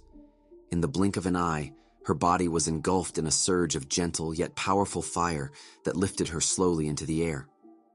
The magic circle beneath her feet shifted in color, transforming from gold to a vivid orange-red. Resonating with her energy, streams of flame erupted from the array and surged toward her. The entire circle shimmered with blazing light as the symbol of the fire element gradually formed at its center. Seeing the flames envelop Muen, Rossweisse felt a rush of joy. This confirmed that Muen had awakened the same element as her. She excitedly identified it as fire. Leon's eyes widened slightly. He had not expected this outcome. He had been certain Muen would awaken lightning, and the realization that it was fire instead left him momentarily disappointed. Rossweisse, by contrast, wore a smug expression, clearly savoring her victory. Amused by Leon's earlier confidence, she turned toward him and teased him, asking why he was not smiling now that their daughter had successfully awakened her element. She even patted his shoulder in mock consolation, well aware that his feelings must be complicated. Ever since Noah's lightning awakening, Leon had taken pride in it for quite some time. Muen's fire element finally gave her the chance to tease him in return. However, Leon was far less dejected than Rossweisse assumed. Instead, a smile slowly spread across his face. Fixing his gaze on Muen and the magic circle, he murmured that it was not over yet. Rossweisse frowned in confusion. Wasn't the massive fire element symbol in the circle proof enough? To her, the blazing flames and the clearly formed emblem made the conclusion obvious. No other element should have been possible. Yet Leon pointed toward the circle with a confident, almost smug smile, and reiterated that the awakening was not finished. Following his gesture, Rossweisse turned back to Muen. Though the flames continued to surge and coil tightly around her, something new had begun to manifest. Amid the sea of fire, faint streaks of blue lightning flickered into existence. The lightning flashed several times, glowing softly within the orange-red blaze. While it did not overpower the flames, its presence was undeniable. Alongside the fire element, Muen had awakened another power. Rossweisse's eyes widened slightly as shock set in, leaving her utterly astonished. If you're enjoying this series, please give the video a like. It really helps others discover it. And if you'd like to see more, consider subscribing to the channel. Want the next chapter? Comment "next chapter" below.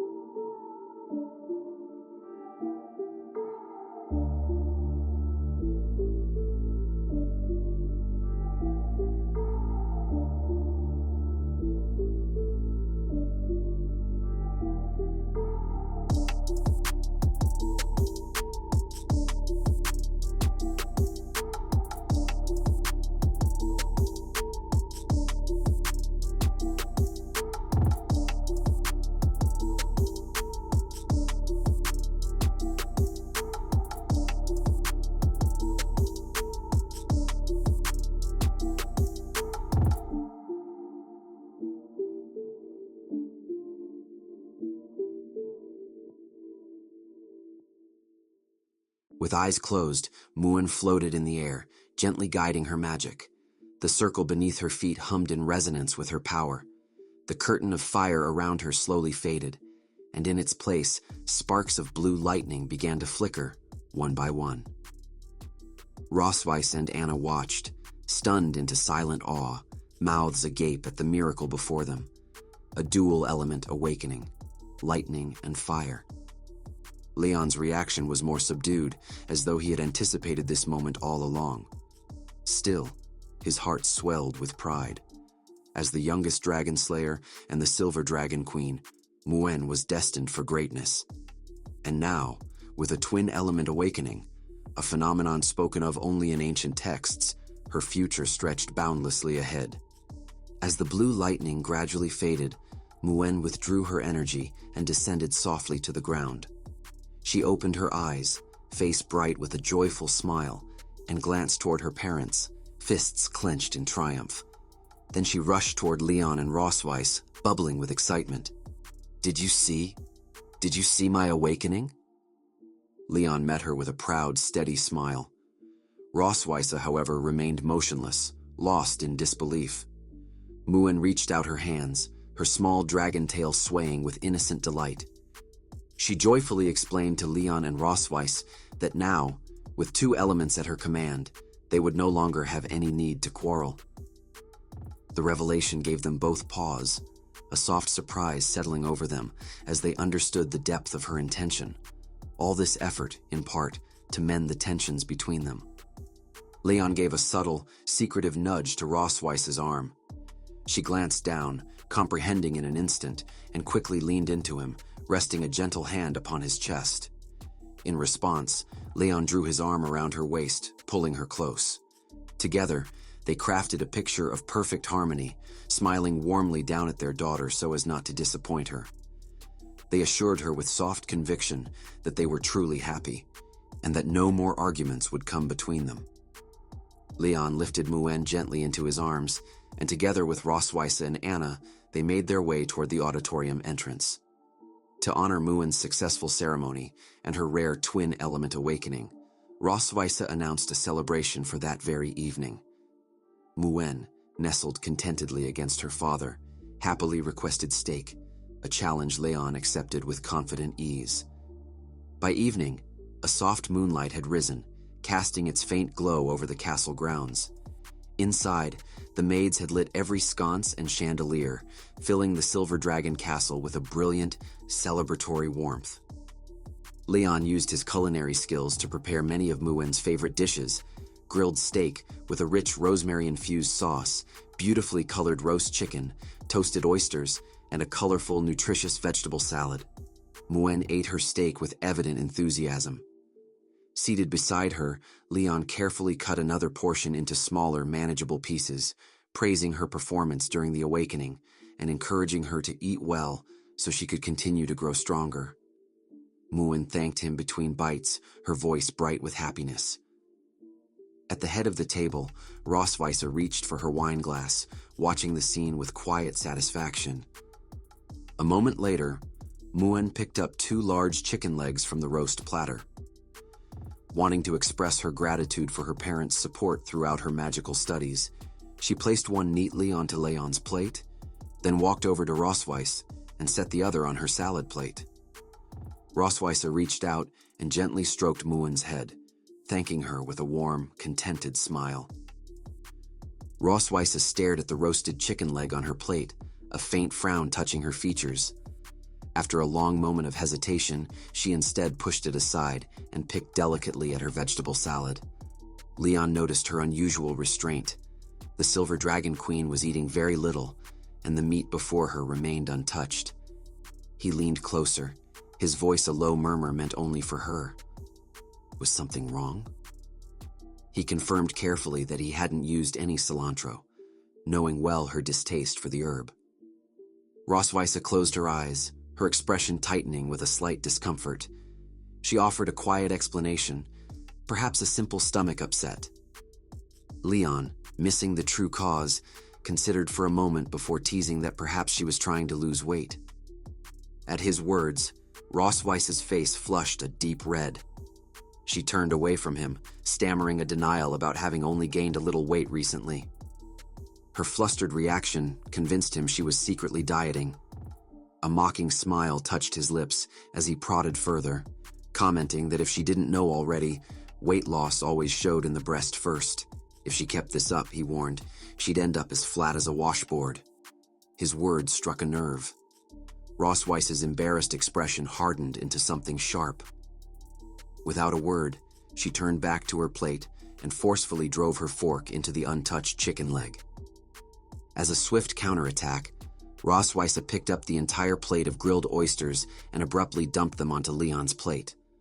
One slipped from the pile and landed with a soft clatter beside it, a clear punctuation of her anger. Leon stared at the sudden, briny mound, utterly surprised. Rossweisse closed her eyes, a flicker of satisfaction crossing her features. Confused, Leon demanded to know what she was doing. Across the table, Muin remained happily oblivious, her face cradled in her hands as she declared the steak delicious. With a mischievous smile, Rossweisse leaned in and kindly explained that she had heard such delicacies were quite beneficial for a man's health. Then, she rose from her chair.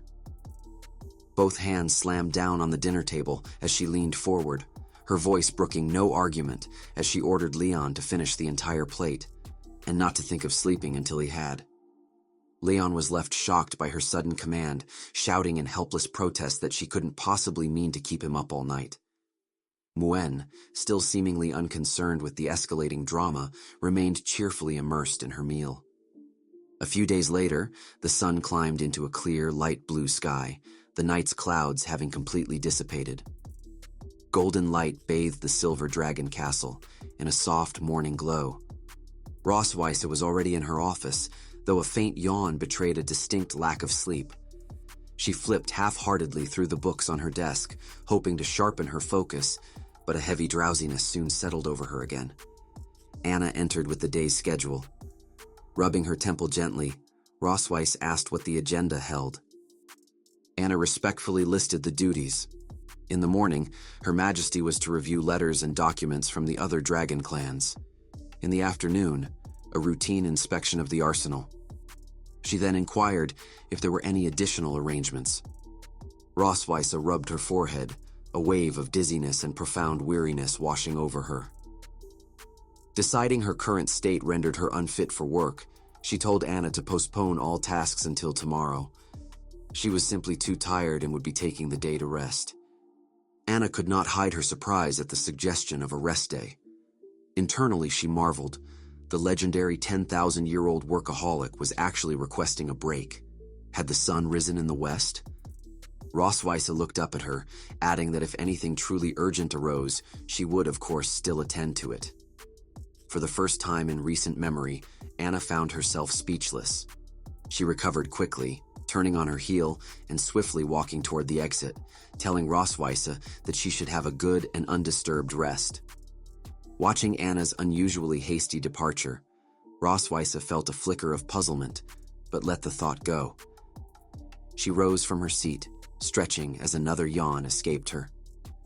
The persistent, clinging drowsiness was strange. She had retired early the night before and could not fathom why she felt so profoundly weary. She opened the office window, hoping the fresh air would clear her lingering drowsiness. Her gaze drifted to the nearby lawn, where she spotted Leon and Muin seated together. Leon appeared to be instructing her, and Rossweisse surmised it was a lesson on magic. Leon extended a finger, demonstrating with earnest gestures as he explained the principles of lightning magic. Muin listened with rapt attention, nodding occasionally to show her understanding. After covering the fundamental points, Leon paused and asked if she remembered the core characteristics he had just described. Muin lowered her head slightly, a hand resting on her chin in thought, before reciting, "Lightning magic excels in both single target and area attacks, offering a balance of offense and defense. A true master of lightning fears no challenge across the lands." Pleased with her perfect recall, Leon offered her a warm word of praise. At that moment, Rossweisse left her office and approached the lawn, having caught the tail end of Muin's recitation. She asked Leon why he was focusing solely on lightning magic and neglecting fire. Noticing her mother's arrival, Muin brightened with delight. She dashed over and wrapped her arms around Rossweisse's waist, beaming up at her as she exclaimed about how powerful lightning magic was, and that her dad was an expert in it. Leon, radiating pride over how quickly Muin had grasped the fundamentals, smiled warmly. He suggested she give a small demonstration for her mother. Muin happily agreed, her eyes sparkling with excitement. She took a few steps back onto the open lawn, closed her eyes, and extended her hands. Soon, threads of blue lightning crackled to life around her fingers, pulsing with a vibrant light. Muin carefully gathered the arcs of energy, coaxing them into two humming spheres of blue power. She then brought them together, resulting in a clear, resonant sizzle and a brighter flash of light that illuminated her joyful, focused expression.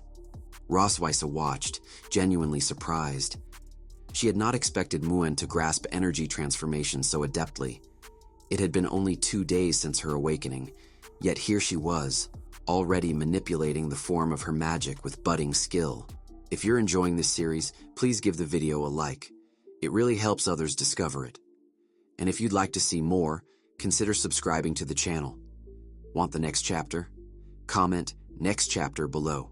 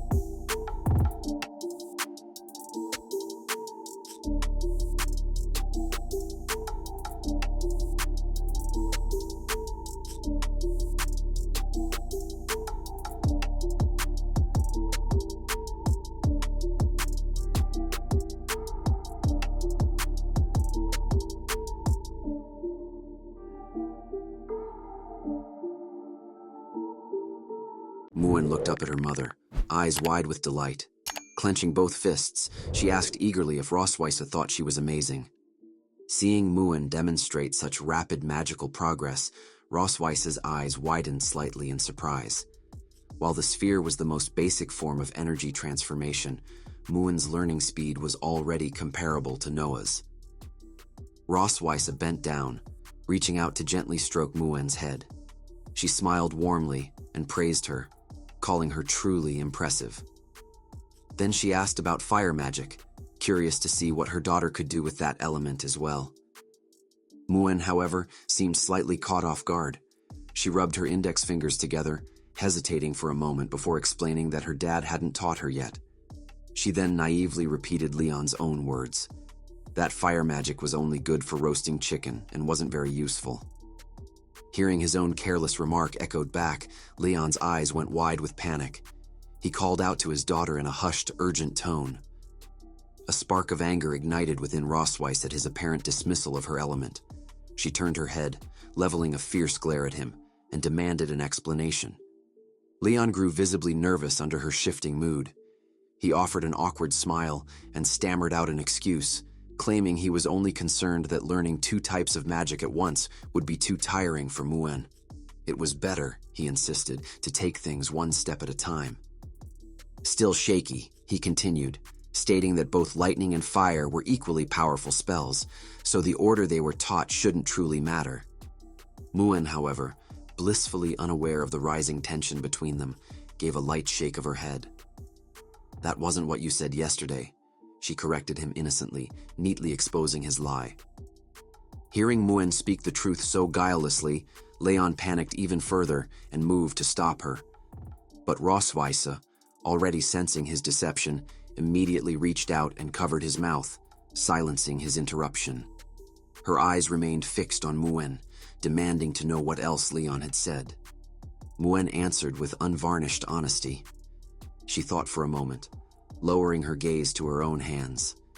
She began counting off points on her fingers, replying that Leon had said fire magic was too simplistic, that its learning curve was too low, and that mastering it offered no real sense of accomplishment. Furthermore, Muen continued, it wasn't as practical as lightning magic. Only a stupid dragon would focus on fire magic. Rossweisse's anger visibly swelled upon hearing Leon so casually dismiss her element. To her, it felt like a direct and intentional insult. She raised her right hand, flexing her wrist as if preparing to strike. Her expression fierce, she glared at Leon and demanded to know which stupid dragon he was referring to. Suddenly, Rossweisse pounced. She grabbed his head, her hands clamping onto his face, and in a burst of fury, even gave his head a sharp bite. Leon grimaced in pained surprise and tried to squirm away, but she held him tightly. All he could manage were feeble waves of his hands. Watching this, Muen tilted her head in innocent curiosity and asked her mother why she looked like she wanted to eat her dad. Hearing Muen's words, Rossweisse froze. She halted her assault, seeming to realize how unseemly it was to pummel Leon in front of their daughter. Instead, she grabbed him firmly by his clothes and began to drag him away. She told Muen it was time for a break, that she and Leon had some things to discuss, and suggested she go play with Anna for the rest of the day. Class was dismissed. Muen happily agreed, waving goodbye as she watched her mother haul her father unceremoniously across the lawn. By evening, it was dinner time. Rossweisse had gone to the kitchen herself to prepare the meal. The table held roasted eggplant, stir-fried eggplant strips, deep-fried eggplant, and a simple carrot salad, a comprehensive array of everything Leon disliked. Seeing the spread, Leon felt the color drain from his face. Was this what people called a condemned man's last meal? Rossweisse, noticing his gaze, closed her eyes and took a delicate bite of her salad. She asked why he was staring and told him, coolly, to eat his dinner. Leon stared back in silence. Was this really all because he hadn't taught their daughter fire magic? Could that justify such culinary cruelty? He had no desire to touch the food before him. Forcing a weak smile, he rubbed the back of his head and claimed he didn't have much of an appetite. Rossweisse leaned forward, her eyes locking onto his. She speared a piece of eggplant with her fork and insisted he had worked hard all day. He needed to keep his strength up. Leon narrowed his eyes, knowing full well this was one of her petty retaliations, but he held his tongue. Rossweisse turned to Muen and asked if she thought her dad ought to eat. Muen raised a piece of steak on her fork and turned a determined expression toward Leon, reminding him that he was the one who taught her 3 meals a day were essential and that eating on time was good for health. Leaning slightly to rest her head on her hand, Rossweisse raised her own fork, piled high with vegetables, and mockingly repeated his lesson back. Then she reached out, spearing a piece of eggplant and moving it toward Leon's mouth. If he was too tired to hold his own utensils, she offered sweetly, she would be happy to feed him. Leon grew nervous as the dreaded vegetable approached. He shook his head, trying to refuse. Rossweisse, however, disregarded his protest entirely. She told him not to be shy, and before he could resist further, she deftly opened his mouth and deposited the piece of eggplant inside. Leon tried to recoil, but it was too late. Forced to swallow, he instinctively raised his hands to his throat. The color drained from his face, his eyes widening with profound discomfort. He covered his neck, gagging slightly as if to spit it out, but it was already gone. A moment later, Leon slumped forward onto the dining table, falling completely unconscious and lying motionless, as if in a deep, sudden sleep. Seeing him faint so abruptly, Muen looked on with mild concern and asked her mother why Dad had collapsed. Rossweisse calmly replied that he was probably just overtired and should be left to rest. Rossweisse helped Leon up from his chair, draping his arm over her shoulder. She looked back at Muen and told her she would take Leon to rest first and that Muen should finish her meal. Muen happily agreed, waving as she asked her mom to take good care of Dad. Anna, standing nearby, gave a polite bow as she continued to carefully cut the steak for the young dragon. After leaving the dining hall, Rossweisse brought Leon back to her chambers and laid him gently on her bed, pulling a blanket over him. He remained there, sound asleep, for some time. Eventually he stirred. His eyes opened gradually, taking in the dimly lit room. As his senses adjusted, Rossweisse's voice cut through the quiet, asking if he was feeling better. Leon pushed himself up slowly, rubbing his forehead as a lingering dizziness clung to him. He accused her of being despicable for using eggplant against him. Rossweisse saw no fault in her methods. The struggle between dragons and dragon slayers had never been bound by rules. Why should her choice of weapon be called despicable? Leon lifted his head just as Rossweisse began walking toward him. She seemed to have changed into a new outfit, her approach slow and deliberate. The clear, sharp sound of her boots against the floor announced her presence with each step. She claimed in a voice almost clinical that she only wanted to help treat his condition. She now wore a nurse's cap, a form-fitting nurse's dress, and sheer white stockings. The uniform subtly accentuated her figure, swaying gently with her movement. In her hands, she held a syringe and a clipboard, playing the part with unsettling conviction, as though she were truly his personal caretaker. Seeing Rossweisse in such alluring attire, Leon froze in place. A sudden nosebleed began to stream from his nostrils. The visual stimulus was simply too intense. He turned his head away, unable to look directly at her, and pinched his nose to stem the flow. What illness did she think he had? He asked, his voice strained.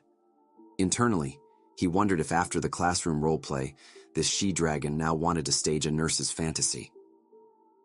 Noticing his nosebleed, Rossweisse smirked and offered to help clean it for him. He cursed her silently, knowing all too well how much she delighted in these games. Wearing a serious expression, he wiped the blood away himself and told her it wasn't necessary. He urged her to hurry up and change out of that uniform. He didn't want to see her wearing it any longer. Rossweisse, however, had no intention of changing. A secretive smile touched her lips as she prepared to put her plan into motion. In one swift movement, she reached out and placed a hand on Leon's shoulder. Before he could react, she pressed him firmly down onto the bed. Leon's eyes widened in surprise as he looked up at her, completely unsure of what would happen next. Rossweisse kept one hand firmly planted on his chest, pinning him in place, then climbed onto the bed and settled atop him to ensure he couldn't escape. Leon tried to shift, but found no room to break free. She issued a warning, her tone stern. Mr. Cosmode was to please cooperate with the treatment. Picking up the clipboard, she flipped through a few pages, as if reviewing his medical history. She looked down at him with a mischievous glint and asked, according to his records, if he often experienced symptoms of chest tightness. Leon stared up at her incredulously and retorted that with her sitting on him, of course he felt chest tightness. Hearing his response, Rossweisse was deeply dissatisfied with his attitude. She tapped his forehead with the edge of the clipboard and solemnly repeated that he was to cooperate with the treatment. Leon winced, closing one eye tightly against the sting. He let out a small, pained sound before reaching up to rub the spot. Relenting, he answered perfunctorily that yes, he did feel chest tightness. For now, he would play along with her roleplay, but he vowed silently that she would not get away with this. If you're enjoying this series, please give the video a like. It really helps others discover it. And if you'd like to see more, consider subscribing to the channel. Want the next chapter? Comment "next chapter" below.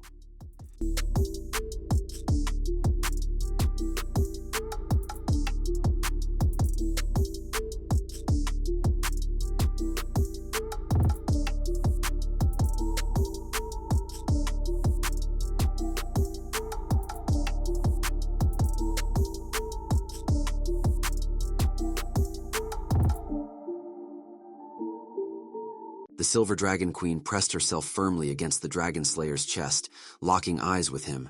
A smirk played on her lips as she leaned in slowly, whispering that the treatment was now beginning. The Dragon Slayer frowned, gritting his teeth, trapped under her weight and unable to break free or retaliate. Rossweisse reached down and began to feel his stomach, her touch deliberate and teasing. She licked her lips, watching him with keen interest, like a predator observing its captured prey. "Rip off your clothes," she ordered. Leon's eyes widened in horror and disbelief. He looked at her nervously and retorted that, as a nurse, was it really appropriate to use the word rip? Sensing his defiance, Rossweisse swayed her silver tail in displeasure and urged him to stop talking nonsense and just get on with it. Helpless, Leon began to unbutton his shirt, his gaze averted.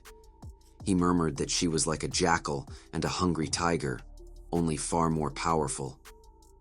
The dragon mark on his chest had already begun to glow a bright, pulsing purple. He knew what was coming next, and watched its light with a mix of annoyance and resignation. Seeing the mark shine, Rossweisse looked immensely pleased. She reached out and stroked it gently, asking in mock innocence what this tattoo was. Leon offered an awkward smile and claimed he didn't know. Then, with a wry expression, he suggested she take a look at her own chest, because the same tattoo was glowing just as brightly there. Rossweisse's expression shifted into one of practiced innocence. Playing the part of a flustered nurse, she placed a hand over her own chest, covering the glowing mark, and replied in a tone of gentle reproach that her patient Leon must not say such offensive things, or she would have to report him for harassment. All the while, she continued to caress his chest, swaying slowly against him. Hearing her teasing hypocrisy, Leon felt a surge of speechless indignation. He struggled slightly beneath her and retorted loudly. Who was the one sitting on him in a short skirt, ordering him to tear his clothes off? Talk about a perverted nurse. Rossweisse paid no heed to his rebuttal. Instead, she leaned in closer, a sly smile on her lips, and told him not to move. She was going to conduct a thorough examination. With that, she spread her fingers possessively over his chest. At that moment, Rossweisse seemed to feel something shift within her. Her eyes widened, and her expression froze as if a spell had been abruptly broken. She quickly scrambled off of Leon and rushed to the bathroom, one hand pressed tightly over her mouth as though fighting the urge to vomit. Leon found her behavior strange. He propped himself up on his elbows, glancing toward the bathroom, uncertain what had come over her. Inside, Rossweisse gripped the edges of the sink with both hands, her body convulsing with dry, forceful retches that brought nothing up. She heaved several more times to no effect. Frowning, she stared into the basin, puzzled by the sensation. She kept a hand over her mouth, quietly noting to herself that she had been feeling unusually nauseous lately. Could it possibly be? After a few minutes, the nausea began to subside. Bracing herself against the wall, Rossweisse slowly walked back out. By then, Leon had already sat up on the bed. He crossed his arms over his chest and offered a teasing smile. "What's wrong with the nurse?" he asked playfully. "Can't nurses treat themselves?" Rossweisse fixed him with a discontented glare, a silent warning not to press the issue. But Leon's eyes suddenly widened as if he'd just connected the dots. He looked at her with dawning curiosity and voiced the possibility aloud. Was she pregnant? She immediately refused to entertain the idea, shaking her head vigorously in strong opposition. It was impossible, she insisted. Absolutely impossible. They took precautions every time. It couldn't happen. Leon felt a wave of speechlessness at her denial. His suspicion shifted toward the so-called safety measures she mentioned. He asked if they were truly 100% effective. Rossweisse explained it was a form of purification magic. If used within 24 hours, it ensured a dragon would not conceive, a method with a 99% success rate. As long as it was applied correctly, unexpected situations could be avoided. But Leon pointed out the obvious. That still left a 1% chance. Rossweisse continued, insisting that dragon contraceptive methods were effectively guaranteed. The 99.9% figure was merely conservative data. In thousands of years of dragon reproduction, there had never been a single exception. Therefore, it could be considered virtually foolproof. In short, she concluded, as long as the purification magic was used properly, an accident was nearly impossible. Rossweisse turned away in frustration, as if unwilling to even entertain the possibility. She had always used the purification magic on time, she insisted to herself, so this simply could not be a pregnancy. As he buttoned his shirt, Leon suggested that since she was so confident, why not take a test first? Otherwise, those strange reactions would keep bothering her, leaving her unsettled as well, wouldn't they? Rossweisse turned her head to look at him, seeming hesitant about the idea. Leon met her gaze with a sincere expression and assured her that no matter the outcome, he would face it alongside her. Hearing his words, Rossweisse lowered her head slightly. One hand rose to rest gently on her stomach. Though she still resisted the possibility, the unexplained physical symptoms had planted a seed of doubt within her. After a silent moment, she stomped her foot firmly, as though making up her mind. She walked toward the living area of the room and told Leon to wait. Then she moved to a cabinet, her steps deliberate. 10 minutes later, the result was ready. Rossweisse and Leon looked down at it together.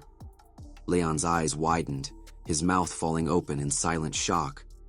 Rossweisse's brow lifted slightly, her expression eerily calm as she stared at the test stick. It clearly displayed 2 red flame icons. Seeing the result, Rossweisse's hand trembled almost imperceptibly, as if she couldn't quite believe it. She sank back weakly onto the sofa, letting her head fall against the cushions as she gazed blankly at the ceiling and whispered in a tone of helpless surrender. She was pregnant. Leon was equally stunned. He leaned back on the sofa beside her, falling into a heavy silence as the reality settled in. Neither of them had expected this. Suddenly, Rossweisse pushed herself up from the cushions. Unwilling to accept it, she lifted her hands and frantically ran them through her hair, her distress palpable as she grappled with how this could have happened. Seeing her intense reaction, Leon misread her turmoil. He urged her gently not to get too agitated, then cautiously asked if there had been a time she might have forgotten the purification magic. He began to recall their recent intimacies, the time in the hot springs not long ago. Rossweisse replied calmly that she had used the magic then. He mentioned the night with the long dolly pill, when the effects of the pill had left them entwined until morning. Rossweisse answered with certainty that she had used magic then too. He brought up their encounter on the back mountain when Rossweisse's body was still recovering and he had taken her there to impose a severe punishment, seeking retribution for past grievances. Rossweisse's answer remained unchanged. She had used the magic when she woke the following day. Suddenly, a memory surfaced. Leon lightly tapped his own temple and realized it must have been after she had used the blood curse, when she had fallen unconscious for 3 days. During that prolonged state of oblivion, she would have been unable to perform the purification magic in time, which likely led to this unforeseen situation. Hearing his deduction, Rossweisse's anger flared. She spun toward him, grabbed his collar, and shook him hard, cursing him and placing the blame squarely on his shoulders for her condition. Leon, unable to stop her venting, was jostled like a rag doll as he retorted that she bore responsibility as well. Rossweisse argued fiercely. If he hadn't used the blood curse on her in the dungeon, would she ever have needed to use it on him? Leon felt his own resentment rise, pointing out that if he hadn't acted, he would have died there. But even if she blamed him entirely, the reality before them could not be undone. Rossweisse released him, pulling her knees tightly to her chest as she curled silently on the sofa. Disappointment washed over her, heavy and disbelieving. How had she failed in this way? She whispered to herself. Seeing her dejected posture, Leon let out a soft sigh. He hadn't expected this outcome either. Gently, he reached over and placed a hand on her shoulder, offering quiet consolation. What was done, and regret served no purpose. For now, they should focus on preparing for the baby. Rossweisse lifted her head slightly to look at him, a flicker of realization in her eyes. Leon had learned from her sister how much she had endured during her first pregnancy, the physical strain and emotional turmoil faced alone. He knew the news would likely stir similar anxiety in her now. Meeting her gaze with sincerity, he told her he understood she had carried everything by herself before, and that it was natural to feel worried and overwhelmed. But this time was different. Leon took her hand in his voice steady with conviction. Since he had not been beside her during her first pregnancy, he would make up for that regret. Starting today, he would learn everything he could about prenatal care and how to properly raise their child. Seeing him speak with such sincerity, Rossweisse's eyes widened slightly, deeply moved. A shy blush warmed her cheeks. She hadn't expected him to willingly shoulder this burden with her. She turned her face away, not wanting him to see the vulnerability in her expression, and began to stutter out an explanation of the precautions during a dragon's pregnancy. She lowered her head slightly, hands resting on her knees, and earnestly listed the symptoms she might face: loss of appetite, persistent drowsiness, and heightened irritability. She warned him that if she lost her temper, he would simply have to bear it. Hearing this, Leon mused softly that he already faced such situations regularly. When did he not endure her temper? Rossweisse grew indignant at his remark and told him firmly not to argue with her during this time. The expectant mother came first. Seeing her flare up, Leon immediately conceded with a dutiful, "Yes, Your Majesty." Satisfied by his quick compliance, Rossweisse allowed a small smile. It was good he understood, she said. Seeing her anger subside, Leon finally breathed a quiet sigh of relief. Rossweisse then continued detailing other matters to watch for during her pregnancy. That night, the Silver Dragon Castle settled into another deep, quiet peace. If you're enjoying this series, please give the video a like. It really helps others discover it. And if you'd like to see more, consider subscribing to the channel. Want the next chapter? Comment "next chapter" below.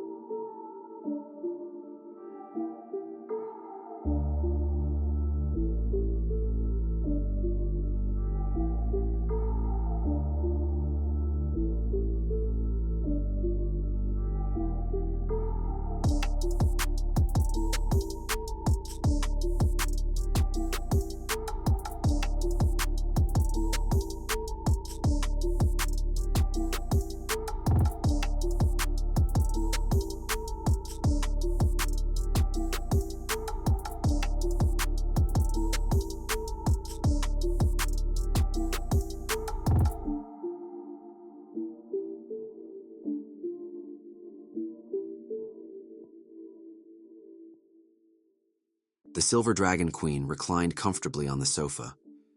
She instructed Leon to fetch her a cold drink, then, feeling a pang of hunger, ordered the Dragon Slayer to bring her some fruit. Leon promptly returned with a plate of assorted fruits and desserts. When her legs began to ache, he sat beside her and set to work gently massaging them, offering no complaint. Rossweisse was deeply satisfied with his attentiveness. A quiet happiness warmed her as she watched the strongest dragon slayer obey her so completely. She smiled to herself, silently acknowledging that the child in her belly was the reason for his willing servitude. Though a trace of displeasure lingered in Leon's expression, he carried out each task without protest. Rossweisse lowered her gaze slightly to her belly. She reached out and gently stroked her stomach, whispering softly that she wondered who the little one would take after. Hearing this, Leon confidently pointed to himself with a smug expression, insisting the child would surely look more like him. Rossweisse felt a wave of speechlessness at his strange self-assurance. She looked at him with disdainful eyes and asked exactly where he had gotten such confidence. Leon closed his eyes and spread his arms wide, declaring it was the confidence Noah and Muen had given him. He turned toward a picture frame on Rossweisse's bedside table, a family portrait taken in Sky City for Noah's school enrollment. Gazing at the photo, he stated confidently that their hair color was the same as his, predominantly black. Rossweisse, however, found his viewpoint less than convincing. She pointed out that they had tails, so of course they took after her more. Leon was visibly dissatisfied with her retort. He argued that Noah's original element was lightning, just like his own. Rossweisse conceded that point, but her focus remained. They still had tails, she repeated. Hearing her repeatedly fall back on the tail to refute him, Leon found himself at a loss for a counter-argument. After all, Noah and Muen had indeed inherited Dragon Clan genes and possessed tails. The human lineage in them was far less pronounced, making it difficult to persuade Rossweisse otherwise. He furrowed his brow slightly and looked at her, silently acknowledging that the tail was the most obvious distinction between human and dragon, and on that point, no evidence he could muster would ever surpass hers. Sensing his silence, Rossweisse felt a surge of triumph. A hopeful expression warmed her features as she reached back to gently stroke her own tail. Leon turned toward Rossweisse, his gaze fixed intently on her belly as he fell into quiet thought. Seeing his strange behavior, Rossweisse felt a flicker of puzzlement and asked if he had anything left to say. Suddenly, Leon bent down and leaned close to her stomach. He reached out and gently rested his hand over it, whispering to the child within that it couldn't have a tail after it was born, asking if it could hear him. Hearing this, Rossweisse felt a surge of anger. She immediately fell upon him, raining blows on his head to silence his words. She demanded to know just what he thought he was saying to the child in her belly. Leon, however, was unwilling to be outdone. He reached up and tugged firmly at Rossweisse's cheek, letting out a dramatic, mock-agony scream for the baby to hear.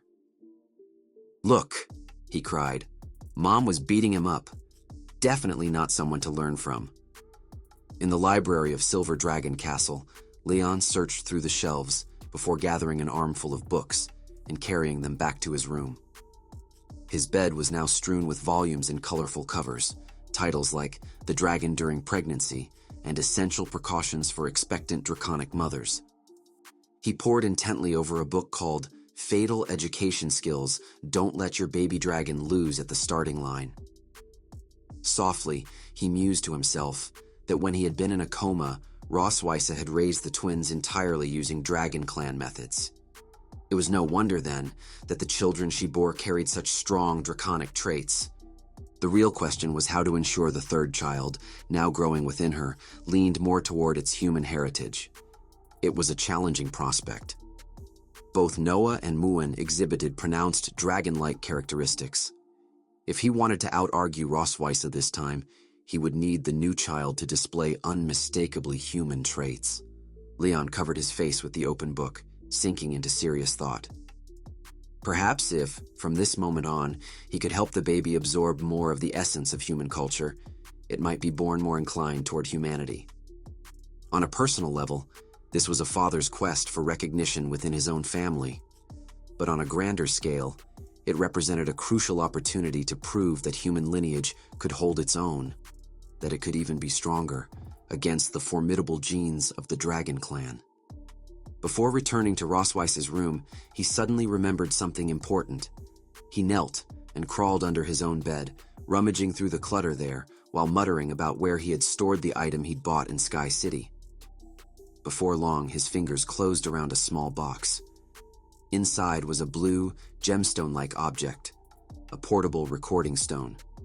Compact, lightweight, and capable of storing audio, it was exactly what he needed. By then, it was already past midnight. All the lights in Silver Dragon Castle had been extinguished, leaving the fortress dark and silent against the night. At that moment, a familiar figure appeared on the balcony outside Rossweisse's room. He slipped quietly over the railing and stepped inside. Rossweisse lay in deep sleep, undisturbed by any sound. The nocturnal visitor was Leon. Seeing her asleep, a mischievous smile touched his lips. To test whether she was truly unaware, he bent down and whispered close to her ear that there was urgent news. When she didn't stir, her eyes still closed in repose, he gave a gentle nod, pleased, at least, that the expectant mother was resting well. He then quietly crouched beside her bed and retrieved the portable recording stone from his pocket. Pressing its activation button, he carefully placed it near her belly. The stone began to play a pre-recorded audio, a tale about a wise and courageous race from the distant western continent known as humans. Leon had prepared the recording earlier in his room, hoping to expose the unborn child to more human culture. The device was portable and its volume adjustable, so he didn't worry about disturbing Rossweisse's rest. His aim was subtle, steady influence. As the story played, Leon leaned closer and whispered to her belly, urging the child to remember that humans were the world's first race, and that it should strive to look more human in the future. A few hours later, the moon over Silver Dragon Castle had quietly set. Sunlight streamed into Rossweisse's room, gradually washing the space in warm light. The recording stone continued to play like a soft, persistent piano, praising humans as a great, brave, and resilient race, one that never gave up, always striving for a better tomorrow. Soon, the stone finished its pre-recorded message. Leon was satisfied. He hadn't expected his plan to proceed so smoothly. Gently, he retrieved the device, thinking to himself that its sound quality was excellent. He could record more passages for the baby later, but he wasn't ready to leave just yet. After slipping the stone back into his pocket, he placed one hand over his heart and struck an exaggerated, impassioned pose beside the bed, closing his eyes as though addressing an invisible audience. He declared he would now compose an original poem titled The Greatness of Humanity Beyond Words. Although Rossweisse showed no reaction, the child within her seemed unable to tolerate his continued soliloquy. Leon began his fervent recitation, extolling humanity's magnificence, the glory of the rising sun, and how every wicked dragon king would ultimately be vanquished by humankind. As he spoke, sunlight fully embraced the castle, draping it in gold. The morning glow tinged the blue sky like rouge melting into clear lake water. Rossweisse had risen early. As usual, she made her way to the kitchen for breakfast, though her complexion seemed pale, as if she hadn't slept well. She poked listlessly at her salad with a fork while gently rubbing her temple, trying to recall the previous night. Hearing her, Leon grew tense. He fiddled nervously with his own utensils and looked away, reminding himself he had slipped back to his room via the balcony before she woke. She shouldn't have noticed anything. Rossweisse then mentioned she'd had a disturbing dream. She dreamed she had become human and was even praising the greatness of humanity, which she found utterly horrifying. She set down her fork and covered her mouth, so repulsed she nearly lost her appetite. To dream of praising humanity, it was truly dreadful. Hearing this, Leon felt a wave of speechlessness. He hadn't expected his nighttime efforts to affect Rossweisse so directly.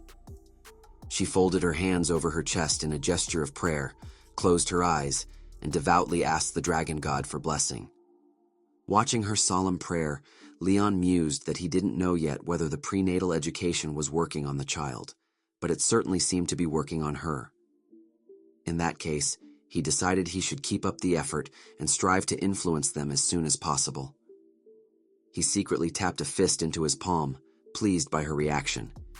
If she was responding this strongly, it meant last night's plan had taken effect. Just then, Rossweisse remembered Leywin was supposed to continue Muen's magic lessons that day. She picked up her fork, gave it a slight shake, and asked what he planned to teach. Leywin answered softly, a little embarrassed. Basic fire magic. Contrary to his expectations, Rossweisse didn't get angry. Instead, hearing he intended to teach fire magic, she felt deeply satisfied. She gave a light nod and told him to focus on teaching Muen how to control the element's morphological changes. In a few days, she added, she would take over instruction on Dragonflame herself. Leywin stood up, offered a parting wave, and said he would go find Muen first. She could take her time with breakfast. Rossweisse nodded slightly, tacitly allowing him to leave. Alone again, Rossweisse stared at the salad on her plate. Her appetite hadn't returned since the pregnancy. After a moment, she sighed softly and told a nearby maid she was finished and it could be taken away. She lowered her gaze to her belly, her hand coming to rest gently over it. She whispered to the child inside that Mom had to endure a lot of hardship, so she would be passing some of that hardship on to Dad. She was sure he wouldn't mind. Downstairs on the broad lawn, Leywin was already guiding Muen through the basics of fire magic. Muen listened with rapt attention, then extended her hand to cast. Soon, a small, bright flame flickered to life in her palm. Seeing her succeed, Leywin smiled with genuine happiness. If you're enjoying this series, please give the video a like. It really helps others discover it. And if you'd like to see more, consider subscribing to the channel. Want the next chapter? Comment next chapter below.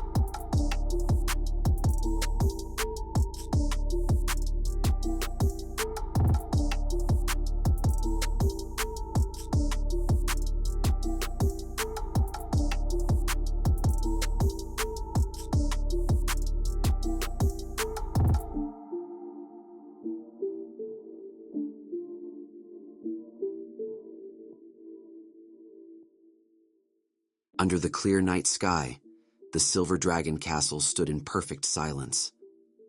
All its lights were extinguished, and every soul rested within their chambers. In the Dragon Slayer's room, however, Leywin remained awake. He sat cross-legged on his bed, hands resting on his knees and eyes closed, carefully gathering threads of lightning magic from throughout his body and drawing them inward toward his chest. After a long moment, he opened his eyes and took a slow, deep breath, his gaze drifting downward. He lifted one arm, clenched his fist, and whispered in satisfaction. The magical energy was steadily accumulating within the dragon mark.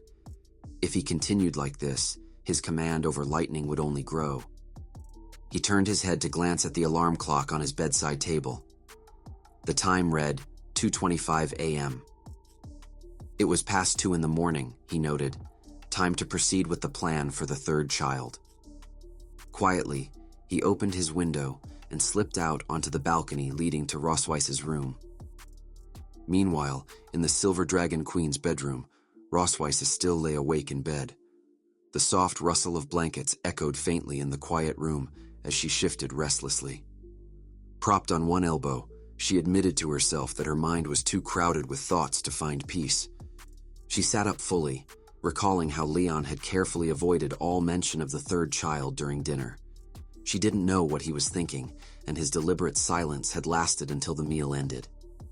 She turned her head toward the clock on the wall.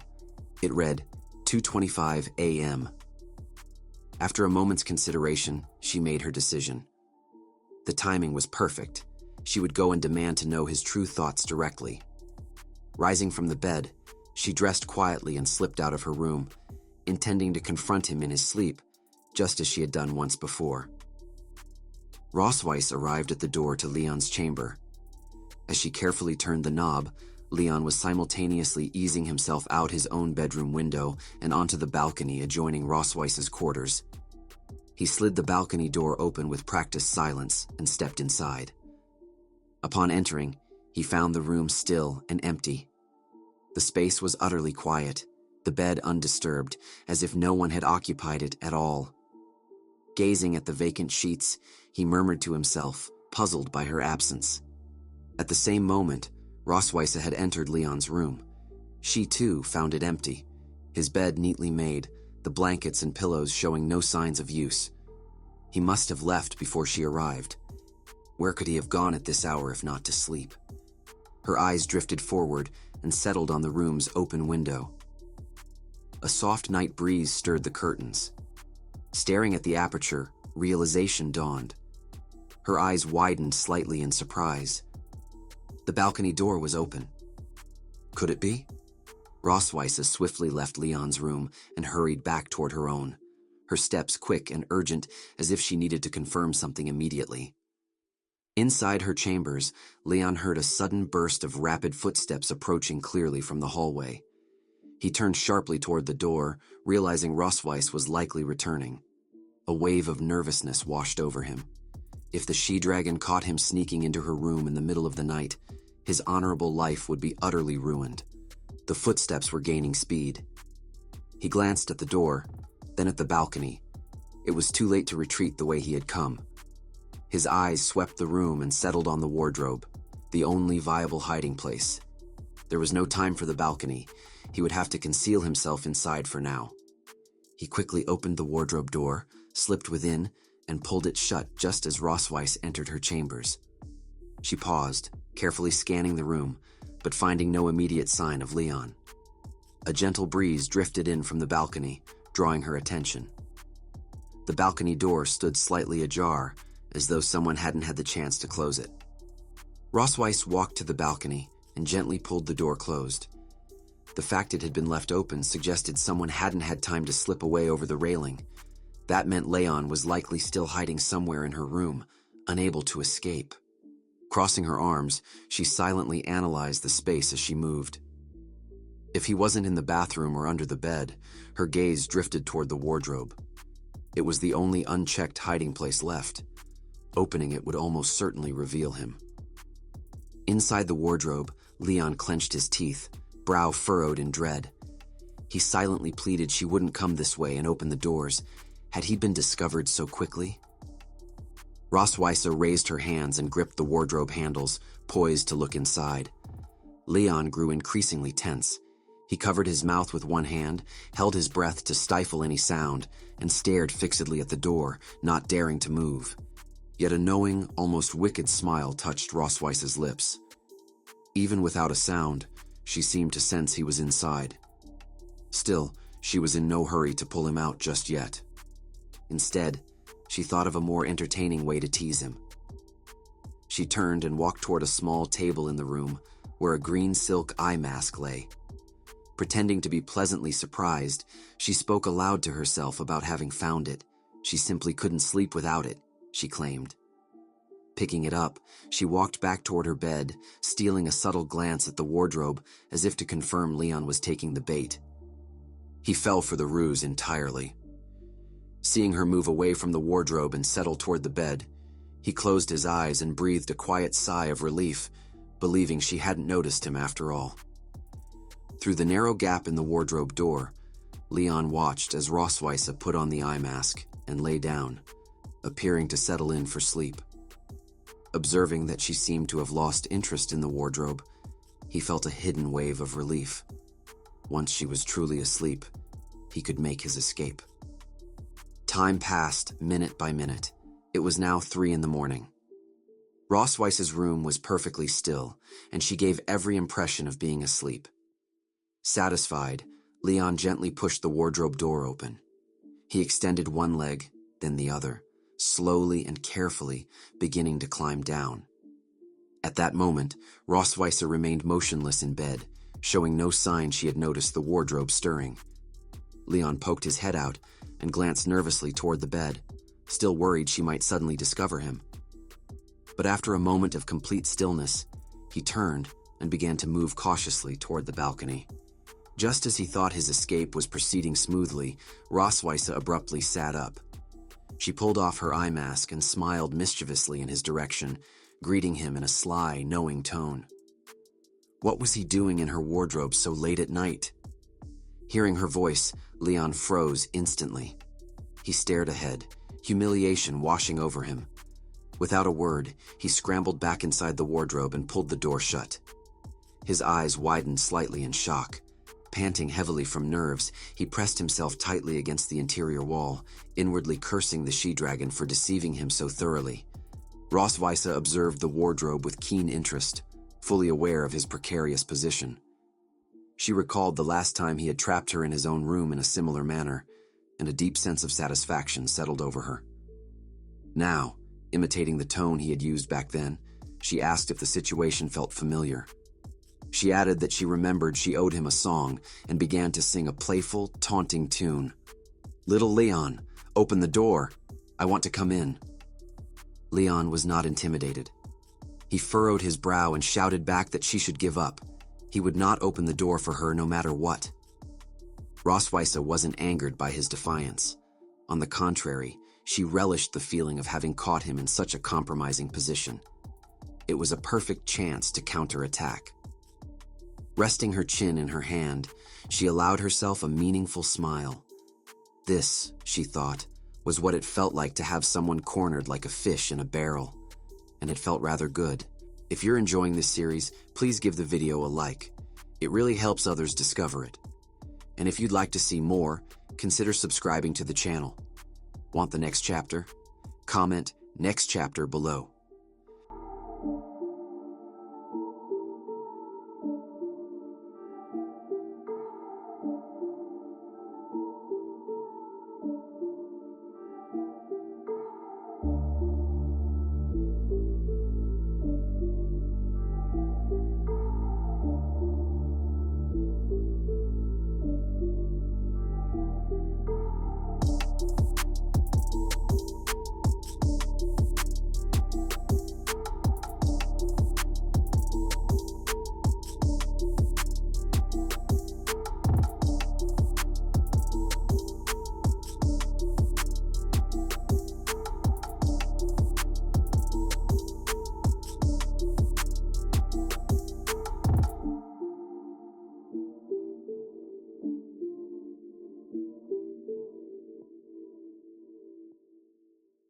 Leaning against her closet door, the silver dragon queen tapped a single finger lightly upon its surface.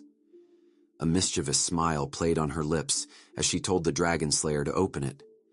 She questioned whether he intended to hide there all his life and suggested he emerge soon. From within the closet, a still panicked Leon warned Rossweisse that her pregnancy meant she could no longer mess around and play with him as she used to. At his words, Rossweisse's eyes widened.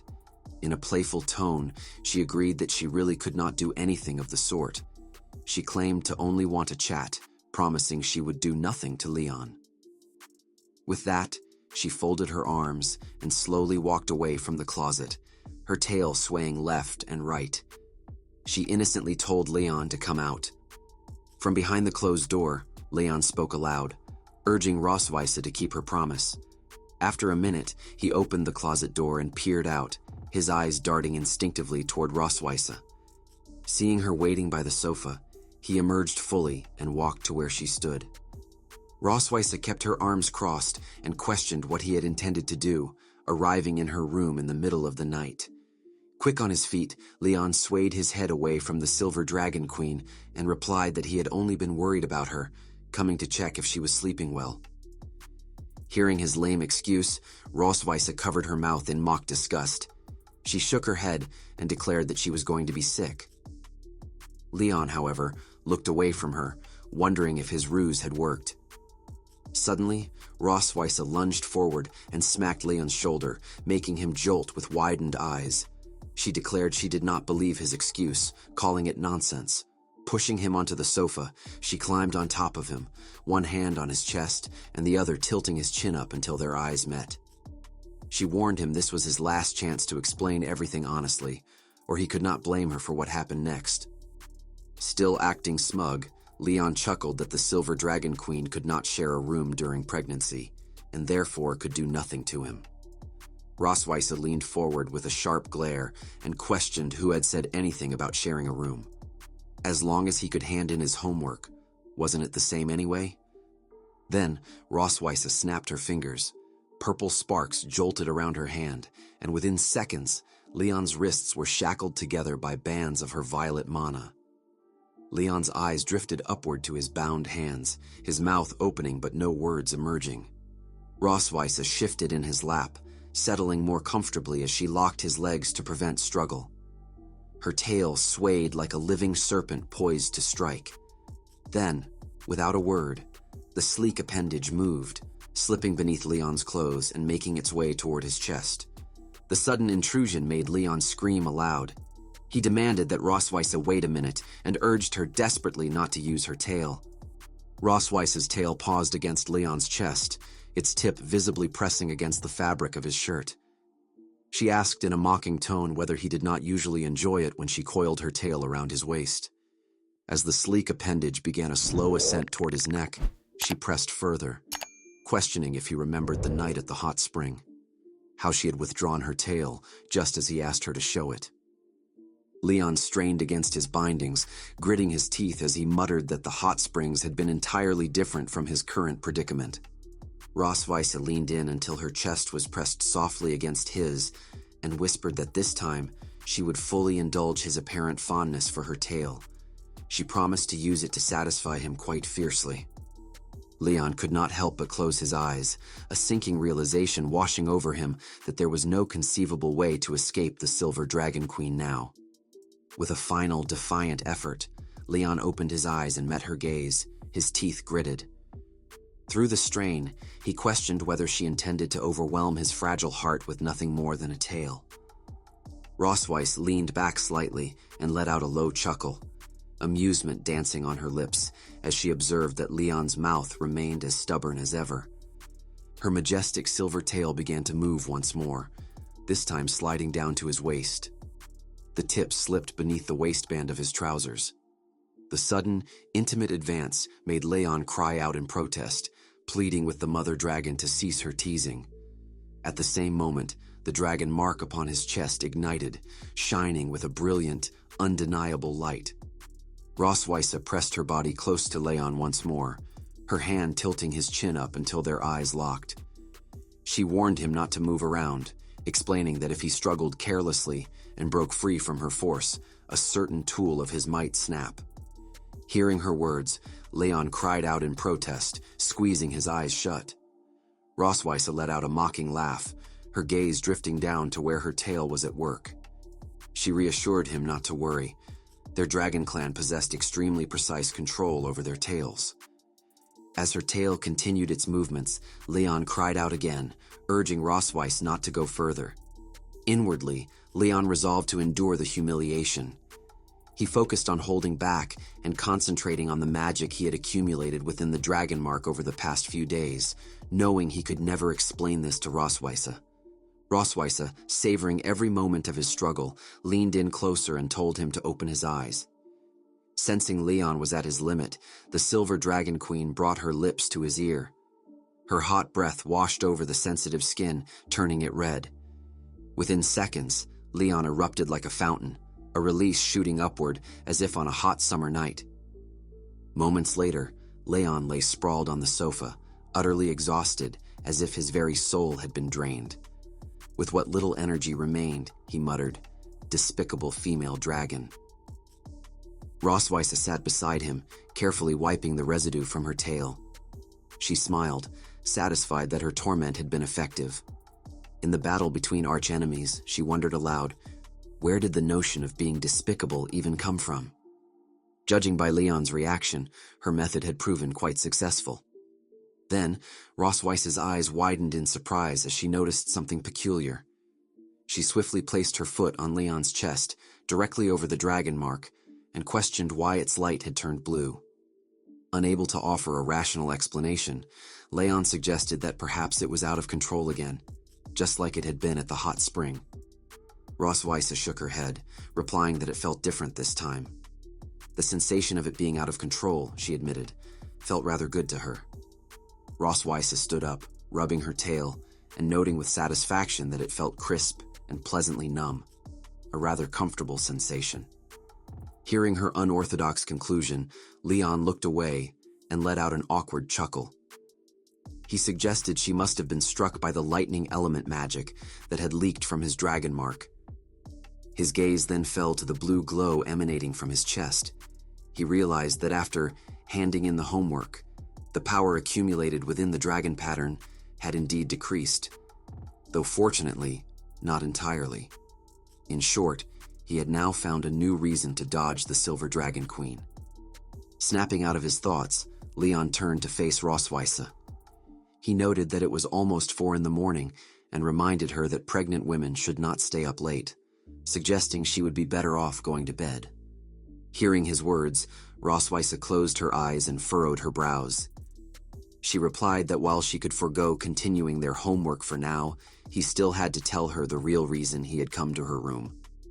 Leywin put on his most innocent face, insisting that he truly cared about her. Though they typically did not get along, he explained that he could see the bigger picture. In his eyes now, the Silver Dragon Queen was the most important person in their family, so their usual grudges could be set aside for the time being. Leywin bowed his head and extended his hands, continuing his contrite act. He admitted it was his fault for sneaking into her room and stated that if she wished to beat or punish him, she could do so at any time. Rossweisse rose from the sofa and crossed her arms. With a sidelong glance at Leywin, she replied that it was all right. She would have plenty of chances to punish him in the future. Her gaze turned steely as she emphasized a new rule. After 7 p.m., Leywin was not to appear in her bedroom. Otherwise, she warned, he now knew exactly what she would do to him. After all, Leywin was her dear prisoner. A cold shiver ran down Leywin's spine. He offered an awkward smile, noting that he had received her message loud and clear. Leywin had been sentenced to stay out of Rossweisse's bedroom for less than 24 hours, when Noah, watching the exchange, made an uncharacteristic suggestion. You two should sleep together. If you're enjoying this series, please give the video a like. It really helps others discover it. And if you'd like to see more, consider subscribing to the channel. Want the next chapter? Comment next chapter below.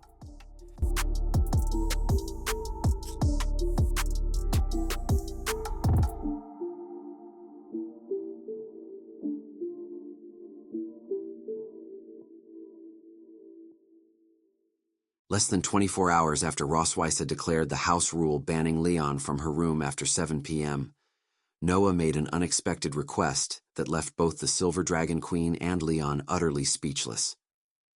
The unexpected announcement came on a Friday night during dinner. Rossweisse, Leywin, and the twins sat around the dinner table, eating in comfortable silence, Muen's favorite steak, prepared to perfection. The quiet was broken when Rossweisse coughed lightly, opening one eye to glance at Leywin and capture his attention. Leywin closed his eyes and wiped his mouth, his thoughts drifting to the announcement he intended to make that evening. He and Rossweisse had decided to tell the twins about her pregnancy. Yet uncertain how Noah and Muen would react, they resolved to test the waters first.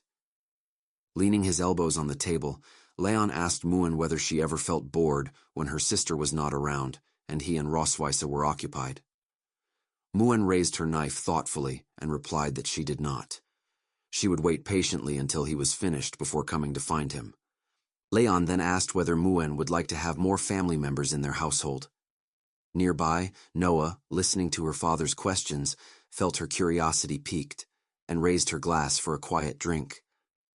Muen, still oblivious to what her father was truly trying to convey, rose enthusiastically from her seat.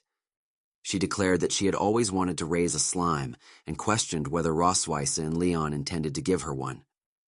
Hearing her sister's innocent remark, Noah promptly spat out the bubbly drink she had been consuming.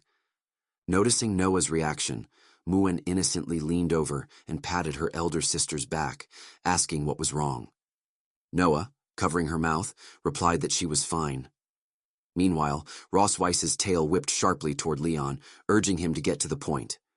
Rossweisse then turned to Noah and Muen and clarified that the new family member in question was neither a slime nor a pet.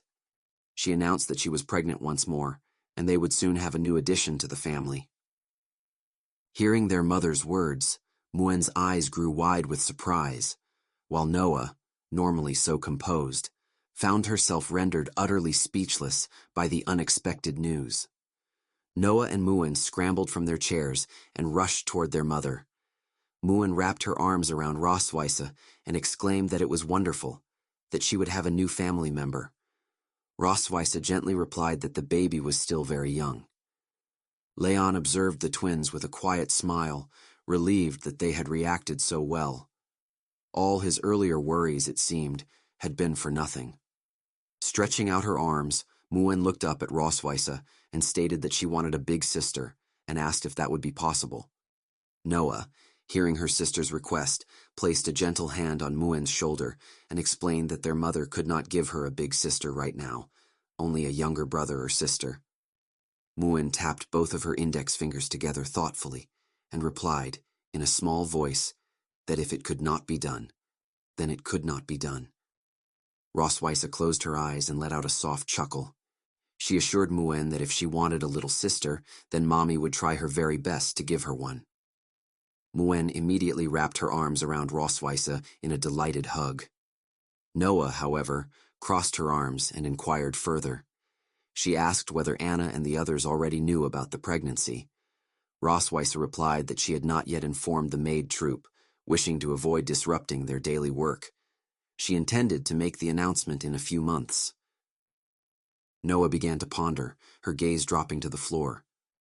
Since that was the case, she replied slowly, then looked up and suggested that Leon and Rossweisse should live together. Hearing her suggestion, both Leon and Rossweisse froze in place, their eyes wide with surprise. Muen, confused by her sister's remark, turned her head and asked what she meant. Noah explained that living together referred to two people who loved each other moving into the same house after their relationship had progressed to a certain point. Rossweisse was now pregnant, Noah continued, so she definitely needed someone by her side to care for her. Muen was still young, and Noah herself was usually at the academy. Therefore, Leon was the most suitable candidate.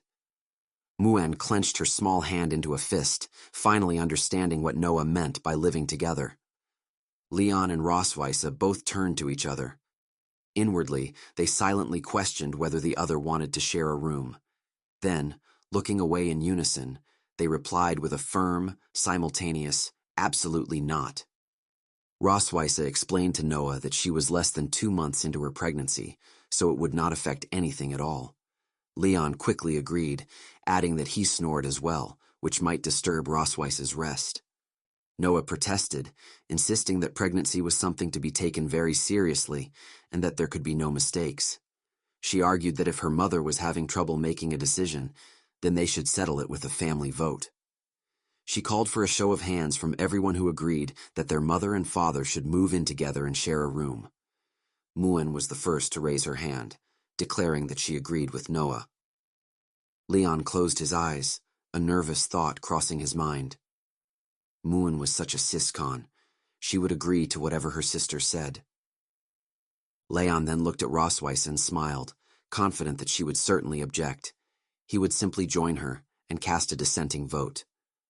To his utter shock, Rossweisse raised her hand and calmly replied that she abstained.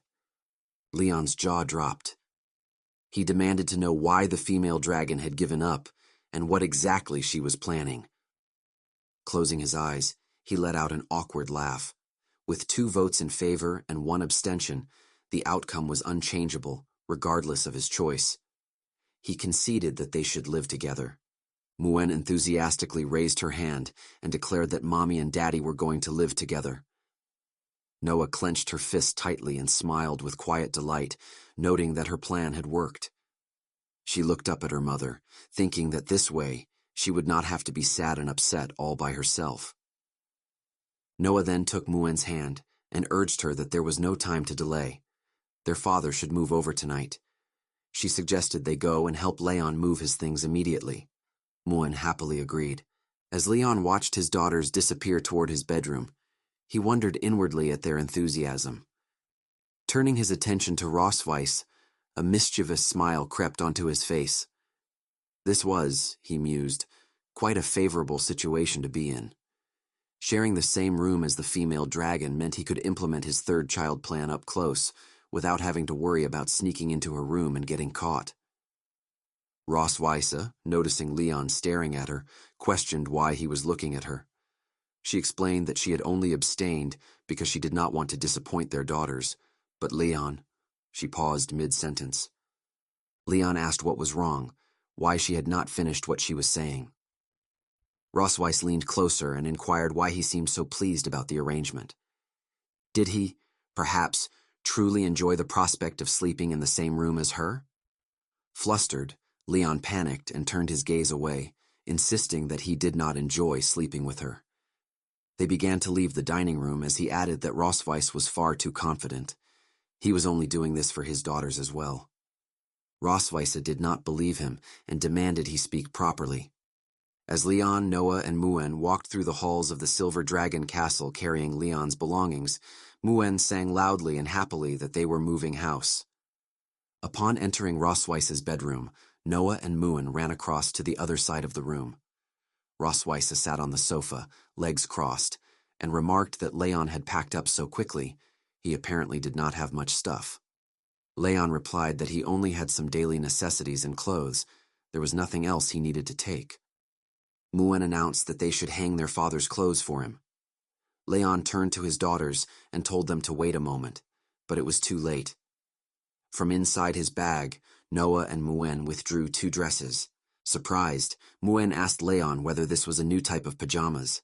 Meanwhile, Noah muttered that she had never seen this style of dress before. Snatching the black dress from Muen, Leon insisted it was nothing, just old clothes Rossweisse had been planning to throw away. There was no need to take them out. He quickly stuffed the dress back into the brown bag. Noah and Muen then turned their attention to Rossweisse's closet. Muen pointed and remarked to Noah that Rossweisse had matching pajamas. Rossweisse became visibly nervous.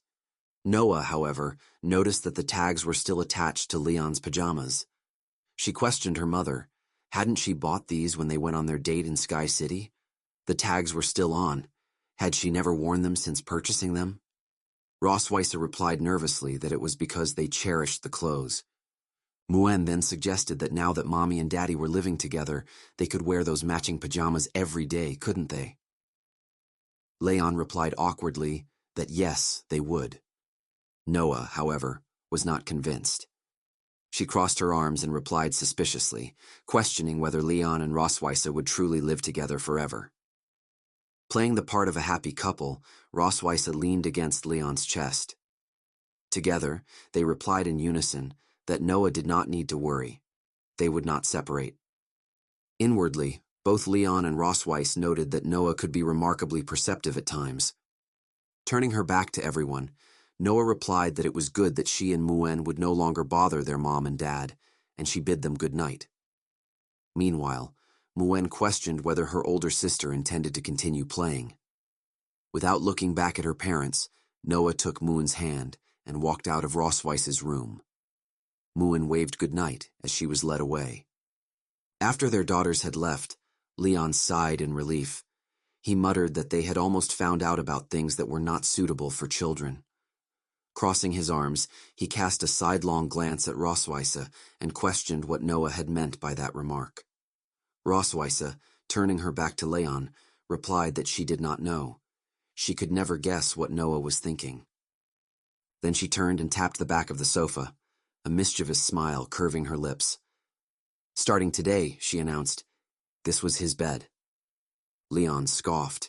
He replied that his daughters had asked him to take care of her, but if they did not sleep together, then how exactly was he supposed to do that? Rossweisse snarled at him and retorted that she did not need his help. Leon did not argue, merely disagreeing that it was not necessarily true. What if she woke up in the middle of the night and found a spider lurking next to her pillow, ready to climb into the sheets? Rossweisse crossed her arms and told him to shut up. She insisted, almost shrilly, that there could not possibly be a spider in her silver dragon castle. Hours later, Rossweisse lay in her bed, tossing and turning, unable to find comfort. Their earlier conversation about spiders crept unbidden through her mind. Restless and increasingly uneasy, she decided she needed to take action. Her gaze drifted across the room to where Leon slept soundly on the sofa. Wrapping herself in her duvet, she rose and padded over to him. She asked softly whether he was asleep. Receiving no response, she placed a hand on his shoulder, urging him to wake up. She could not sleep. Leon kept his eyes shut and replied that Her Majesty, he had lessons to teach Muin tomorrow and should stop fooling around. Ignoring his words, Rossweisse insisted that if he wanted to sleep, he should come to bed and sleep with her. Hearing her words, Leon's eyes flew open. Pulling the cloth over his head, he rolled away from Rossweisse and reminded her that she had just declared he could not sleep in that bed, and the Silver Dragon Queen could not go back on her word. Hearing this, Rossweisse grew angry, her cheeks puffing in frustration. Seeing that he would not listen, she decided she would simply sleep on the sofa with him. She shed the duvet covering her and pressed her knee onto Leon's chest, squeezing herself into the narrow space beside him. As she tucked herself in, Leon demanded to know what she was doing. Rossweisse replied that since he was unwilling to come to her, she would sleep here instead. Leon turned to Rossweisse and asked if she did not feel cramped. Unbothered, Rossweisse replied that it was entirely his fault for bringing up spiders. It had kept her up all night, and therefore he would have to endure sharing the space with her. Leon, already drifting off, muttered that the Silver Dragon Queen ought to keep her own word. As sleep began to claim her, Rossweisse murmured that she was not scared now, and she could finally rest. In the early hours of the morning, faint footsteps echoed from outside Rossweisse's bedroom. Both Rossweisse and Leon stirred from their slumber, immediately recognizing the sound as belonging to Noah and Muin. They sat up quickly, exchanging alarmed glances. Leon whispered, bewildered, asking what the twins were doing up so early. Rossweisse whispered back in a hushed panic that they were not wearing their pajamas. Just outside the bedroom door, Muin shifted uncomfortably and quietly asked her big sister what they should do if their parents discovered them. Noah pressed a finger to her lips, urging Muin to keep her voice down. Noah placed a hand on the door and replied that they were there to see if their parents had kept their promises. Even if they were discovered, nothing would happen. She opened the door, and both girls began to tiptoe inside.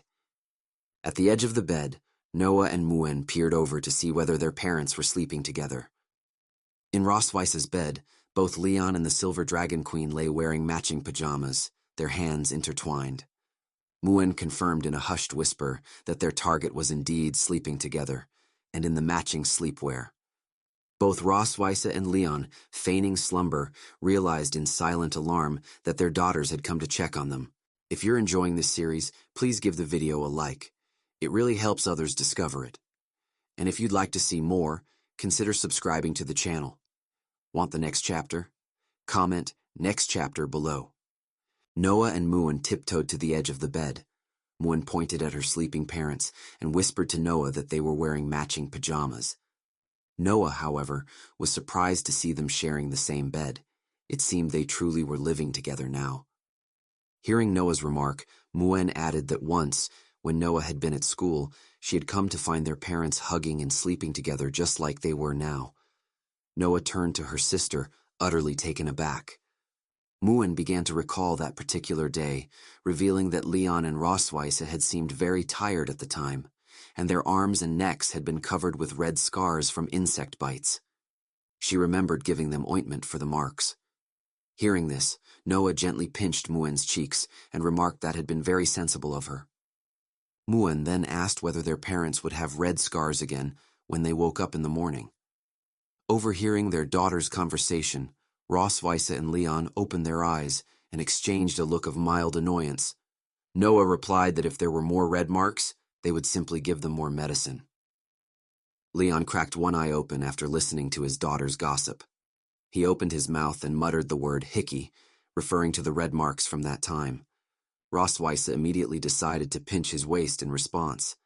Leon gritted his teeth and hissed that it hurt terribly, demanding to know why she was still pinching people. Rossweisse, however, brought her index finger to her lips and whispered for him not to make a sound. But Leon was not about to let Rossweisse off the hook after such a vicious pinch. Since she wanted to play dirty, he decided to play back. Without hesitation, he grabbed her hand, leaned over, and kissed her. The unexpected move left her utterly flustered, her cheeks flooding with crimson. Inwardly, she cursed him as a bastard. Rossweisse tried to push Leon back, but he continued kissing her without relenting, muttering between breaths that they had to stay quiet. Meanwhile, Noah and Muin had turned their backs to their parents. Muin, beginning to feel sleepy again, whispered to Noah that they should leave their parents' room. Noah agreed, gently patting her sister's back. As they began to tiptoe out, Muin whispered that the Dragon Girl's special forces were retreating. Just before Noah slipped through the doorway, she glanced back one last time. A small smile crept across her face as she silently mouthed goodnight to her parents. For a long moment after the door clicked shut, Rossweisse and Leon continued kissing, careful not to raise any suspicions. The instant they were certain Noah and Muin had gone, they broke apart, breathless and flustered, both sitting upright on the bed. Leon glanced down and noticed the dragon mark beginning to glow. He muttered to Rossweisse that they could not continue. The mark was activating. Deciding to put some distance between them, he moved to get out of bed. Rossweisse asked where he was going. Leon turned slightly and replied that he too was retreating, back to the sofa. Just as he made to leave, Rossweisse tugged on his sleeve, pulling him back. With an unexpectedly innocent expression, she patted the mattress and told him he did not need to go back. He could stay and keep her company. The genuine vulnerability in her demeanor caught Leon off guard, making him blush. Her innocent plea, so unlike her usual demeanor, moved him. Without quite understanding why, he found himself agreeing to her request. Leon settled back into Rossweisse's bed, propping one hand behind his head as he made himself comfortable. On the other side of the bed, Rossweisse opened one eye, feeling restless. She turned her head toward him and asked him to extend his arm. The unexpected request caught Leon by surprise. Without questioning it, he stretched out his arm and asked if this was acceptable. Wordlessly, Rossweisse leaned her head against it, then awkwardly muttered goodnight. Leon pulled her closer to his chest, realizing that turning over easily tonight would not be possible. Nevertheless, he did not mind. He replied with a quiet good night of his own. The next day, Leon and Rossweisse flew to Sky City. Their purpose was to pick up prenatal nutritional supplements and medications to prevent miscarriages. They walked past the bustling stalls, gathering the necessary items along the way. Rossweisse noted to Leon that she had acquired most of what she needed, except for one thing: dragon fruit. Leon, laden with bags, looked at her and replied that they had already visited 10 nutritional supplement stores, yet still could not find this particular fruit. He questioned whether there might be any alternatives. Rossweisse narrowed her eyes in annoyance. She explained that the fruit was a very rare tonic, known for its calming and nourishing effects on the fetus. She was worried that as time passed, she would find it increasingly difficult to control her emotions and temper. She warned him that he had better pray they could purchase it in Sky City. Otherwise, Leon himself would become her jade dragon fruit. Realizing his peaceful livelihood was at stake, Leon picked up his pace. He silently vowed to search every inch of Sky City that day. He was determined to find the dragon fruit for her. As he continued walking, a dragon with a loud microphone announced a new store promotion. Everyone who participated would receive a small gift, and the winner would obtain an ultra-rare jade dragon fruit. Interested parties could sign up immediately. Hearing the announcement, Leon rushed to the stall and raised his hand, eager to enter the competition. Moments later, The store clerk held up a microphone and greeted the participants, noting that their event had proven immensely popular given the large number of sign-ups. Because of the high turnout, the competition would be divided into 2 groups, with the winners from each advancing to the final round. From the stands, female dragons began shouting encouragement to their husbands, urging them to give their all and win the competition. One dragon wife yelled that if her husband won, she would cook him a delicious meal. Not wanting to feel left out, Rossweisse cupped her hands around her mouth and attempted her own words of encouragement, simply telling him to keep it up. Hearing her voice amid the crowd, Leon stepped onto the stage, turned back toward Rossweisse, and gave her a confident thumbs up. The store manager explained the rules of the game. It was musical chairs. When the music stopped, each contestant had to grab a chair and sit down. The dragon left without a chair would be eliminated. The number of chairs would gradually decrease, until one winner remained to advance to the final round. Leon thought to himself that the competition did not seem particularly difficult. The dragons he was competing against appeared to be ordinary, not especially strong. However, as he assessed the other participants, his gaze fell upon a mysterious figure wearing a hat, the only one present who carried a dragon's aura. His task had just become considerably more complicated. If you're enjoying this series, please give the video a like. It really helps others discover it. And if you'd like to see more, consider subscribing to the channel. Want the next chapter? Comment "next chapter" below. The morning sun spilled like molten gold over the ancient walls of Sky City, bathing the bustling arena in warm, honeyed light. The first round of matches in both groups had concluded, and the crowd buzzed with restless energy, their excited murmurs rising like the tide. The hostess stepped forward, her voice amplified by magic as it carried across the packed stands. She congratulated the 2 victors, Leon and the mysterious lady, for winning the first round of the group competition and announced that they would advance to the finals. She finished by stating that the venue was being rearranged and urged the crowd not to stray, as the final match was about to begin. Leon heard none of it. His gaze remained fixed on the enigmatic woman across the arena. Just as he had suspected, the mysterious female dragon had reached the finals without difficulty. From what he had observed, her physical abilities closely resembled Rossweisse's, marked by explosive power, remarkable endurance, and considerable strength. What troubled him more, however, was her mind. She was as cunning as he was, perhaps even more so. Every movement she made was calculated and deliberate. She was remarkable, though the thought brought him no comfort. Through the dark lenses of her sunglasses, the mysterious woman cast a sidelong glance at Leon, her expression unreadable, as though carved from stone. Then, slowly, almost imperceptibly, a rare smile touched her lips. Not warm, but knowing. Leon closed his eyes and exhaled a deep, weary sigh. He could not afford to lose. The thought settled heavily in his chest, firm and unyielding. Becoming Rossweisse's punching bag was not an outcome he was willing to accept. A moment later, the hostess called both contestants to the stage. The crowd's roar swelled as Leon and the mysterious woman stepped forward and took their positions. She then explained the rules of the final game. I have what you do not. Each participant would take turns stating something they possessed or an experience they had lived through. If the opposing party lacked it, the speaker would earn a point. The rules were straightforward. Leon placed one hand behind his back and extended the other, offering a measured gesture for the mysterious woman to begin. The courtesy caught her off guard. A brief flicker of surprise crossed her face before her composure returned. She inclined her head in acknowledgement, expressing her thanks and stating that she would not dwell on formalities. Her opening statement came with calm confidence. She had a younger sister. Leon responded without hesitation. He did not have a sister, but he had a wife. The woman's lips curved into a genuine smile, clearly entertained. She followed by stating that she had 2 nieces. Leon closed his eyes briefly, and when he opened them, a quiet pride settled in his gaze. He had 2 daughters.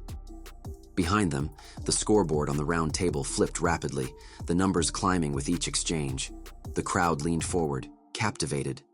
In the stands, Rossweisse sat motionless, her gaze fixed on the mysterious woman with growing unease. There was something undeniably familiar about her, yet the name remained just out of reach. The tilt of her head, the cadence of her voice, the shape of her smile, it lingered in Rossweisse's thoughts like a half-remembered dream. The final round pressed on. Seeking an advantage, Leon abruptly stated that he owned a donkey and had personally trimmed its hooves. A ripple of laughter spread through the audience. Beneath the surface, however, his thoughts raced. At this pace, the exchange could continue indefinitely without resolution. He needed to shift his approach towards something less predictable. Across the stage, the mysterious blonde woman paused for a brief moment, caught off guard by the unexpected statement. Then an idea formed, subtle but clear, reflected in the deepening curve of her smile. In a playful, almost coy gesture, she lifted her index finger to her lips and stated that she had not yet experienced her first kiss. The words settled over the arena with sudden weight. Leon's composure broke. His hand struck the table sharply, while his other rose to point directly at her, accusation evident in the gesture. His voice, strained with disbelief and frustration, rose as he protested the absurdity of the situation, questioning her presence at what was meant to be the opening event for a maternity supplies store, and challenging the notion of a female dragon standing there who had yet to have her first kiss. Before Leon could speak again, the hostess raised her microphone and declared that his speaking time had ended. She then announced the winner of the competition, the mysterious woman. Leon pressed his palm against his face, dragging it down slowly. He had been so close to securing the dragon fruit, and the taste of defeat lingered sharply. Lifting his head, he scanned the crowd until his gaze found Rossweisse. Her expression was far from pleased, tinged with disappointment, perhaps even concern. A tightness gripped his chest. He could not afford to let her down. He had promised to protect her, to take care of her, and already he felt he had fallen short. The mysterious woman gathered her prize and began to step away from the stage. Without thinking, Leon followed, calling out after her in desperation. He addressed her as Madam, explaining that the jade dragon fruit was only effective for pregnant women and asking whether she would be willing to sell it to him if she had no use for it. She halted and turned slightly, her face half hidden beneath the brim of her wide hat. In a calm voice, she replied that she had only participated for amusement, that the fruit held no value for her, and asked why she should sell it to him. Leon placed a trembling hand over his heart, his voice raw with emotion, as he explained that his wife was pregnant with their third child, and that he needed the fruit to nourish her body. He insisted that it was no longer a matter of competition, but one of life and death. The mysterious woman's eyes widened behind her sunglasses, genuine surprise breaking through her composed expression. She studied him in silence for a long moment, before tilting her head slightly. She remarked that it seemed he cared deeply for his wife, willing to plead with a complete stranger for her sake. Behind Leon, unnoticed by him, Rossweisse had followed. Leon, oblivious, threw his arms wide and declared with unshakable conviction that he loved her more than anything in the world. Rossweisse's breath caught. Her heart swelled until it felt too large for her chest. The mysterious woman handed the dragon fruit to Leon without another word, telling him to take it, as a man who loved his wife so deeply deserved to keep her safe. Leon closed his hands around the gift box, his voice cracking with gratitude as he thanked her. But the woman was no longer looking at him. She turned instead toward Rossweisse, a soft smile lingering on her lips, and asked whether she had heard him. She repeated that Leon had just said he loved the Silver Dragon Queen very much. She lifted a hand to the brim of her wide hat and removed it. Her long blonde hair shifted and flowed, darkening into a cascade of fiery red. The sunglasses followed, revealing ruby red eyes, warm, teasing, and unmistakably familiar. She offered her congratulations to her little sister on her second pregnancy. Rossweisse's stoic composure collapsed like a sandcastle beneath the tide. Her expression broke into a brilliant, tearful smile as she called out to her sister and rushed forward. Leon remained frozen in place, the dragon fruit still clutched tightly against his chest, confusion written across his face. Later, they found refuge in a quiet coffee shop tucked away from the bustle of the city. A maid set 3 cups of coffee on the table before withdrawing in silence. For a brief, suspended moment, Rossweisse, Isabella, and Leon sat together in stillness, the weight of unspoken words settling heavily between them. Isabella stirred her coffee slowly, the soft clink of metal against porcelain the only sound. She leaned forward, ruby eyes fixed on her younger sister, and asked how many months it had been. Rossweisse's cheeks flushed a deep crimson. She lowered her gaze, hands clasped tightly between her knees, fingers twisting together as she avoided her sister's stare. Isabella answered her own question. 2 months. She asked why they had not told her. Leon shifted uncomfortably, also avoiding Isabella's penetrating gaze. He extended one arm in a helpless gesture as he explained that they had only realized a few days prior and had come to Sky City that day to purchase supplements and arrange a checkup. Turning toward Rossweisse, his tone became awkward and placating as he added that they had intended to write to Isabella once they returned home. Rossweisse let out a nervous, breathy laugh and nodded quickly, adding that they were still deciding whether to send a letter or visit her castle in person to share the news. Isabella closed her eyes and lifted her coffee to her lips, taking a slow, deliberate sip. The silence stretched, taut as a bowstring. When she finally spoke, her voice remained calm, but it carried the weight of restrained emotion. She said she had believed they were deliberately hiding it from her. The words landed heavily, cutting through their weak explanations. Rossweisse's shoulders sank as guilt crept into her posture, and she admitted she had been afraid her sister would become too excited and spread the news too widely. Sensing an opening, Rossweisse leaned forward, eyes bright with curiosity, and asked what her sister had truly been doing in Sky City, dressed so mysteriously, surely not merely to take part in a trivial game. Isabella's expression shifted. The warmth in her eyes faded, replaced by something more restrained and severe. A few days earlier, she said quietly, the leader of the Wind Dragon clan had sent her a letter inviting her to Sky City to discuss an urgent matter. Her gaze drifted, growing distant and troubled, as she added that it concerned recent developments involving the Crimson Dragon King, Constantine. The name Constantine made Rossweisse's blood stir with anger. She leaned forward across the table and asked her sister whether there had been any new developments. Isabella answered that Constantine's ambitions had continued to expand after he annexed 4 smaller tribes, and that he had recently begun probing and provoking the borders of the Wind Dragon clan's territory. It was possible, she added, that their next target could be them. Rossweisse's brows tightened in thought as she noted that the Wind Dragon clan possessed considerable resources and strength, far beyond what those smaller dragon clans could offer. Constantine's intent to challenge them seemed excessive, she remarked aloud. Isabella replied that the Wind Dragon Queen was unwilling to act rashly, with her territory and Isabella's Red Dragon Castle forming a mutual defensive line. She had instead requested Isabella's assistance in dealing with Constantine. Rossweisse placed a finger on her chin and crossed her legs, considering the matter carefully. She stated that if Constantine truly intended to wage war against the Wind Dragon clan, the scale would likely far exceed that of his previous conquests of the 4 smaller clans. If Isabella became involved, it might become difficult for her to withdraw from the conflict. Isabella's gaze lowered to her coffee as she replied that she could not remain idle while the Wind Dragon clan faced destruction.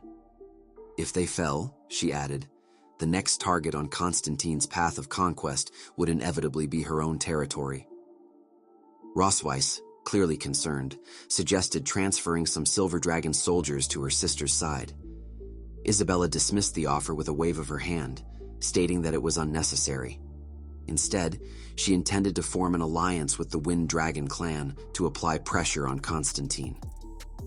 He was not foolish, she concluded, and would likely hesitate to act if the Red Dragon clan stood in support. Leon, who had been quietly observing and listening to Rossweisse and Isabella's conversation, wondered if another war was about to break out. Whether human or dragon, boundless desire often turned limited resources into something increasingly precious, and conflict followed as a matter of course. When he had been a dragon slayer, he rarely questioned the meaning of war. His mentor had once told him that the world was a vast and intricate machine, and that they were all merely small cogs within it. How the machine functioned, how power was supplied, and how its mechanisms interconnected were not things Leon was meant to understand. His duty was simple: remain a cog in the Empire's system, obey orders, and eliminate any dragon that stood in his path. That was what he had believed, until he was betrayed by someone within. Leon had only ever wanted to perform his duties well. He often questioned why someone he considered good would want to harm him. Perhaps, he wondered, as a mere cog in someone else's machine, he had unknowingly offended someone and been made to suffer a cruel fate in return. When he eventually learned the identity of the despicable person who had deceived him, he vowed to beat them to a pulp. Rossweisse, noticing how tightly Leon gripped the hot coffee mug in his hand, asked what was wrong. The anger that had been building within him eased the moment she spoke. He turned toward her, offering a bright smile, and said that nothing was wrong. Moments later, the trio stepped out of the coffee shop. Isabella held Rossweisse's hand and told her to take good care of herself, adding that if the situation were not so tense, she would have found another opportunity to visit. Rossweisse replied that it was fine and reminded her sister to also take care of her territory. Isabella then turned to Leon and patted him on the shoulder, stating that she now entrusted little Ross to him and asking him to keep his promise. Leon smiled and replied that she did not need to worry, as he would keep her safe. Overhearing this exchange, Rossweisse's curiosity was piqued. She asked, surprised, what promise they had made. Leon, unwilling to reveal anything, simply replied that it was nothing. With a mischievous grin, Isabella revealed that Leon had once admitted he did not take proper care of Rossweisse during her first pregnancy, but that he would definitely stay by her side, and by the child's side during her second. She teased him openly, saying she had assumed it was nothing more than bravado at the time. Yet now, she added, she could hardly believe they were expecting another child in less than 6 months. It seemed, she concluded, that Leon was determined to prove himself. At her words, Leon's cheeks reddened. He coughed awkwardly and asked why Sister Isabella had chosen to say everything out loud. Isabella nudged Rossweisse's arm and winked, telling her that Leon was a man of his word and that little Ross absolutely could not let him go.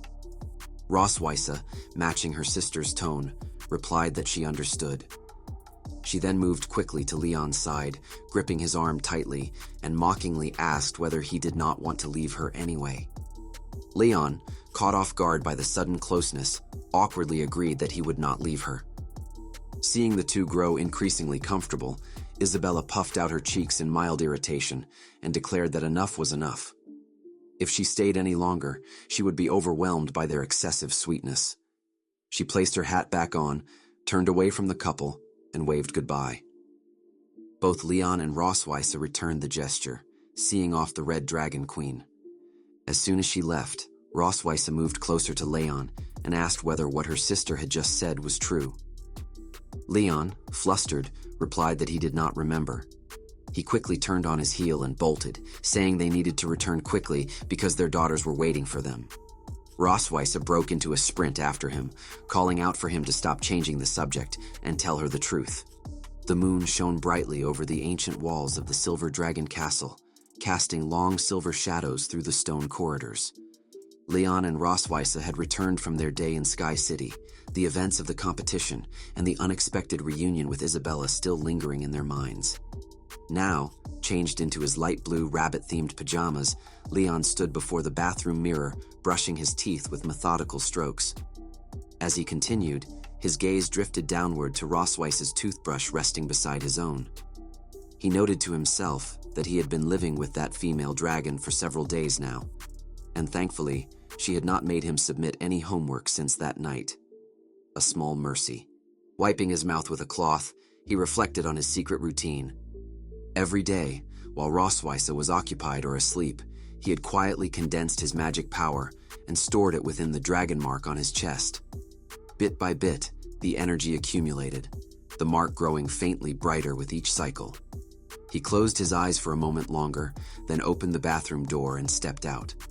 His gaze swept across the room and landed on Rossweisse, curled on the sofa with a stack of documents spread across the table before her, her silver hair catching the lamplight. A quiet sigh escaped him inwardly. Although they should avoid unnecessary interference with each other, the prenatal education plan still needed to be followed. He could not understand why she was still awake at this hour, silently labeling her a workaholic. Walking up behind her, he asked quietly why she was still awake at such a late hour. The unexpected question drew Rossweisse's attention from the documents in her hands. Noticing it was Leon, she briefly glanced at him before returning to her reading, replying that she would sleep soon once she finished. She then asked why he was so concerned about her. The question caught Leon off guard. He turned his back to her and coughed lightly into his fist to steady himself, replying that he was only worried she might tire out the baby. He added that going to bed early would be better for her health. At his response, Rossweisse set the documents down on the table. A teasing smile curved her lips as she replied that if he wished to show concern, he should simply say so instead of using the baby as an excuse. Leon let out a dismissive laugh, insisting that he did not care about her at all. The only thing he was interested in, he declared, was the moment she handed over the Silver Dragon throne to him, so that the entire Silver Dragon clan would belong to him. Rossweisse rose from her seat and cast him a sidelong glance, asking what he would do after that. Leon had not thought that far ahead, and blurted out that he would finish all her work, leaving her, the so-called workaholic, with nothing to do but retire in peace. Rossweisse closed her eyes and replied that she was still hundreds of years away from retirement, though he could certainly help her with some of the workload in the meantime. As they settled into bed, Leon huffed and asked whether, hundreds of years from now, he would have to crawl out of his grave just to help her with her work. Rossweisse replied casually that she would simply find a magician to resurrect his body and turn him into a puppet that knew only how to work, then asked if that was not thoughtful of her. Leon simply replied that his wife was very thoughtful. Rossweisse turned off the bedside lamp and stated that they should sleep. The room fell into soft, gentle darkness. Leon, however, had other plans. A faint smirk tugged at the corner of his lips as he silently wished she would fall asleep quickly so he could carry out his prenatal education plan. As the hours passed and the clock edged toward 2:25 in the morning, Rossweisse appeared to be asleep, while Leon lay in bed with his back turned toward the Silver Dragon Queen, waiting for the right moment to begin his plan. Then, without warning, Rossweisse stirred and slowly sat up. Leon opened one eye slightly, observing her movement with suspicion, before quickly closing it again as she leaned closer. She brought her mouth near his ear and whispered to ask if he was asleep. Leon gave no response. Rossweisse paused, confusion flickering across her expression. In contrast, Leon's thoughts began to race. He questioned whether she might have used some form of charm or compulsion magic to test him or force a reaction. Recalling similar behavior from before, he decided it was safer to feign compliance and observe her intentions for the moment. He began to answer her subtle prompts, carefully engaging as though he had been awakened naturally. At his responses, a satisfied expression spread across Rossweisse's face, as if her test had succeeded. Unbeknownst to her, Leon believed he had seen through the situation. The Dragon Slayer remained alert, convinced he had not fallen under any influence and had instead chosen to play along on his own terms. Still unaware of his thoughts, Rossweisse leaned closer and whispered, asking whether his promise to her sister had been sincere, whether he truly intended to protect her. Without opening his eyes, Leon replied that it was true. He would protect her, even if it cost him his life. His words made Rossweisse's eyes widen in surprise.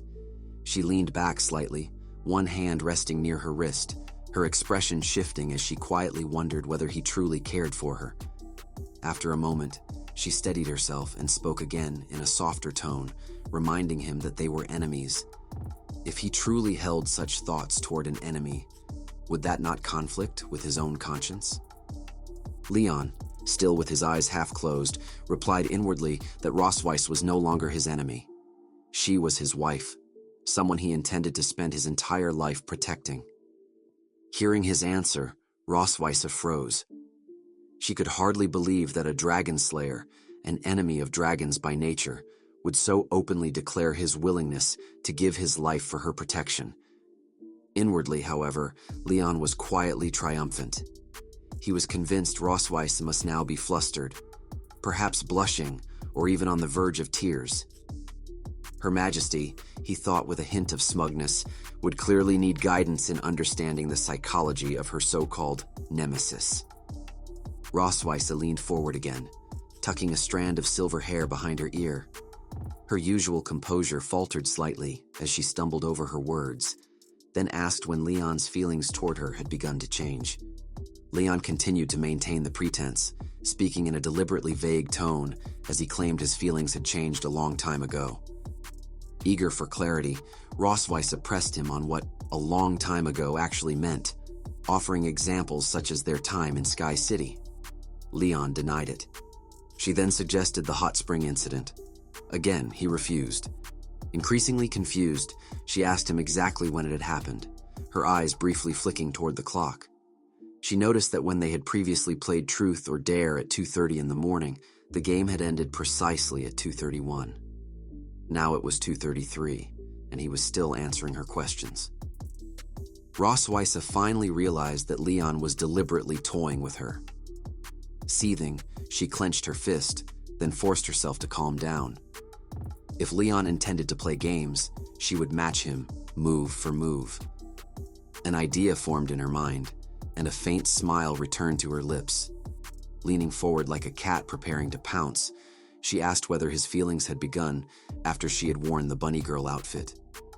Leon immediately replied that it had not. Feigning disappointment, Rossweisse remarked that it was a pity, saying she had assumed the outfit would have been the reason and that she had even considered wearing it again to surprise him in the morning. At her words, Leon's attention subtly sharpened. Turning slightly away from him, she continued to tease him, wondering aloud where she might have placed the outfit and suggesting that she was not even certain she could still wear it. Leon's mind raced at the suggestion, wondering whether she truly intended to put on the bunny girl outfit. He cracked one eye open, then slowly lifted his head, a faint smile forming in anticipation of seeing the she-dragon in his favorite attire. However, when he looked toward where Rossweisse had been moments earlier, she was gone.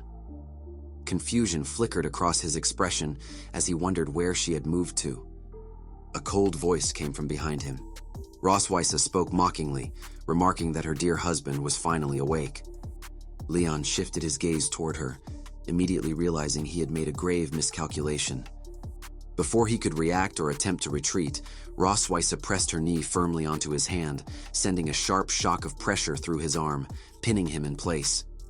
Coldly, she demanded to know when he had meant the things he had just said. Without giving him space to respond, she began securing one of his hands to the headboard, her voice dripping with mock admiration as she remarked that she was deeply moved. Truly, profoundly moved. Trying to ease the tension, Leon awkwardly replied that Rossweisse must have been extremely touched. She did not answer. Her tail moved behind her like a restrained whip. Leon immediately understood that even the slightest movement could escalate the situation further. Rossweisse leaned closer until her face was only inches from his, mocking him as she asked whether there was anything Prince Leon would dare not do within her silver dragon castle. Leon let out a strained, nervous laugh and called it a misunderstanding, asking whether the Silver Dragon Queen would allow him to explain. Rossweisse smiled sweetly and replied that he was free to speak, of course. She would listen carefully to everything her dear husband had to say. Leon then asked if Rossweisse could help him by removing the stocking first. Rossweisse wiggled her index finger in refusal. She stated that tonight the stocking would either be used to tie his hands or be stuffed into his mouth. Leon quickly replied with thanks, adding that there was no need to trouble her and that he was fine with his hand already bound. Her expression grew slightly more serious as Rossweisse declared that Leon had dared to lie to her. Everything he had said to her sister earlier, she said, had been a lie. Leon grew increasingly nervous and replied that what he had said to her sister was only half true and half false. The promise itself had been real, but his mindset at the time had been different. Rossweisse crossed her arms and tilted slightly to the side, clearly displeased with his answer. She said she did not fully understand what he meant by half true and half false, and suggested it might simply be an excuse. Leon replied that he had never imagined the silver dragon would care so much about the promise he had made to her sister back then, and wondered whether she was trying to turn their so-called fake relationship into something real. His words made Rossweisse pause, a faint blush rising in surprise as she momentarily lost her composure. Then, irritation took over. She grabbed the large teddy bear Leon had previously won for her and pressed it toward him in a sudden, mock assault. Leon immediately cried out that Rossweisse was attempting murder. Rossweisse laughed, remarking that it was the teddy bear committing the crime, and asked what that had to do with her. Leon struggled beneath the soft but relentless pressure, calling out to her, though his voice came out muffled. Rossweisse suggested that she could not hear him and told him to speak louder. As she continued pressing the large teddy bear against Leon, he suddenly noticed something unusual. There appeared to be something concealed inside it. In an instant, he broke free from her grip and snatched the bear from her hands. The sudden movement left the Silver Dragon Queen momentarily stunned. Leon leapt off the bed and backed away, while Rossweisse immediately called out for him to return her bear. She reached out to grab it, but he evaded her grasp. The fact that she seemed so intent on retrieving it only strengthened his suspicion that something important was hidden inside. She insisted she was not in a hurry. Leon, now fully alert, hurried away, intent on uncovering whatever secret the bear held, while Rossweisse gave chase, demanding he come back with it. Leon burst out onto the balcony, quiet, disbelieving laughter slipping from his lips. He had known it. There was something hidden inside the oversized teddy bear he was carrying. That suspicion turned into vindication as he turned the plush over and found the zipper along its back. His fingers moved quickly, tugging it open and reaching inside. For a moment, there was only the soft rustle of shifting stuffing. Then his expression stilled. He pulled out a photograph. Light but hurried footsteps approached behind him. Rossweisse had finally caught up. Leon glanced at the photo once more before turning to her. Of all the things he had expected to find, this wasn't one of them. That she had kept a picture of the two of them from their time in the Sky City. With a smug tone, he admitted he hadn't expected her to still have it. Rossweisse kept marching toward him, her eyes blazing with anger. She shot back that she had simply forgotten to throw it away. She lunged forward, demanding he hand it over, and tried to snatch the photo from his hand. But Leon was faster. He sidestepped smoothly and replied that even if she had forgotten to throw it away, she wouldn't have hidden it in the teddy bear he gave her. Then the she-dragon wrapped her tail around Leon's arm, freezing him in place. The unexpected move made him gasp. With his hand locked in her grip, she took the photo and hurled it into the night sky. Startled, Leon pressed his hands against the balcony railing, searching for the photo. He couldn't believe Rossweisse would actually throw it away. Turning her back on him, she started walking toward her bedroom and said, of course, she had really thrown it away, but her expression betrayed her. She gritted her teeth, and sadness flickered across her face. She mumbled that it was boring and that it was time for bed. Leon turned back, a protest half formed on his lips. But it died there. He said nothing. He only watched as she walked away, her shoulders drawn inward, carrying something heavier than she would ever name. It was only then that it occurred to him. There had been something written on the back of that photograph. Somewhere below, lost among the flowers and shadows of Rossweisse's garden, the photo lay face down in the dark, its inscription hidden from everyone and no one. May the silvery light forever shine in the eyes of lovely people. The next morning came bright and indifferent over the Silver Dragon Castle. On the training grounds, the sky stretched wide and blue, birds cutting clean lines across it.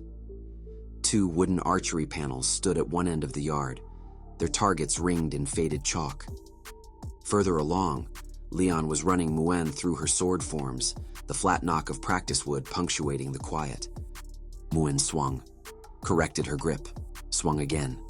Then she stopped and looked up at her father. She asked him softly if he and Mommy had gotten into a fight. Leon blinked. The question pulled him out of somewhere far away. He looked down at his daughter, this small, watchful person, and laughed, though it came out slightly wrong. He asked why she would think something like that. Muen tilted her head. This morning, she said, neither of them had spoken to each other. That never happened. Usually they talked all the time. Leon raised an eyebrow and leaned forward a little. He asked if they really talked that much. Muen nodded, very serious. She explained that even though her parents did not see each other often during the day, the moment they were together, it was as though they had an endless store of things to say. Words tumbling out of her father especially, like he had been saving them up. Leon straightened slowly. He turned that over in his mind, held it at arm's length and examined it. Him and Rossweisse. He was not sure he was ready to accept it. Muen must be misremembering, he decided. But then Muen said she thought the two of them were like the hedgehogs from Young Dragon's Enlightenment. Leon looked at her and repeated the word, hedgehogs. She nodded gravely and explained. Hedgehogs were prickly on the outside but very soft within. The trouble was that if neither of them tucked away their thorns, they could not truly hold each other. One would always end up hurting the other. It was only when both of them chose to set the prickly things aside that they could finally embrace. Leon was quiet for a long moment. Then he reached out and rested his hand gently on top of Muen's head. He told her softly that he knew what to do, and he thanked her. He straightened up, raised one fist toward the sky with a kind of solemn ceremony, and made her a promise. By tomorrow morning, he and her mother would be exactly as they were before. Night settled over the Silver Dragon Castle in slow, quiet layers. Rossweisse moved through her garden, the wet leaves brushing cold against her arms as she passed. She stopped, looked up at her bedchamber window, where the light still burned. Then her gaze dropped back to the dark earth around her feet. The photo had to have fallen somewhere around here. She tucked a loose strand of hair behind her ear and crouched down, fingers combing through the damp grass. The search stretched on. The garden gave nothing back. After a while, she sat back on her heels and pressed her palm flat against her forehead with a heavy exhale. She muttered to herself, asking why she was like this. All of this, the throwing, the pride, the saving face, and now here she was, on her hands and knees in the dark, looking for something she had thrown away herself. If she had simply been honest from the start, the photo would be safe on a shelf right now. She had no one to blame but herself. She drew her knees to her chest. The studio owner's words drifted back to her unbidden, that it had been a candid shot, unrepeatable, the kind that existed once and never again. If it was gone forever. Behind her, a familiar voice broke the quiet, asking if she was looking for this. Rossweisse turned sharply, and the heaviness in her face dissolved all at once. Leon stood at the edge of the garden, leaning against the trunk of a tree with his arms loosely crossed. Between his fingers was the photograph. He pushed off the tree and walked toward her, unhurried, the faint trace of a smile on his face. He explained that he had found it during training with Muen that afternoon. Picked it up without thinking much of it. He held it out to her, and added that the difference between the two of them was that he had found it by chance, whereas she had come out here looking for it on purpose.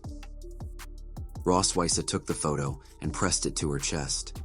The relief that moved through her was quiet but total. She was glad the rain hadn't gotten to it.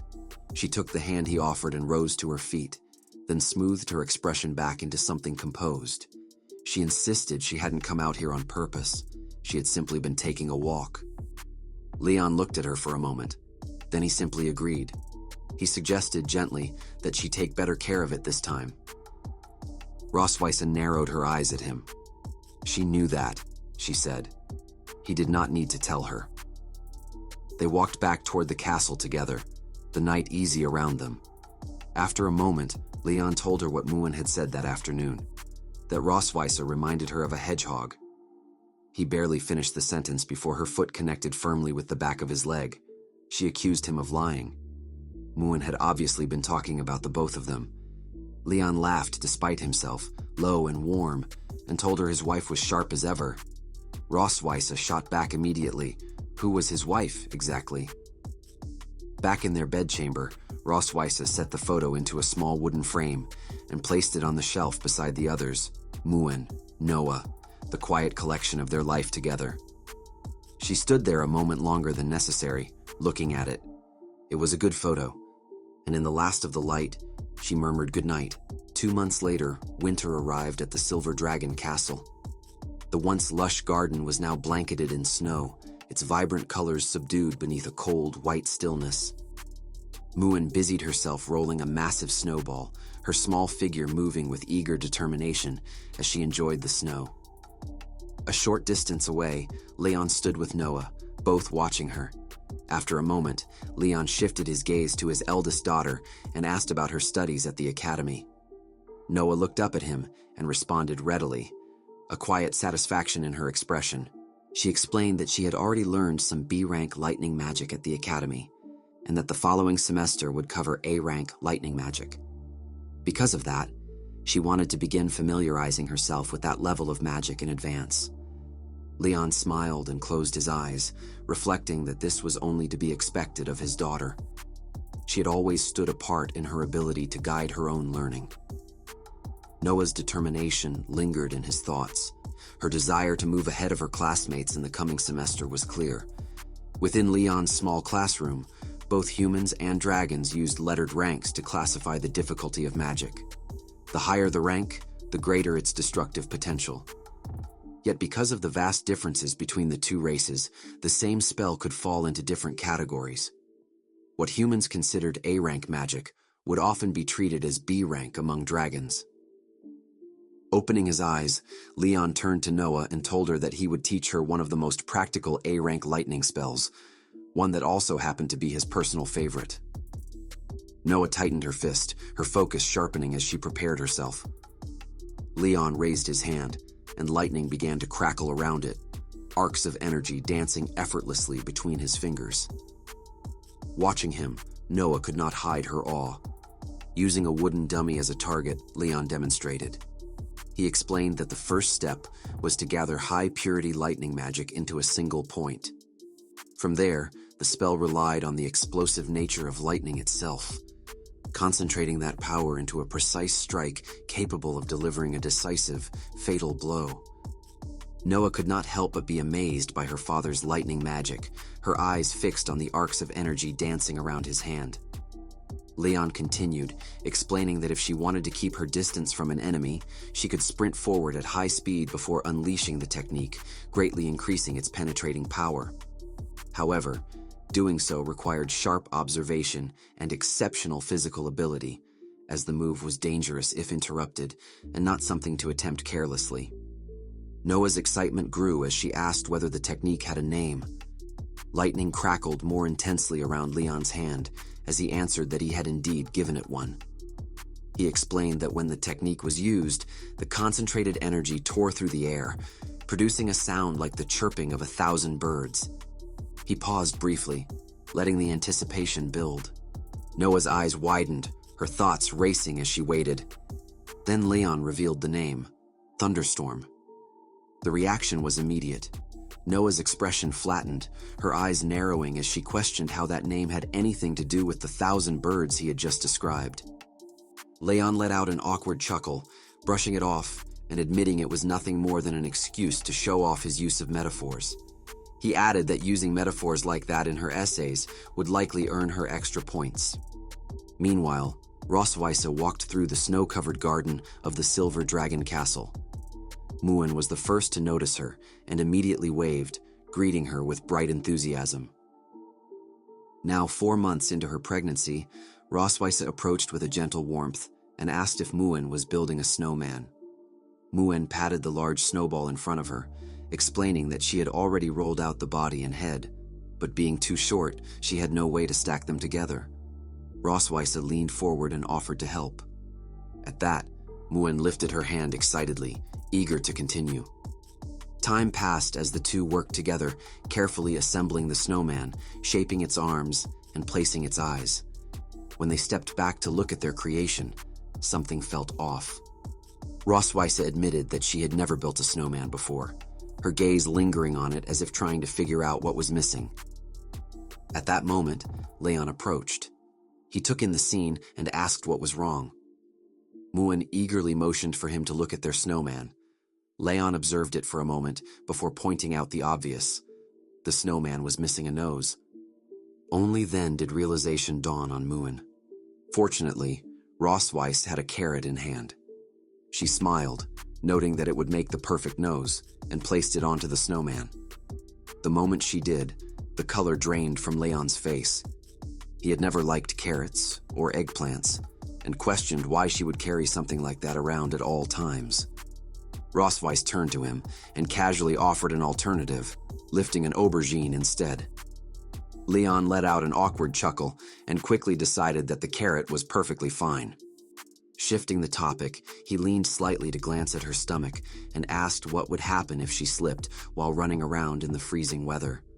Rossweisse dismissed the concern, explaining that dragons did not fall so easily, as their tails helped them maintain balance. Besides, the maids had been watching her closely lately, almost excessively so. She had only just managed to slip away from them, and she intended to enjoy herself while she could. Leywin then asked what she wanted to do. Rossweisse placed a finger against her chin in thought before suggesting a few options: teaching Muin fire magic, building another snowman, or having a snowball fight. Any of them, she decided, would be enjoyable. At that moment, a cold voice called out from behind Rossweisse. It was Anna. Rossweisse froze, her eyes shifting slightly to the side as if hoping she had misheard. But there was no mistaking it. Anna had heard everything: fire magic, snowmen, snowball fights. Anna's gaze was sharp as she questioned which of those activities could possibly be considered safe for a pregnant woman. Rossweisse's expression darkened, and she immediately turned her frustration toward Leywin, accusing him of tricking her into revealing her plans. Leywin raised his hands in a mild, placating gesture, insisting that he had not known. Anna cut in without hesitation, stating that if Her Majesty were to fall and injure herself, it would be a failure of duty. With a sharp snap of her fingers, she summoned 2 maids and ordered them to escort her back. The maids obeyed at once, moving to take hold of Rossweisse and guide her away despite her resistance. She struggled, protesting as she was pulled back toward the castle. Before disappearing from view, she cast one last glare at Leywin, throwing out a heated remark that if he truly had any courage, he should not return to bed that night. Leywin remained unmoved. He simply lifted a hand in a casual wave, telling her to get some rest as she was taken away. As time passed, Rossweisse's belly became more and more noticeable. With Leywin by her side, her pregnancy was far more comfortable and peaceful than before. The days were quieter, warmer, and filled with a sense of anticipation that settled over the entire household. As summer approached, so did her due date. On the 29th of June, her water finally broke. Maids rushed into her bedchamber without delay, moving with practiced urgency. A blanket was placed over her, and a tub of warm water was brought in as Rossweisse cried out, the pain hitting in relentless waves. One of the maids assisting with the birth stayed close, urging Her Majesty to keep pushing, to push harder. But Rossweisse could only grit her teeth as exhaustion and pain consumed her body, every breath heavy, every moment stretching longer than the last. Outside her chamber, Leywin stood with his arms crossed, pacing back and forth along the corridor. His usual calm was nowhere to be found. Nearby, Noah and Muin clung to each other, both of them anxious and silent, worried for their mother and the baby waiting to be born. Leywin's face drained of color as he recalled what he had read in the book, that it could take 8 to 10 hours for a pregnant woman to go from the onset of contractions to a successful delivery, and that the pain endured during that time was beyond imagination. Now, all he could do was stand outside the door, completely unable to help. Behind him, Noah and Muin stood close together, their eyes filled with tears as they looked up at him, equally worried for their mother. Muin's voice trembled as she asked if he was feeling very uncomfortable too. Before he could answer, she burst into sobs, crying that she did not want a new little sister anymore. She only wanted her mother to stop feeling so miserable. Leon turned his head, realizing that his two daughters were just as uneasy as he was. He walked over to them and gently placed a hand on each of their heads, reassuring them that their mother would be all right. He told them not to worry and said that instead they should cheer for her from outside the chamber.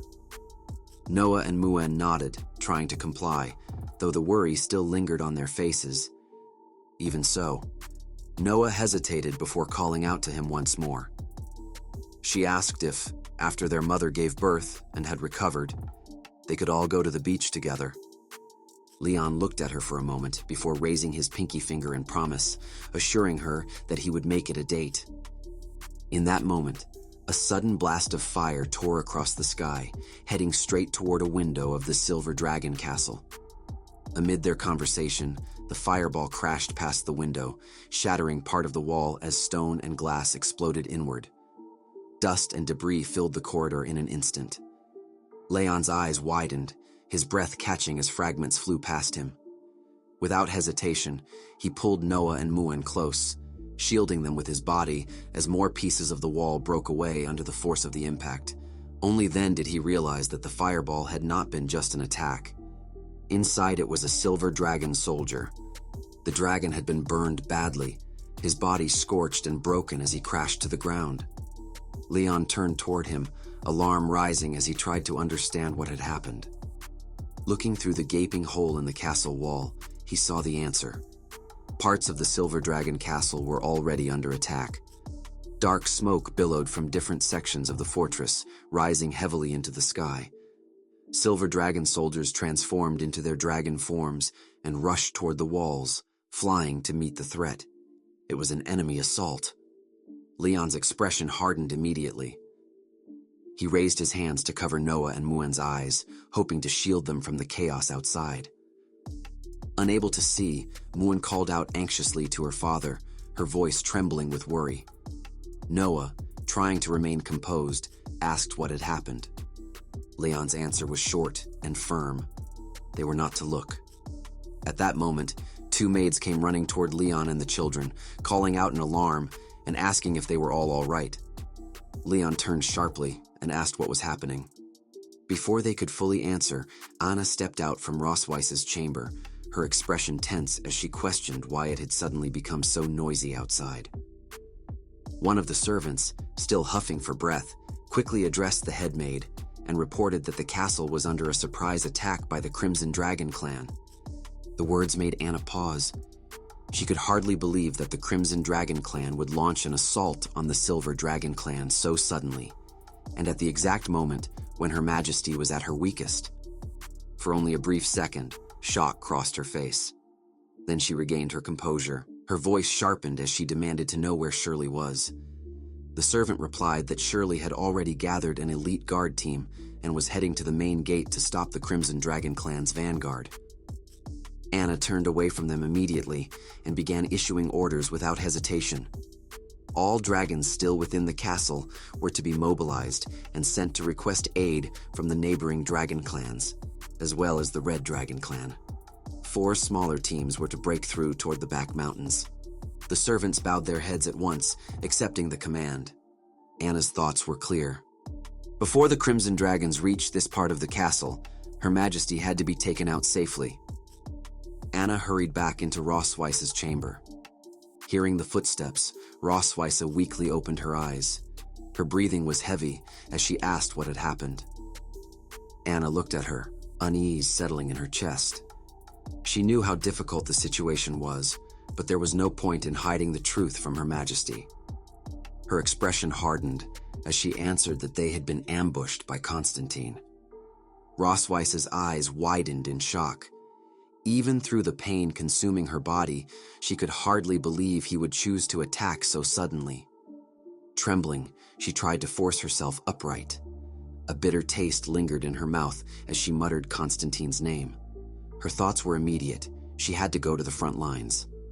One of the maids quickly reached out, urging her not to move. In her current state, it would be dangerous for both her and the baby. Anna stepped forward then, bowing slightly as she firmly asked Rossweisse to remain where she was and cooperate with the doctor. She explained that she would personally lead the maid corps to hold off the enemy. Once the encirclement around the back mountains was broken, Rossweisse and the twins would evacuate from the castle. Even through the pain, Rossweisse's thoughts turned first to her daughters. She asked what had happened to them and where they were. At that moment, Noah and Muin rushed into the chamber, their eyes wet with worry. Leon followed close behind them. The moment Rossweisse saw that Leon was with them, some of the tension left her body, and she sank back against the bed. Leon moved quickly to her side, placing one hand on her shoulder and the other gently over her belly, quietly reassuring her that he was there. With tears in her eyes, Rossweisse pleaded with Leon to protect their daughters. She raised her hands weakly, and Leon immediately took them in his own. Nearby, Noah and Muin stood close together, their fear written plainly across their faces, as silent tears fell. Tightening his grip, Leon leaned closer and promised her that he would. His gaze hardened as he assured her that he would not let a single Crimson Dragon bastard come inside. The words seemed to steady her. Tears gathered in the corners of Rossweisse's eyes, but she smiled, comforted by the fact that he was still there beside her. Closing her eyes, she let the tears slip down her face. Through shaky breaths, she told him that he knew where she had put his things. The key was in the second drawer. Leon nodded and moved quickly. Crossing the room, he pulled open the drawer and found the key exactly where she had said. As he picked it up, Muin's crying grew louder. Through her tears, she asked if her father was really going to come back. Leon turned to his daughters. He placed both hands on Noah's shoulders first and gave her a small, steady smile. He reminded her of their promise, that they were all going to the beach together. Because of that, he would return. He then asked her to stay there and protect Muin and Rossweisse in his place. Noah swallowed hard, her expression tightening with resolve as she nodded. Leon turned to Muin next, gently placing a hand on her head. Still smiling, he told her not to cry anymore. He would defeat the bad Crimson Dragons. Muin sniffed, forcing herself to stop crying, and answered with a small, shaky agreement. Slowly, Leon rose to his feet. In that moment, his resolve settled completely. He would go and face the Crimson Dragon clan. He would face Constantine. With his back turned to the twins and to Rossweisse, Leon silently swore that he would defend the Silver Dragon Castle to the very end. As the battle continued to rage, night eventually fell over the Silver Dragon Castle. The sky was filled with sparks and thunderous blasts as the Crimson Dragon Clan and the Silver Dragon Clan clashed without pause, flames and magic lighting the darkness. On the ground, the head maid Anna finally caught up with Shirley and the other dragon maids, all of them already deep in the fighting. Shirley turned to Anna and immediately asked whether the encirclement at the back mountains had been broken yet. Anna replied that the enemy had come fully prepared. Even the secret escape route had already been destroyed, leaving them with no choice but to continue buying time. Shirley's expression darkened, and she asked if any reinforcements were coming. Anna answered that the nearby dragon clans, fearing Constantine's wrath, did not dare send troops to help them so easily. Before either of them could say more, Shirley suddenly turned her head sharply, sensing movement. Crimson Dragon soldiers were approaching. Within seconds, she moved. Her body shot forward with lightning speed as her dual daggers flashed through the darkness. She cut through the enemy line with swift, precise strikes, hacking and slashing them down one after another, purple arcs of lightning trailing behind every movement. Standing tall, Shirley let her blood-stained daggers rest at her sides as she looked over the battlefield. Her voice was cold as she muttered how pitiful it would be if the Silver Dragon clan truly fell. If that happened, did the nearby dragon clans really believe Constantine would spare them so easily? At that moment, The servant from earlier descended from the sky, shifting back into her humanoid form as she landed and hurried toward them, calling for the head maid. She quickly reported that Queen Aisha of the Red Dragon clan had responded. Their reinforcements were already on the way, but they had been intercepted by the Crimson Flame Dragon clan and would need at least 3 more hours to arrive. Shirley's expression darkened further. For the past few months, the Crimson Dragon clan had been staging false attacks and provoking the Wind Dragons, creating tension without allowing an actual war to break out. And now, with the Silver Dragon Castle under direct assault and the Red Dragon reinforcements ambushed on the way, the pattern became clear. Their enemy had been planning this from the beginning. Shirley stated that while the Red Dragon soldiers were trying to send help, they had been deliberately held back. Anna narrowed her eyes as she pieced it together. Their true objective from the start had been the Silver Dragon Castle, to isolate it completely and leave it helpless. The question remained, why had they chosen this particular day for their surprise attack? Aside from a few members of the Maid Corps, no one else should have known Her Majesty's exact due date. Shirley's expression changed instantly as the realization struck her. There might be a traitor within their own clan. Before the thought could settle, their conversation was interrupted by an armored soldier staring into the night sky, his voice shaking as he pointed out that something enormous was approaching. Both Shirley and Anna looked up. The moment Anna saw it, her brows twitched. She recognized it immediately. It was him, the Crimson Dragon King, Constantine. His massive dragon form dominated the sky, his wings so vast they seemed to swallow the night itself. His presence alone pressed down on the battlefield like a storm. Deep within his chest, an amber glow burned, gathering like the heart of a furnace, ready to unleash a devastating breath attack. Below, the Silver Dragon soldiers trembled at the sight of him. Even Shirley gritted her teeth. The pressure coming from him was suffocating, cold, heavy, and overwhelming. It felt as though the weight of his presence alone could crush the soul, making it difficult to even breathe. Constantine gathered fire deep within his mouth, the glow in his chest burning brighter and brighter as the attack charged. Then he opened his massive jaws. A torrent of fire erupted into the battlefield, scorching the very ground where the soldiers stood. The blast tore through stone and earth alike, sending dust and debris exploding in every direction and leaving devastation in its wake. The soldiers stood no chance. Armor was ripped apart under the force of the flames, and cries of pain rose into the night as the attack swept through them. Shirley was left speechless. The sheer, overwhelming power of the Crimson Dragon King froze her where she stood. Then she realized the fire was coming straight for her. Before she could react, Anna noticed it too. Moving instantly, Anna dashed forward, grabbed Shirley, and shoved her backward with all her strength. The two of them crashed to the ground as the flames barely missed them, the heat passing so close it felt suffocating. Annoyed, Anna snapped at Shirley not to just stand there. Still shaken, Shirley forced herself to recover and could only mutter an apology.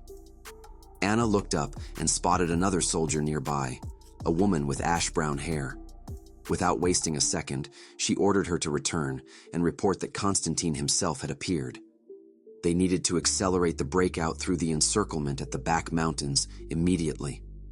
The soldier nodded and rushed off. Shirley and Anna pushed themselves back to their feet and lifted their eyes to the night sky, where the massive crimson dragon still flew, while silver dragon knights continued their desperate attacks. Shirley muttered that it looked like this would become a fierce battle. Anna's expression remained cold. No matter what happened, they could not allow Constantine to advance any further before Her Majesty was safely transferred. Sorrow crossed Anna's expression as a thought surfaced in her mind. Rossweisse had been right. A dragon's life was far too long. Only now did Anna truly understand that feeling, the reason Rossweisse had always spoken of preferring fleeting beauty over endless time. In that moment, Anna felt closer to her queen than ever before. Slowly, she curled her hands into fists and drew in a steady breath. Mana swirled around her as 2 wings burst from her back, spreading wide with power. She lifted her gaze and locked eyes with Constantine, determination burning within her. Beside her, Shirley did the same. Without hesitation, both of them transformed into their dragon forms and rose into the night sky, swearing to protect Her Majesty, the Queen, to the very end. Meanwhile, inside Rossweisse's bedchamber, the walls shook violently. Cracks spread across the stone as debris fell from the ceiling, the battle outside pressing closer with every passing moment. A servant stood beside Rossweisse and bowed her head, delivering grim news. The Crimson Dragon King had appeared on the battlefield. A heavy silence filled the room. Nearby, the maid overseeing Rossweisse's delivery pulled Noah and Muin tightly into her arms, holding them close, saying that they had already lost. No one could kill a Dragon King of that level. Rossweisse's body trembled with pain. Gritting her teeth, she repeated the words to herself. The Dragon King. She wanted to kill the Dragon King. At that moment, another maid rushed into the room and announced that a safe route had been opened through the back mountains. She hurried to the bedside and urged Rossweisse to get up and leave the Silver Dragon Castle immediately. But Rossweisse was too exhausted to move. Through tired breaths, she simply replied that she wanted to stay there and give birth. The maid protested, but Rossweisse dismissed it. Her eyelids slowly grew heavier as exhaustion pulled at her, and before sleep claimed her, she quietly murmured that she believed in Leon. Elsewhere in another part of the Silver Dragon Castle, Leon entered the storage room. He crouched down before a blue and gold chest and opened it. Inside rested his black and gold armor. At the sight of it, a faint smile crept across his face. To kill a Dragon King, this was exactly what he excelled at. His fingers brushed against the armor as if greeting an old companion. Hello, my old friend. Join me in this madness one more time. Outside the Silver Dragon Castle, more and more silver dragons came crashing to the ground as Constantine's overwhelming power cut them down with terrifying ease. The Crimson Dragon King descended slowly, his massive body landing with enough force to shake the earth and send dust billowing beneath him. Behind him, an enormous army of crimson dragons hovered in the night sky, their presence turning the battlefield into a sea of shadows and fire.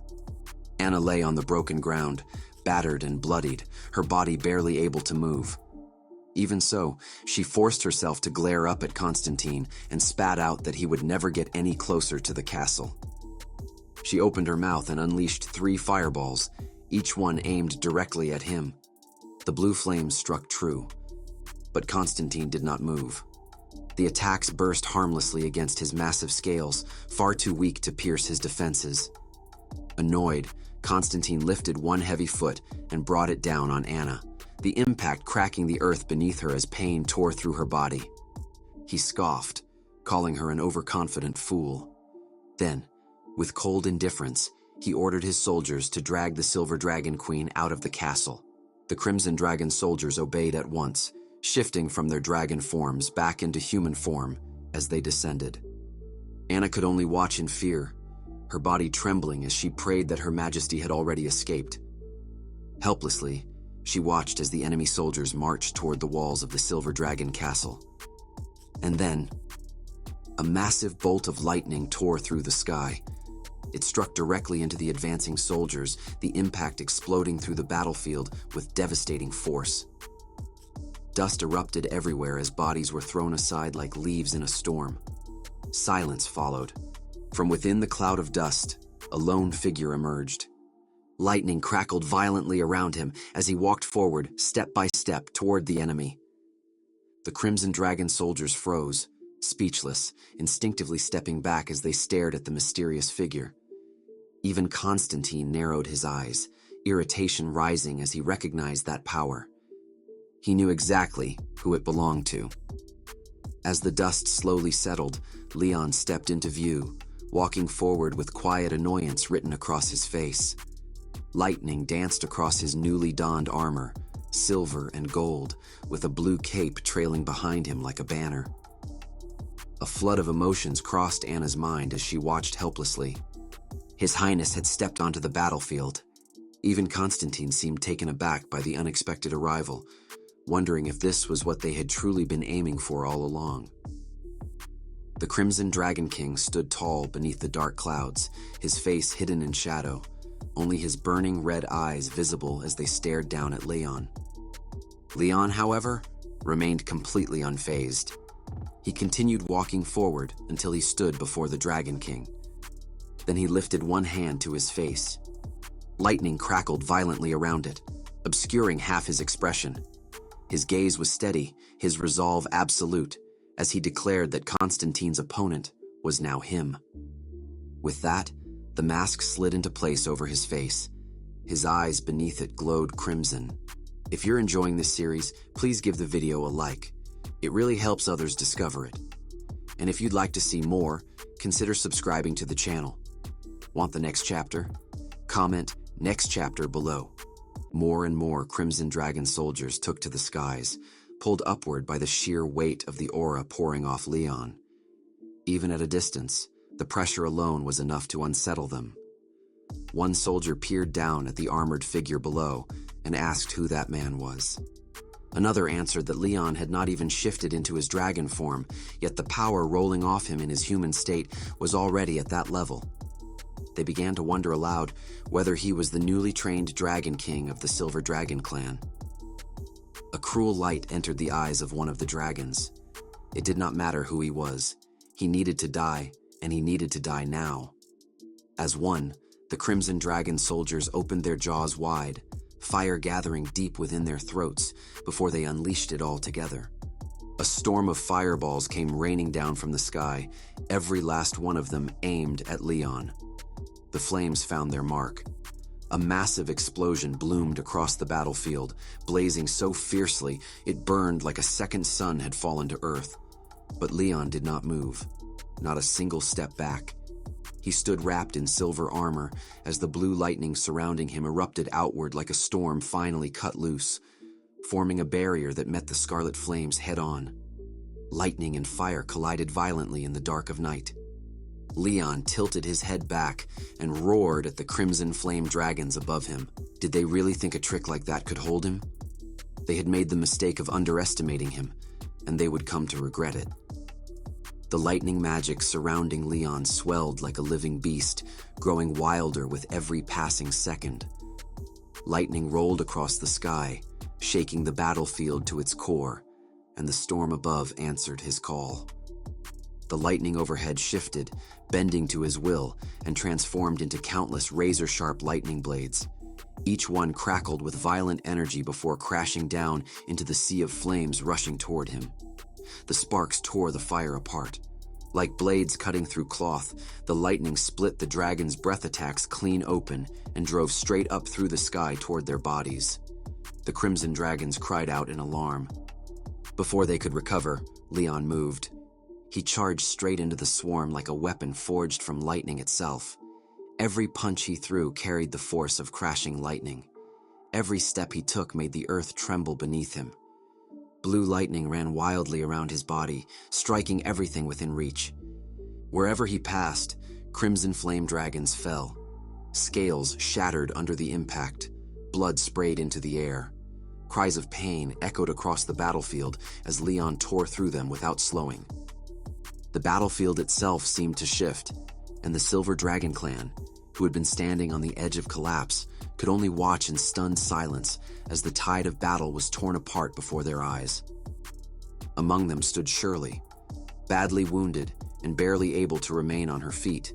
She lifted her gaze toward him, her voice trembling with disbelief as she watched Leon cut through the enemy ranks. "His Highness," she whispered to herself. The prince was actually this strong. Leon slowly turned his head, his gaze settling on her. His tone was calm, but it carried unquestionable authority as he said her name. Shirley straightened despite her injuries and gave a firm nod. Leon told her to take the remaining soldiers and clear out the rest of the Crimson Flame Dragon clan. Constantine, however, was his to deal with alone. Worry flashed across Shirley's face, and she opened her mouth to protest. But Leon had already turned his back to her. His voice left no room for argument as he told her to go. Shirley drew on what little strength she had left and forced herself upright. She spread her wings wide, lowered her head respectfully, and acknowledged him as her prince. She told him quietly to be careful. Then she turned away. With one powerful beat of her wings, she took to the sky, leading the surviving silver dragon warriors toward the remaining crimson flame dragons. Her roar rang out across the battlefield, sharp and commanding. Every silver dragon elite was to follow her. They would push back against the Crimson Flame Dragon clan and make them pay for the cowardice of their sneak attack. Around her, the other dragons answered in unison. Their roars shook the night sky, rising together for the Silver Dragon clan and for their queen. Constantine slowly shifted into his humanoid form, a malicious smile spreading across his face. He remarked that it was quite the rare sight. Leon, once hailed across the empire as a dragon-slaying hero, had actually lowered himself to fight on behalf of the Silver Dragon clan. How disdainful. The Crimson Dragon King stepped forward through the settling dust, slow and deliberate, his presence no less oppressive in human form. As he came into full view, his red hair moved in the firelight like living flame, and the crimson mark on his forehead glowed brilliantly against the darkness. He looked at Leon with open amusement and addressed him by his full name and title, Leon Cosmode, the strongest dragon slayer. The words hit Leon like a blade. A sharp wave of alarm rose inside him. Constantine knew exactly who he was. Standing only a few feet apart, Leon's thoughts sharpened quickly.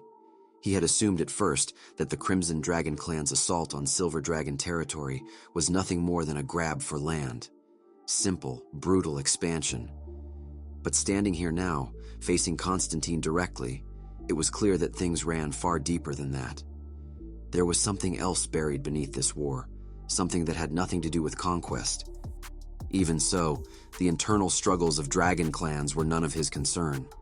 They could tear each other apart for all he cared. But the moment it involved his wife and his children, it became his problem. That changed everything. Constantine let out a scornful laugh, his crimson eyes filled with contempt and cold disdain. He mocked the very idea of it, a wife, children. To him, Leon was nothing more than a traitor, someone lost in a ridiculous game of make-believe, willing to betray his own race for the sake of it. He stretched out his arm, a smirk fixed on his face. In his eyes, the moment the strongest person gained a weakness, they ceased to be the strongest. Leon did not flinch. Instead, he slowly raised his hand. Lightning ignited around it, crackling with violent force. His voice was steady as he told Constantine that someone like him would never understand. Then his roar shook the battlefield. His family were not his weakness. Before the words had fully settled, Leon launched himself forward with world-shattering force. The ground where Constantine had been standing exploded, shattered stone, and smoke blasting upward as the lightning strike tore through it. The Crimson Dragon King leapt back just in time, the dust swallowing him from view. Leon gave him no chance to recover.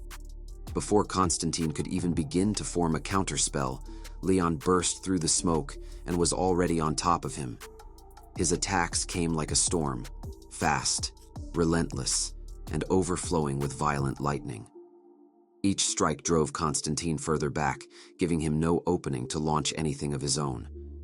For the moment, all he could do was defend. Constantine spread his dragon wings wide and used them as a shield against the barrage, meeting the assault head-on. Even so, his expression remained cold.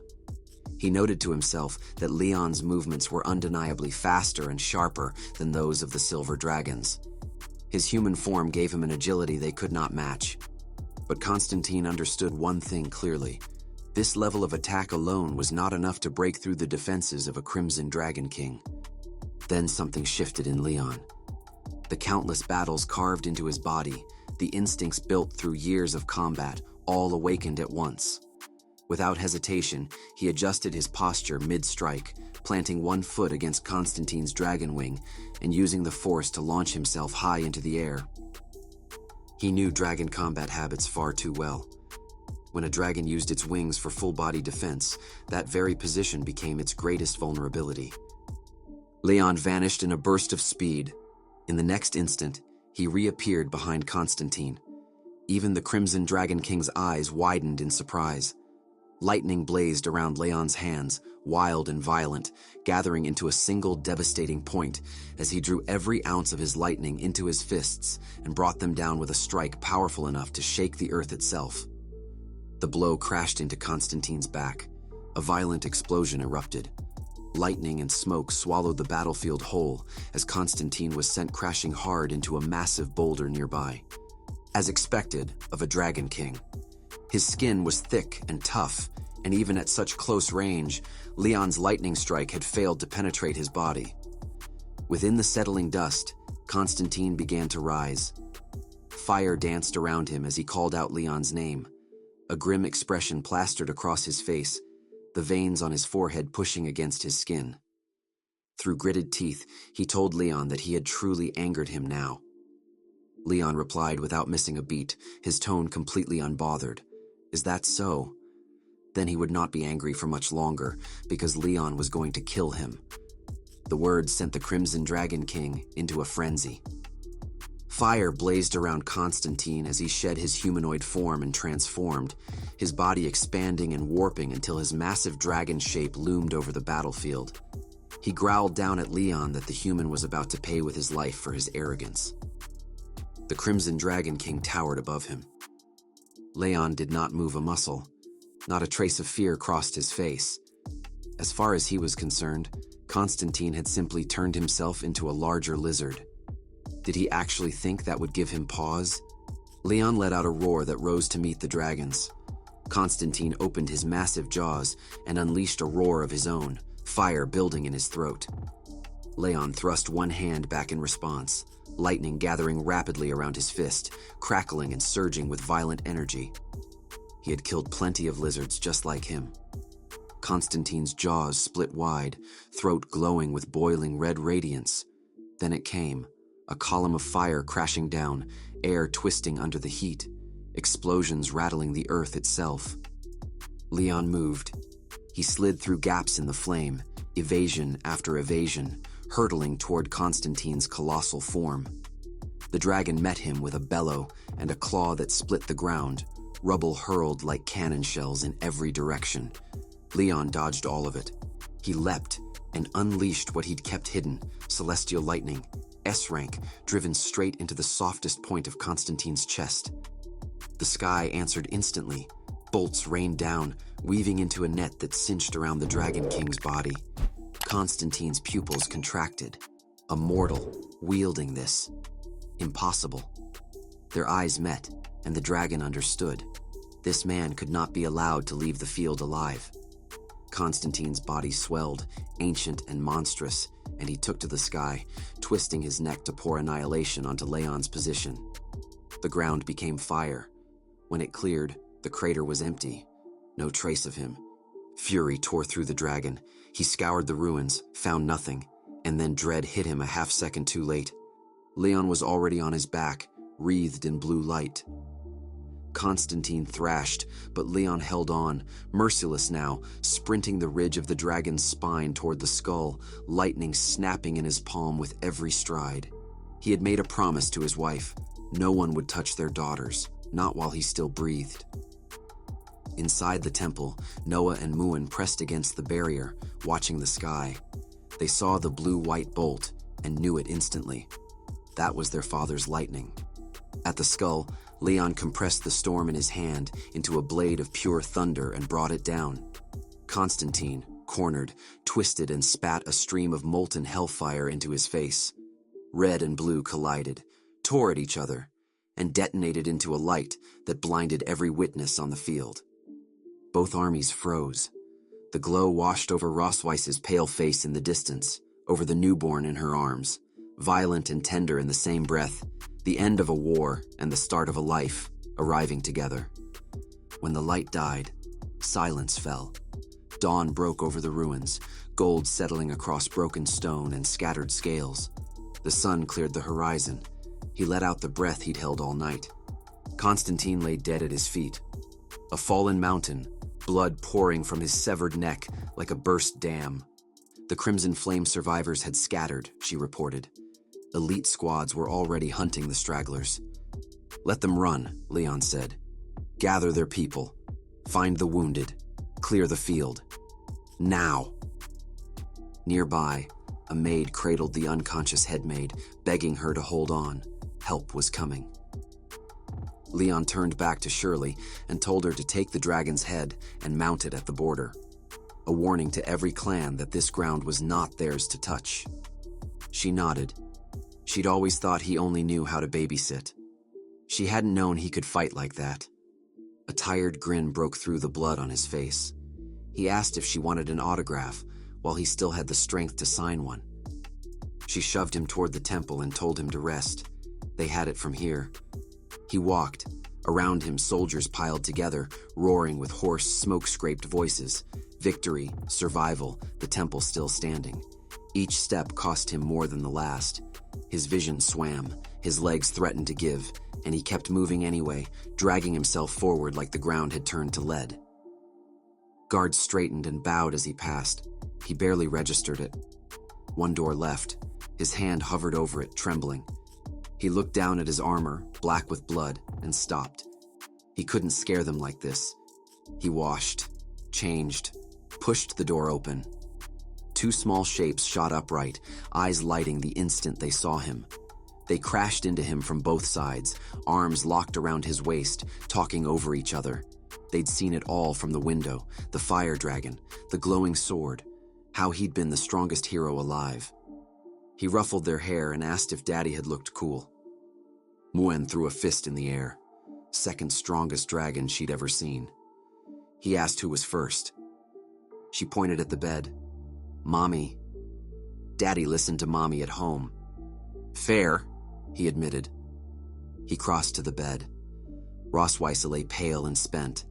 A girl, she told him, and smiled. For the first time, Leon was awake to witness it.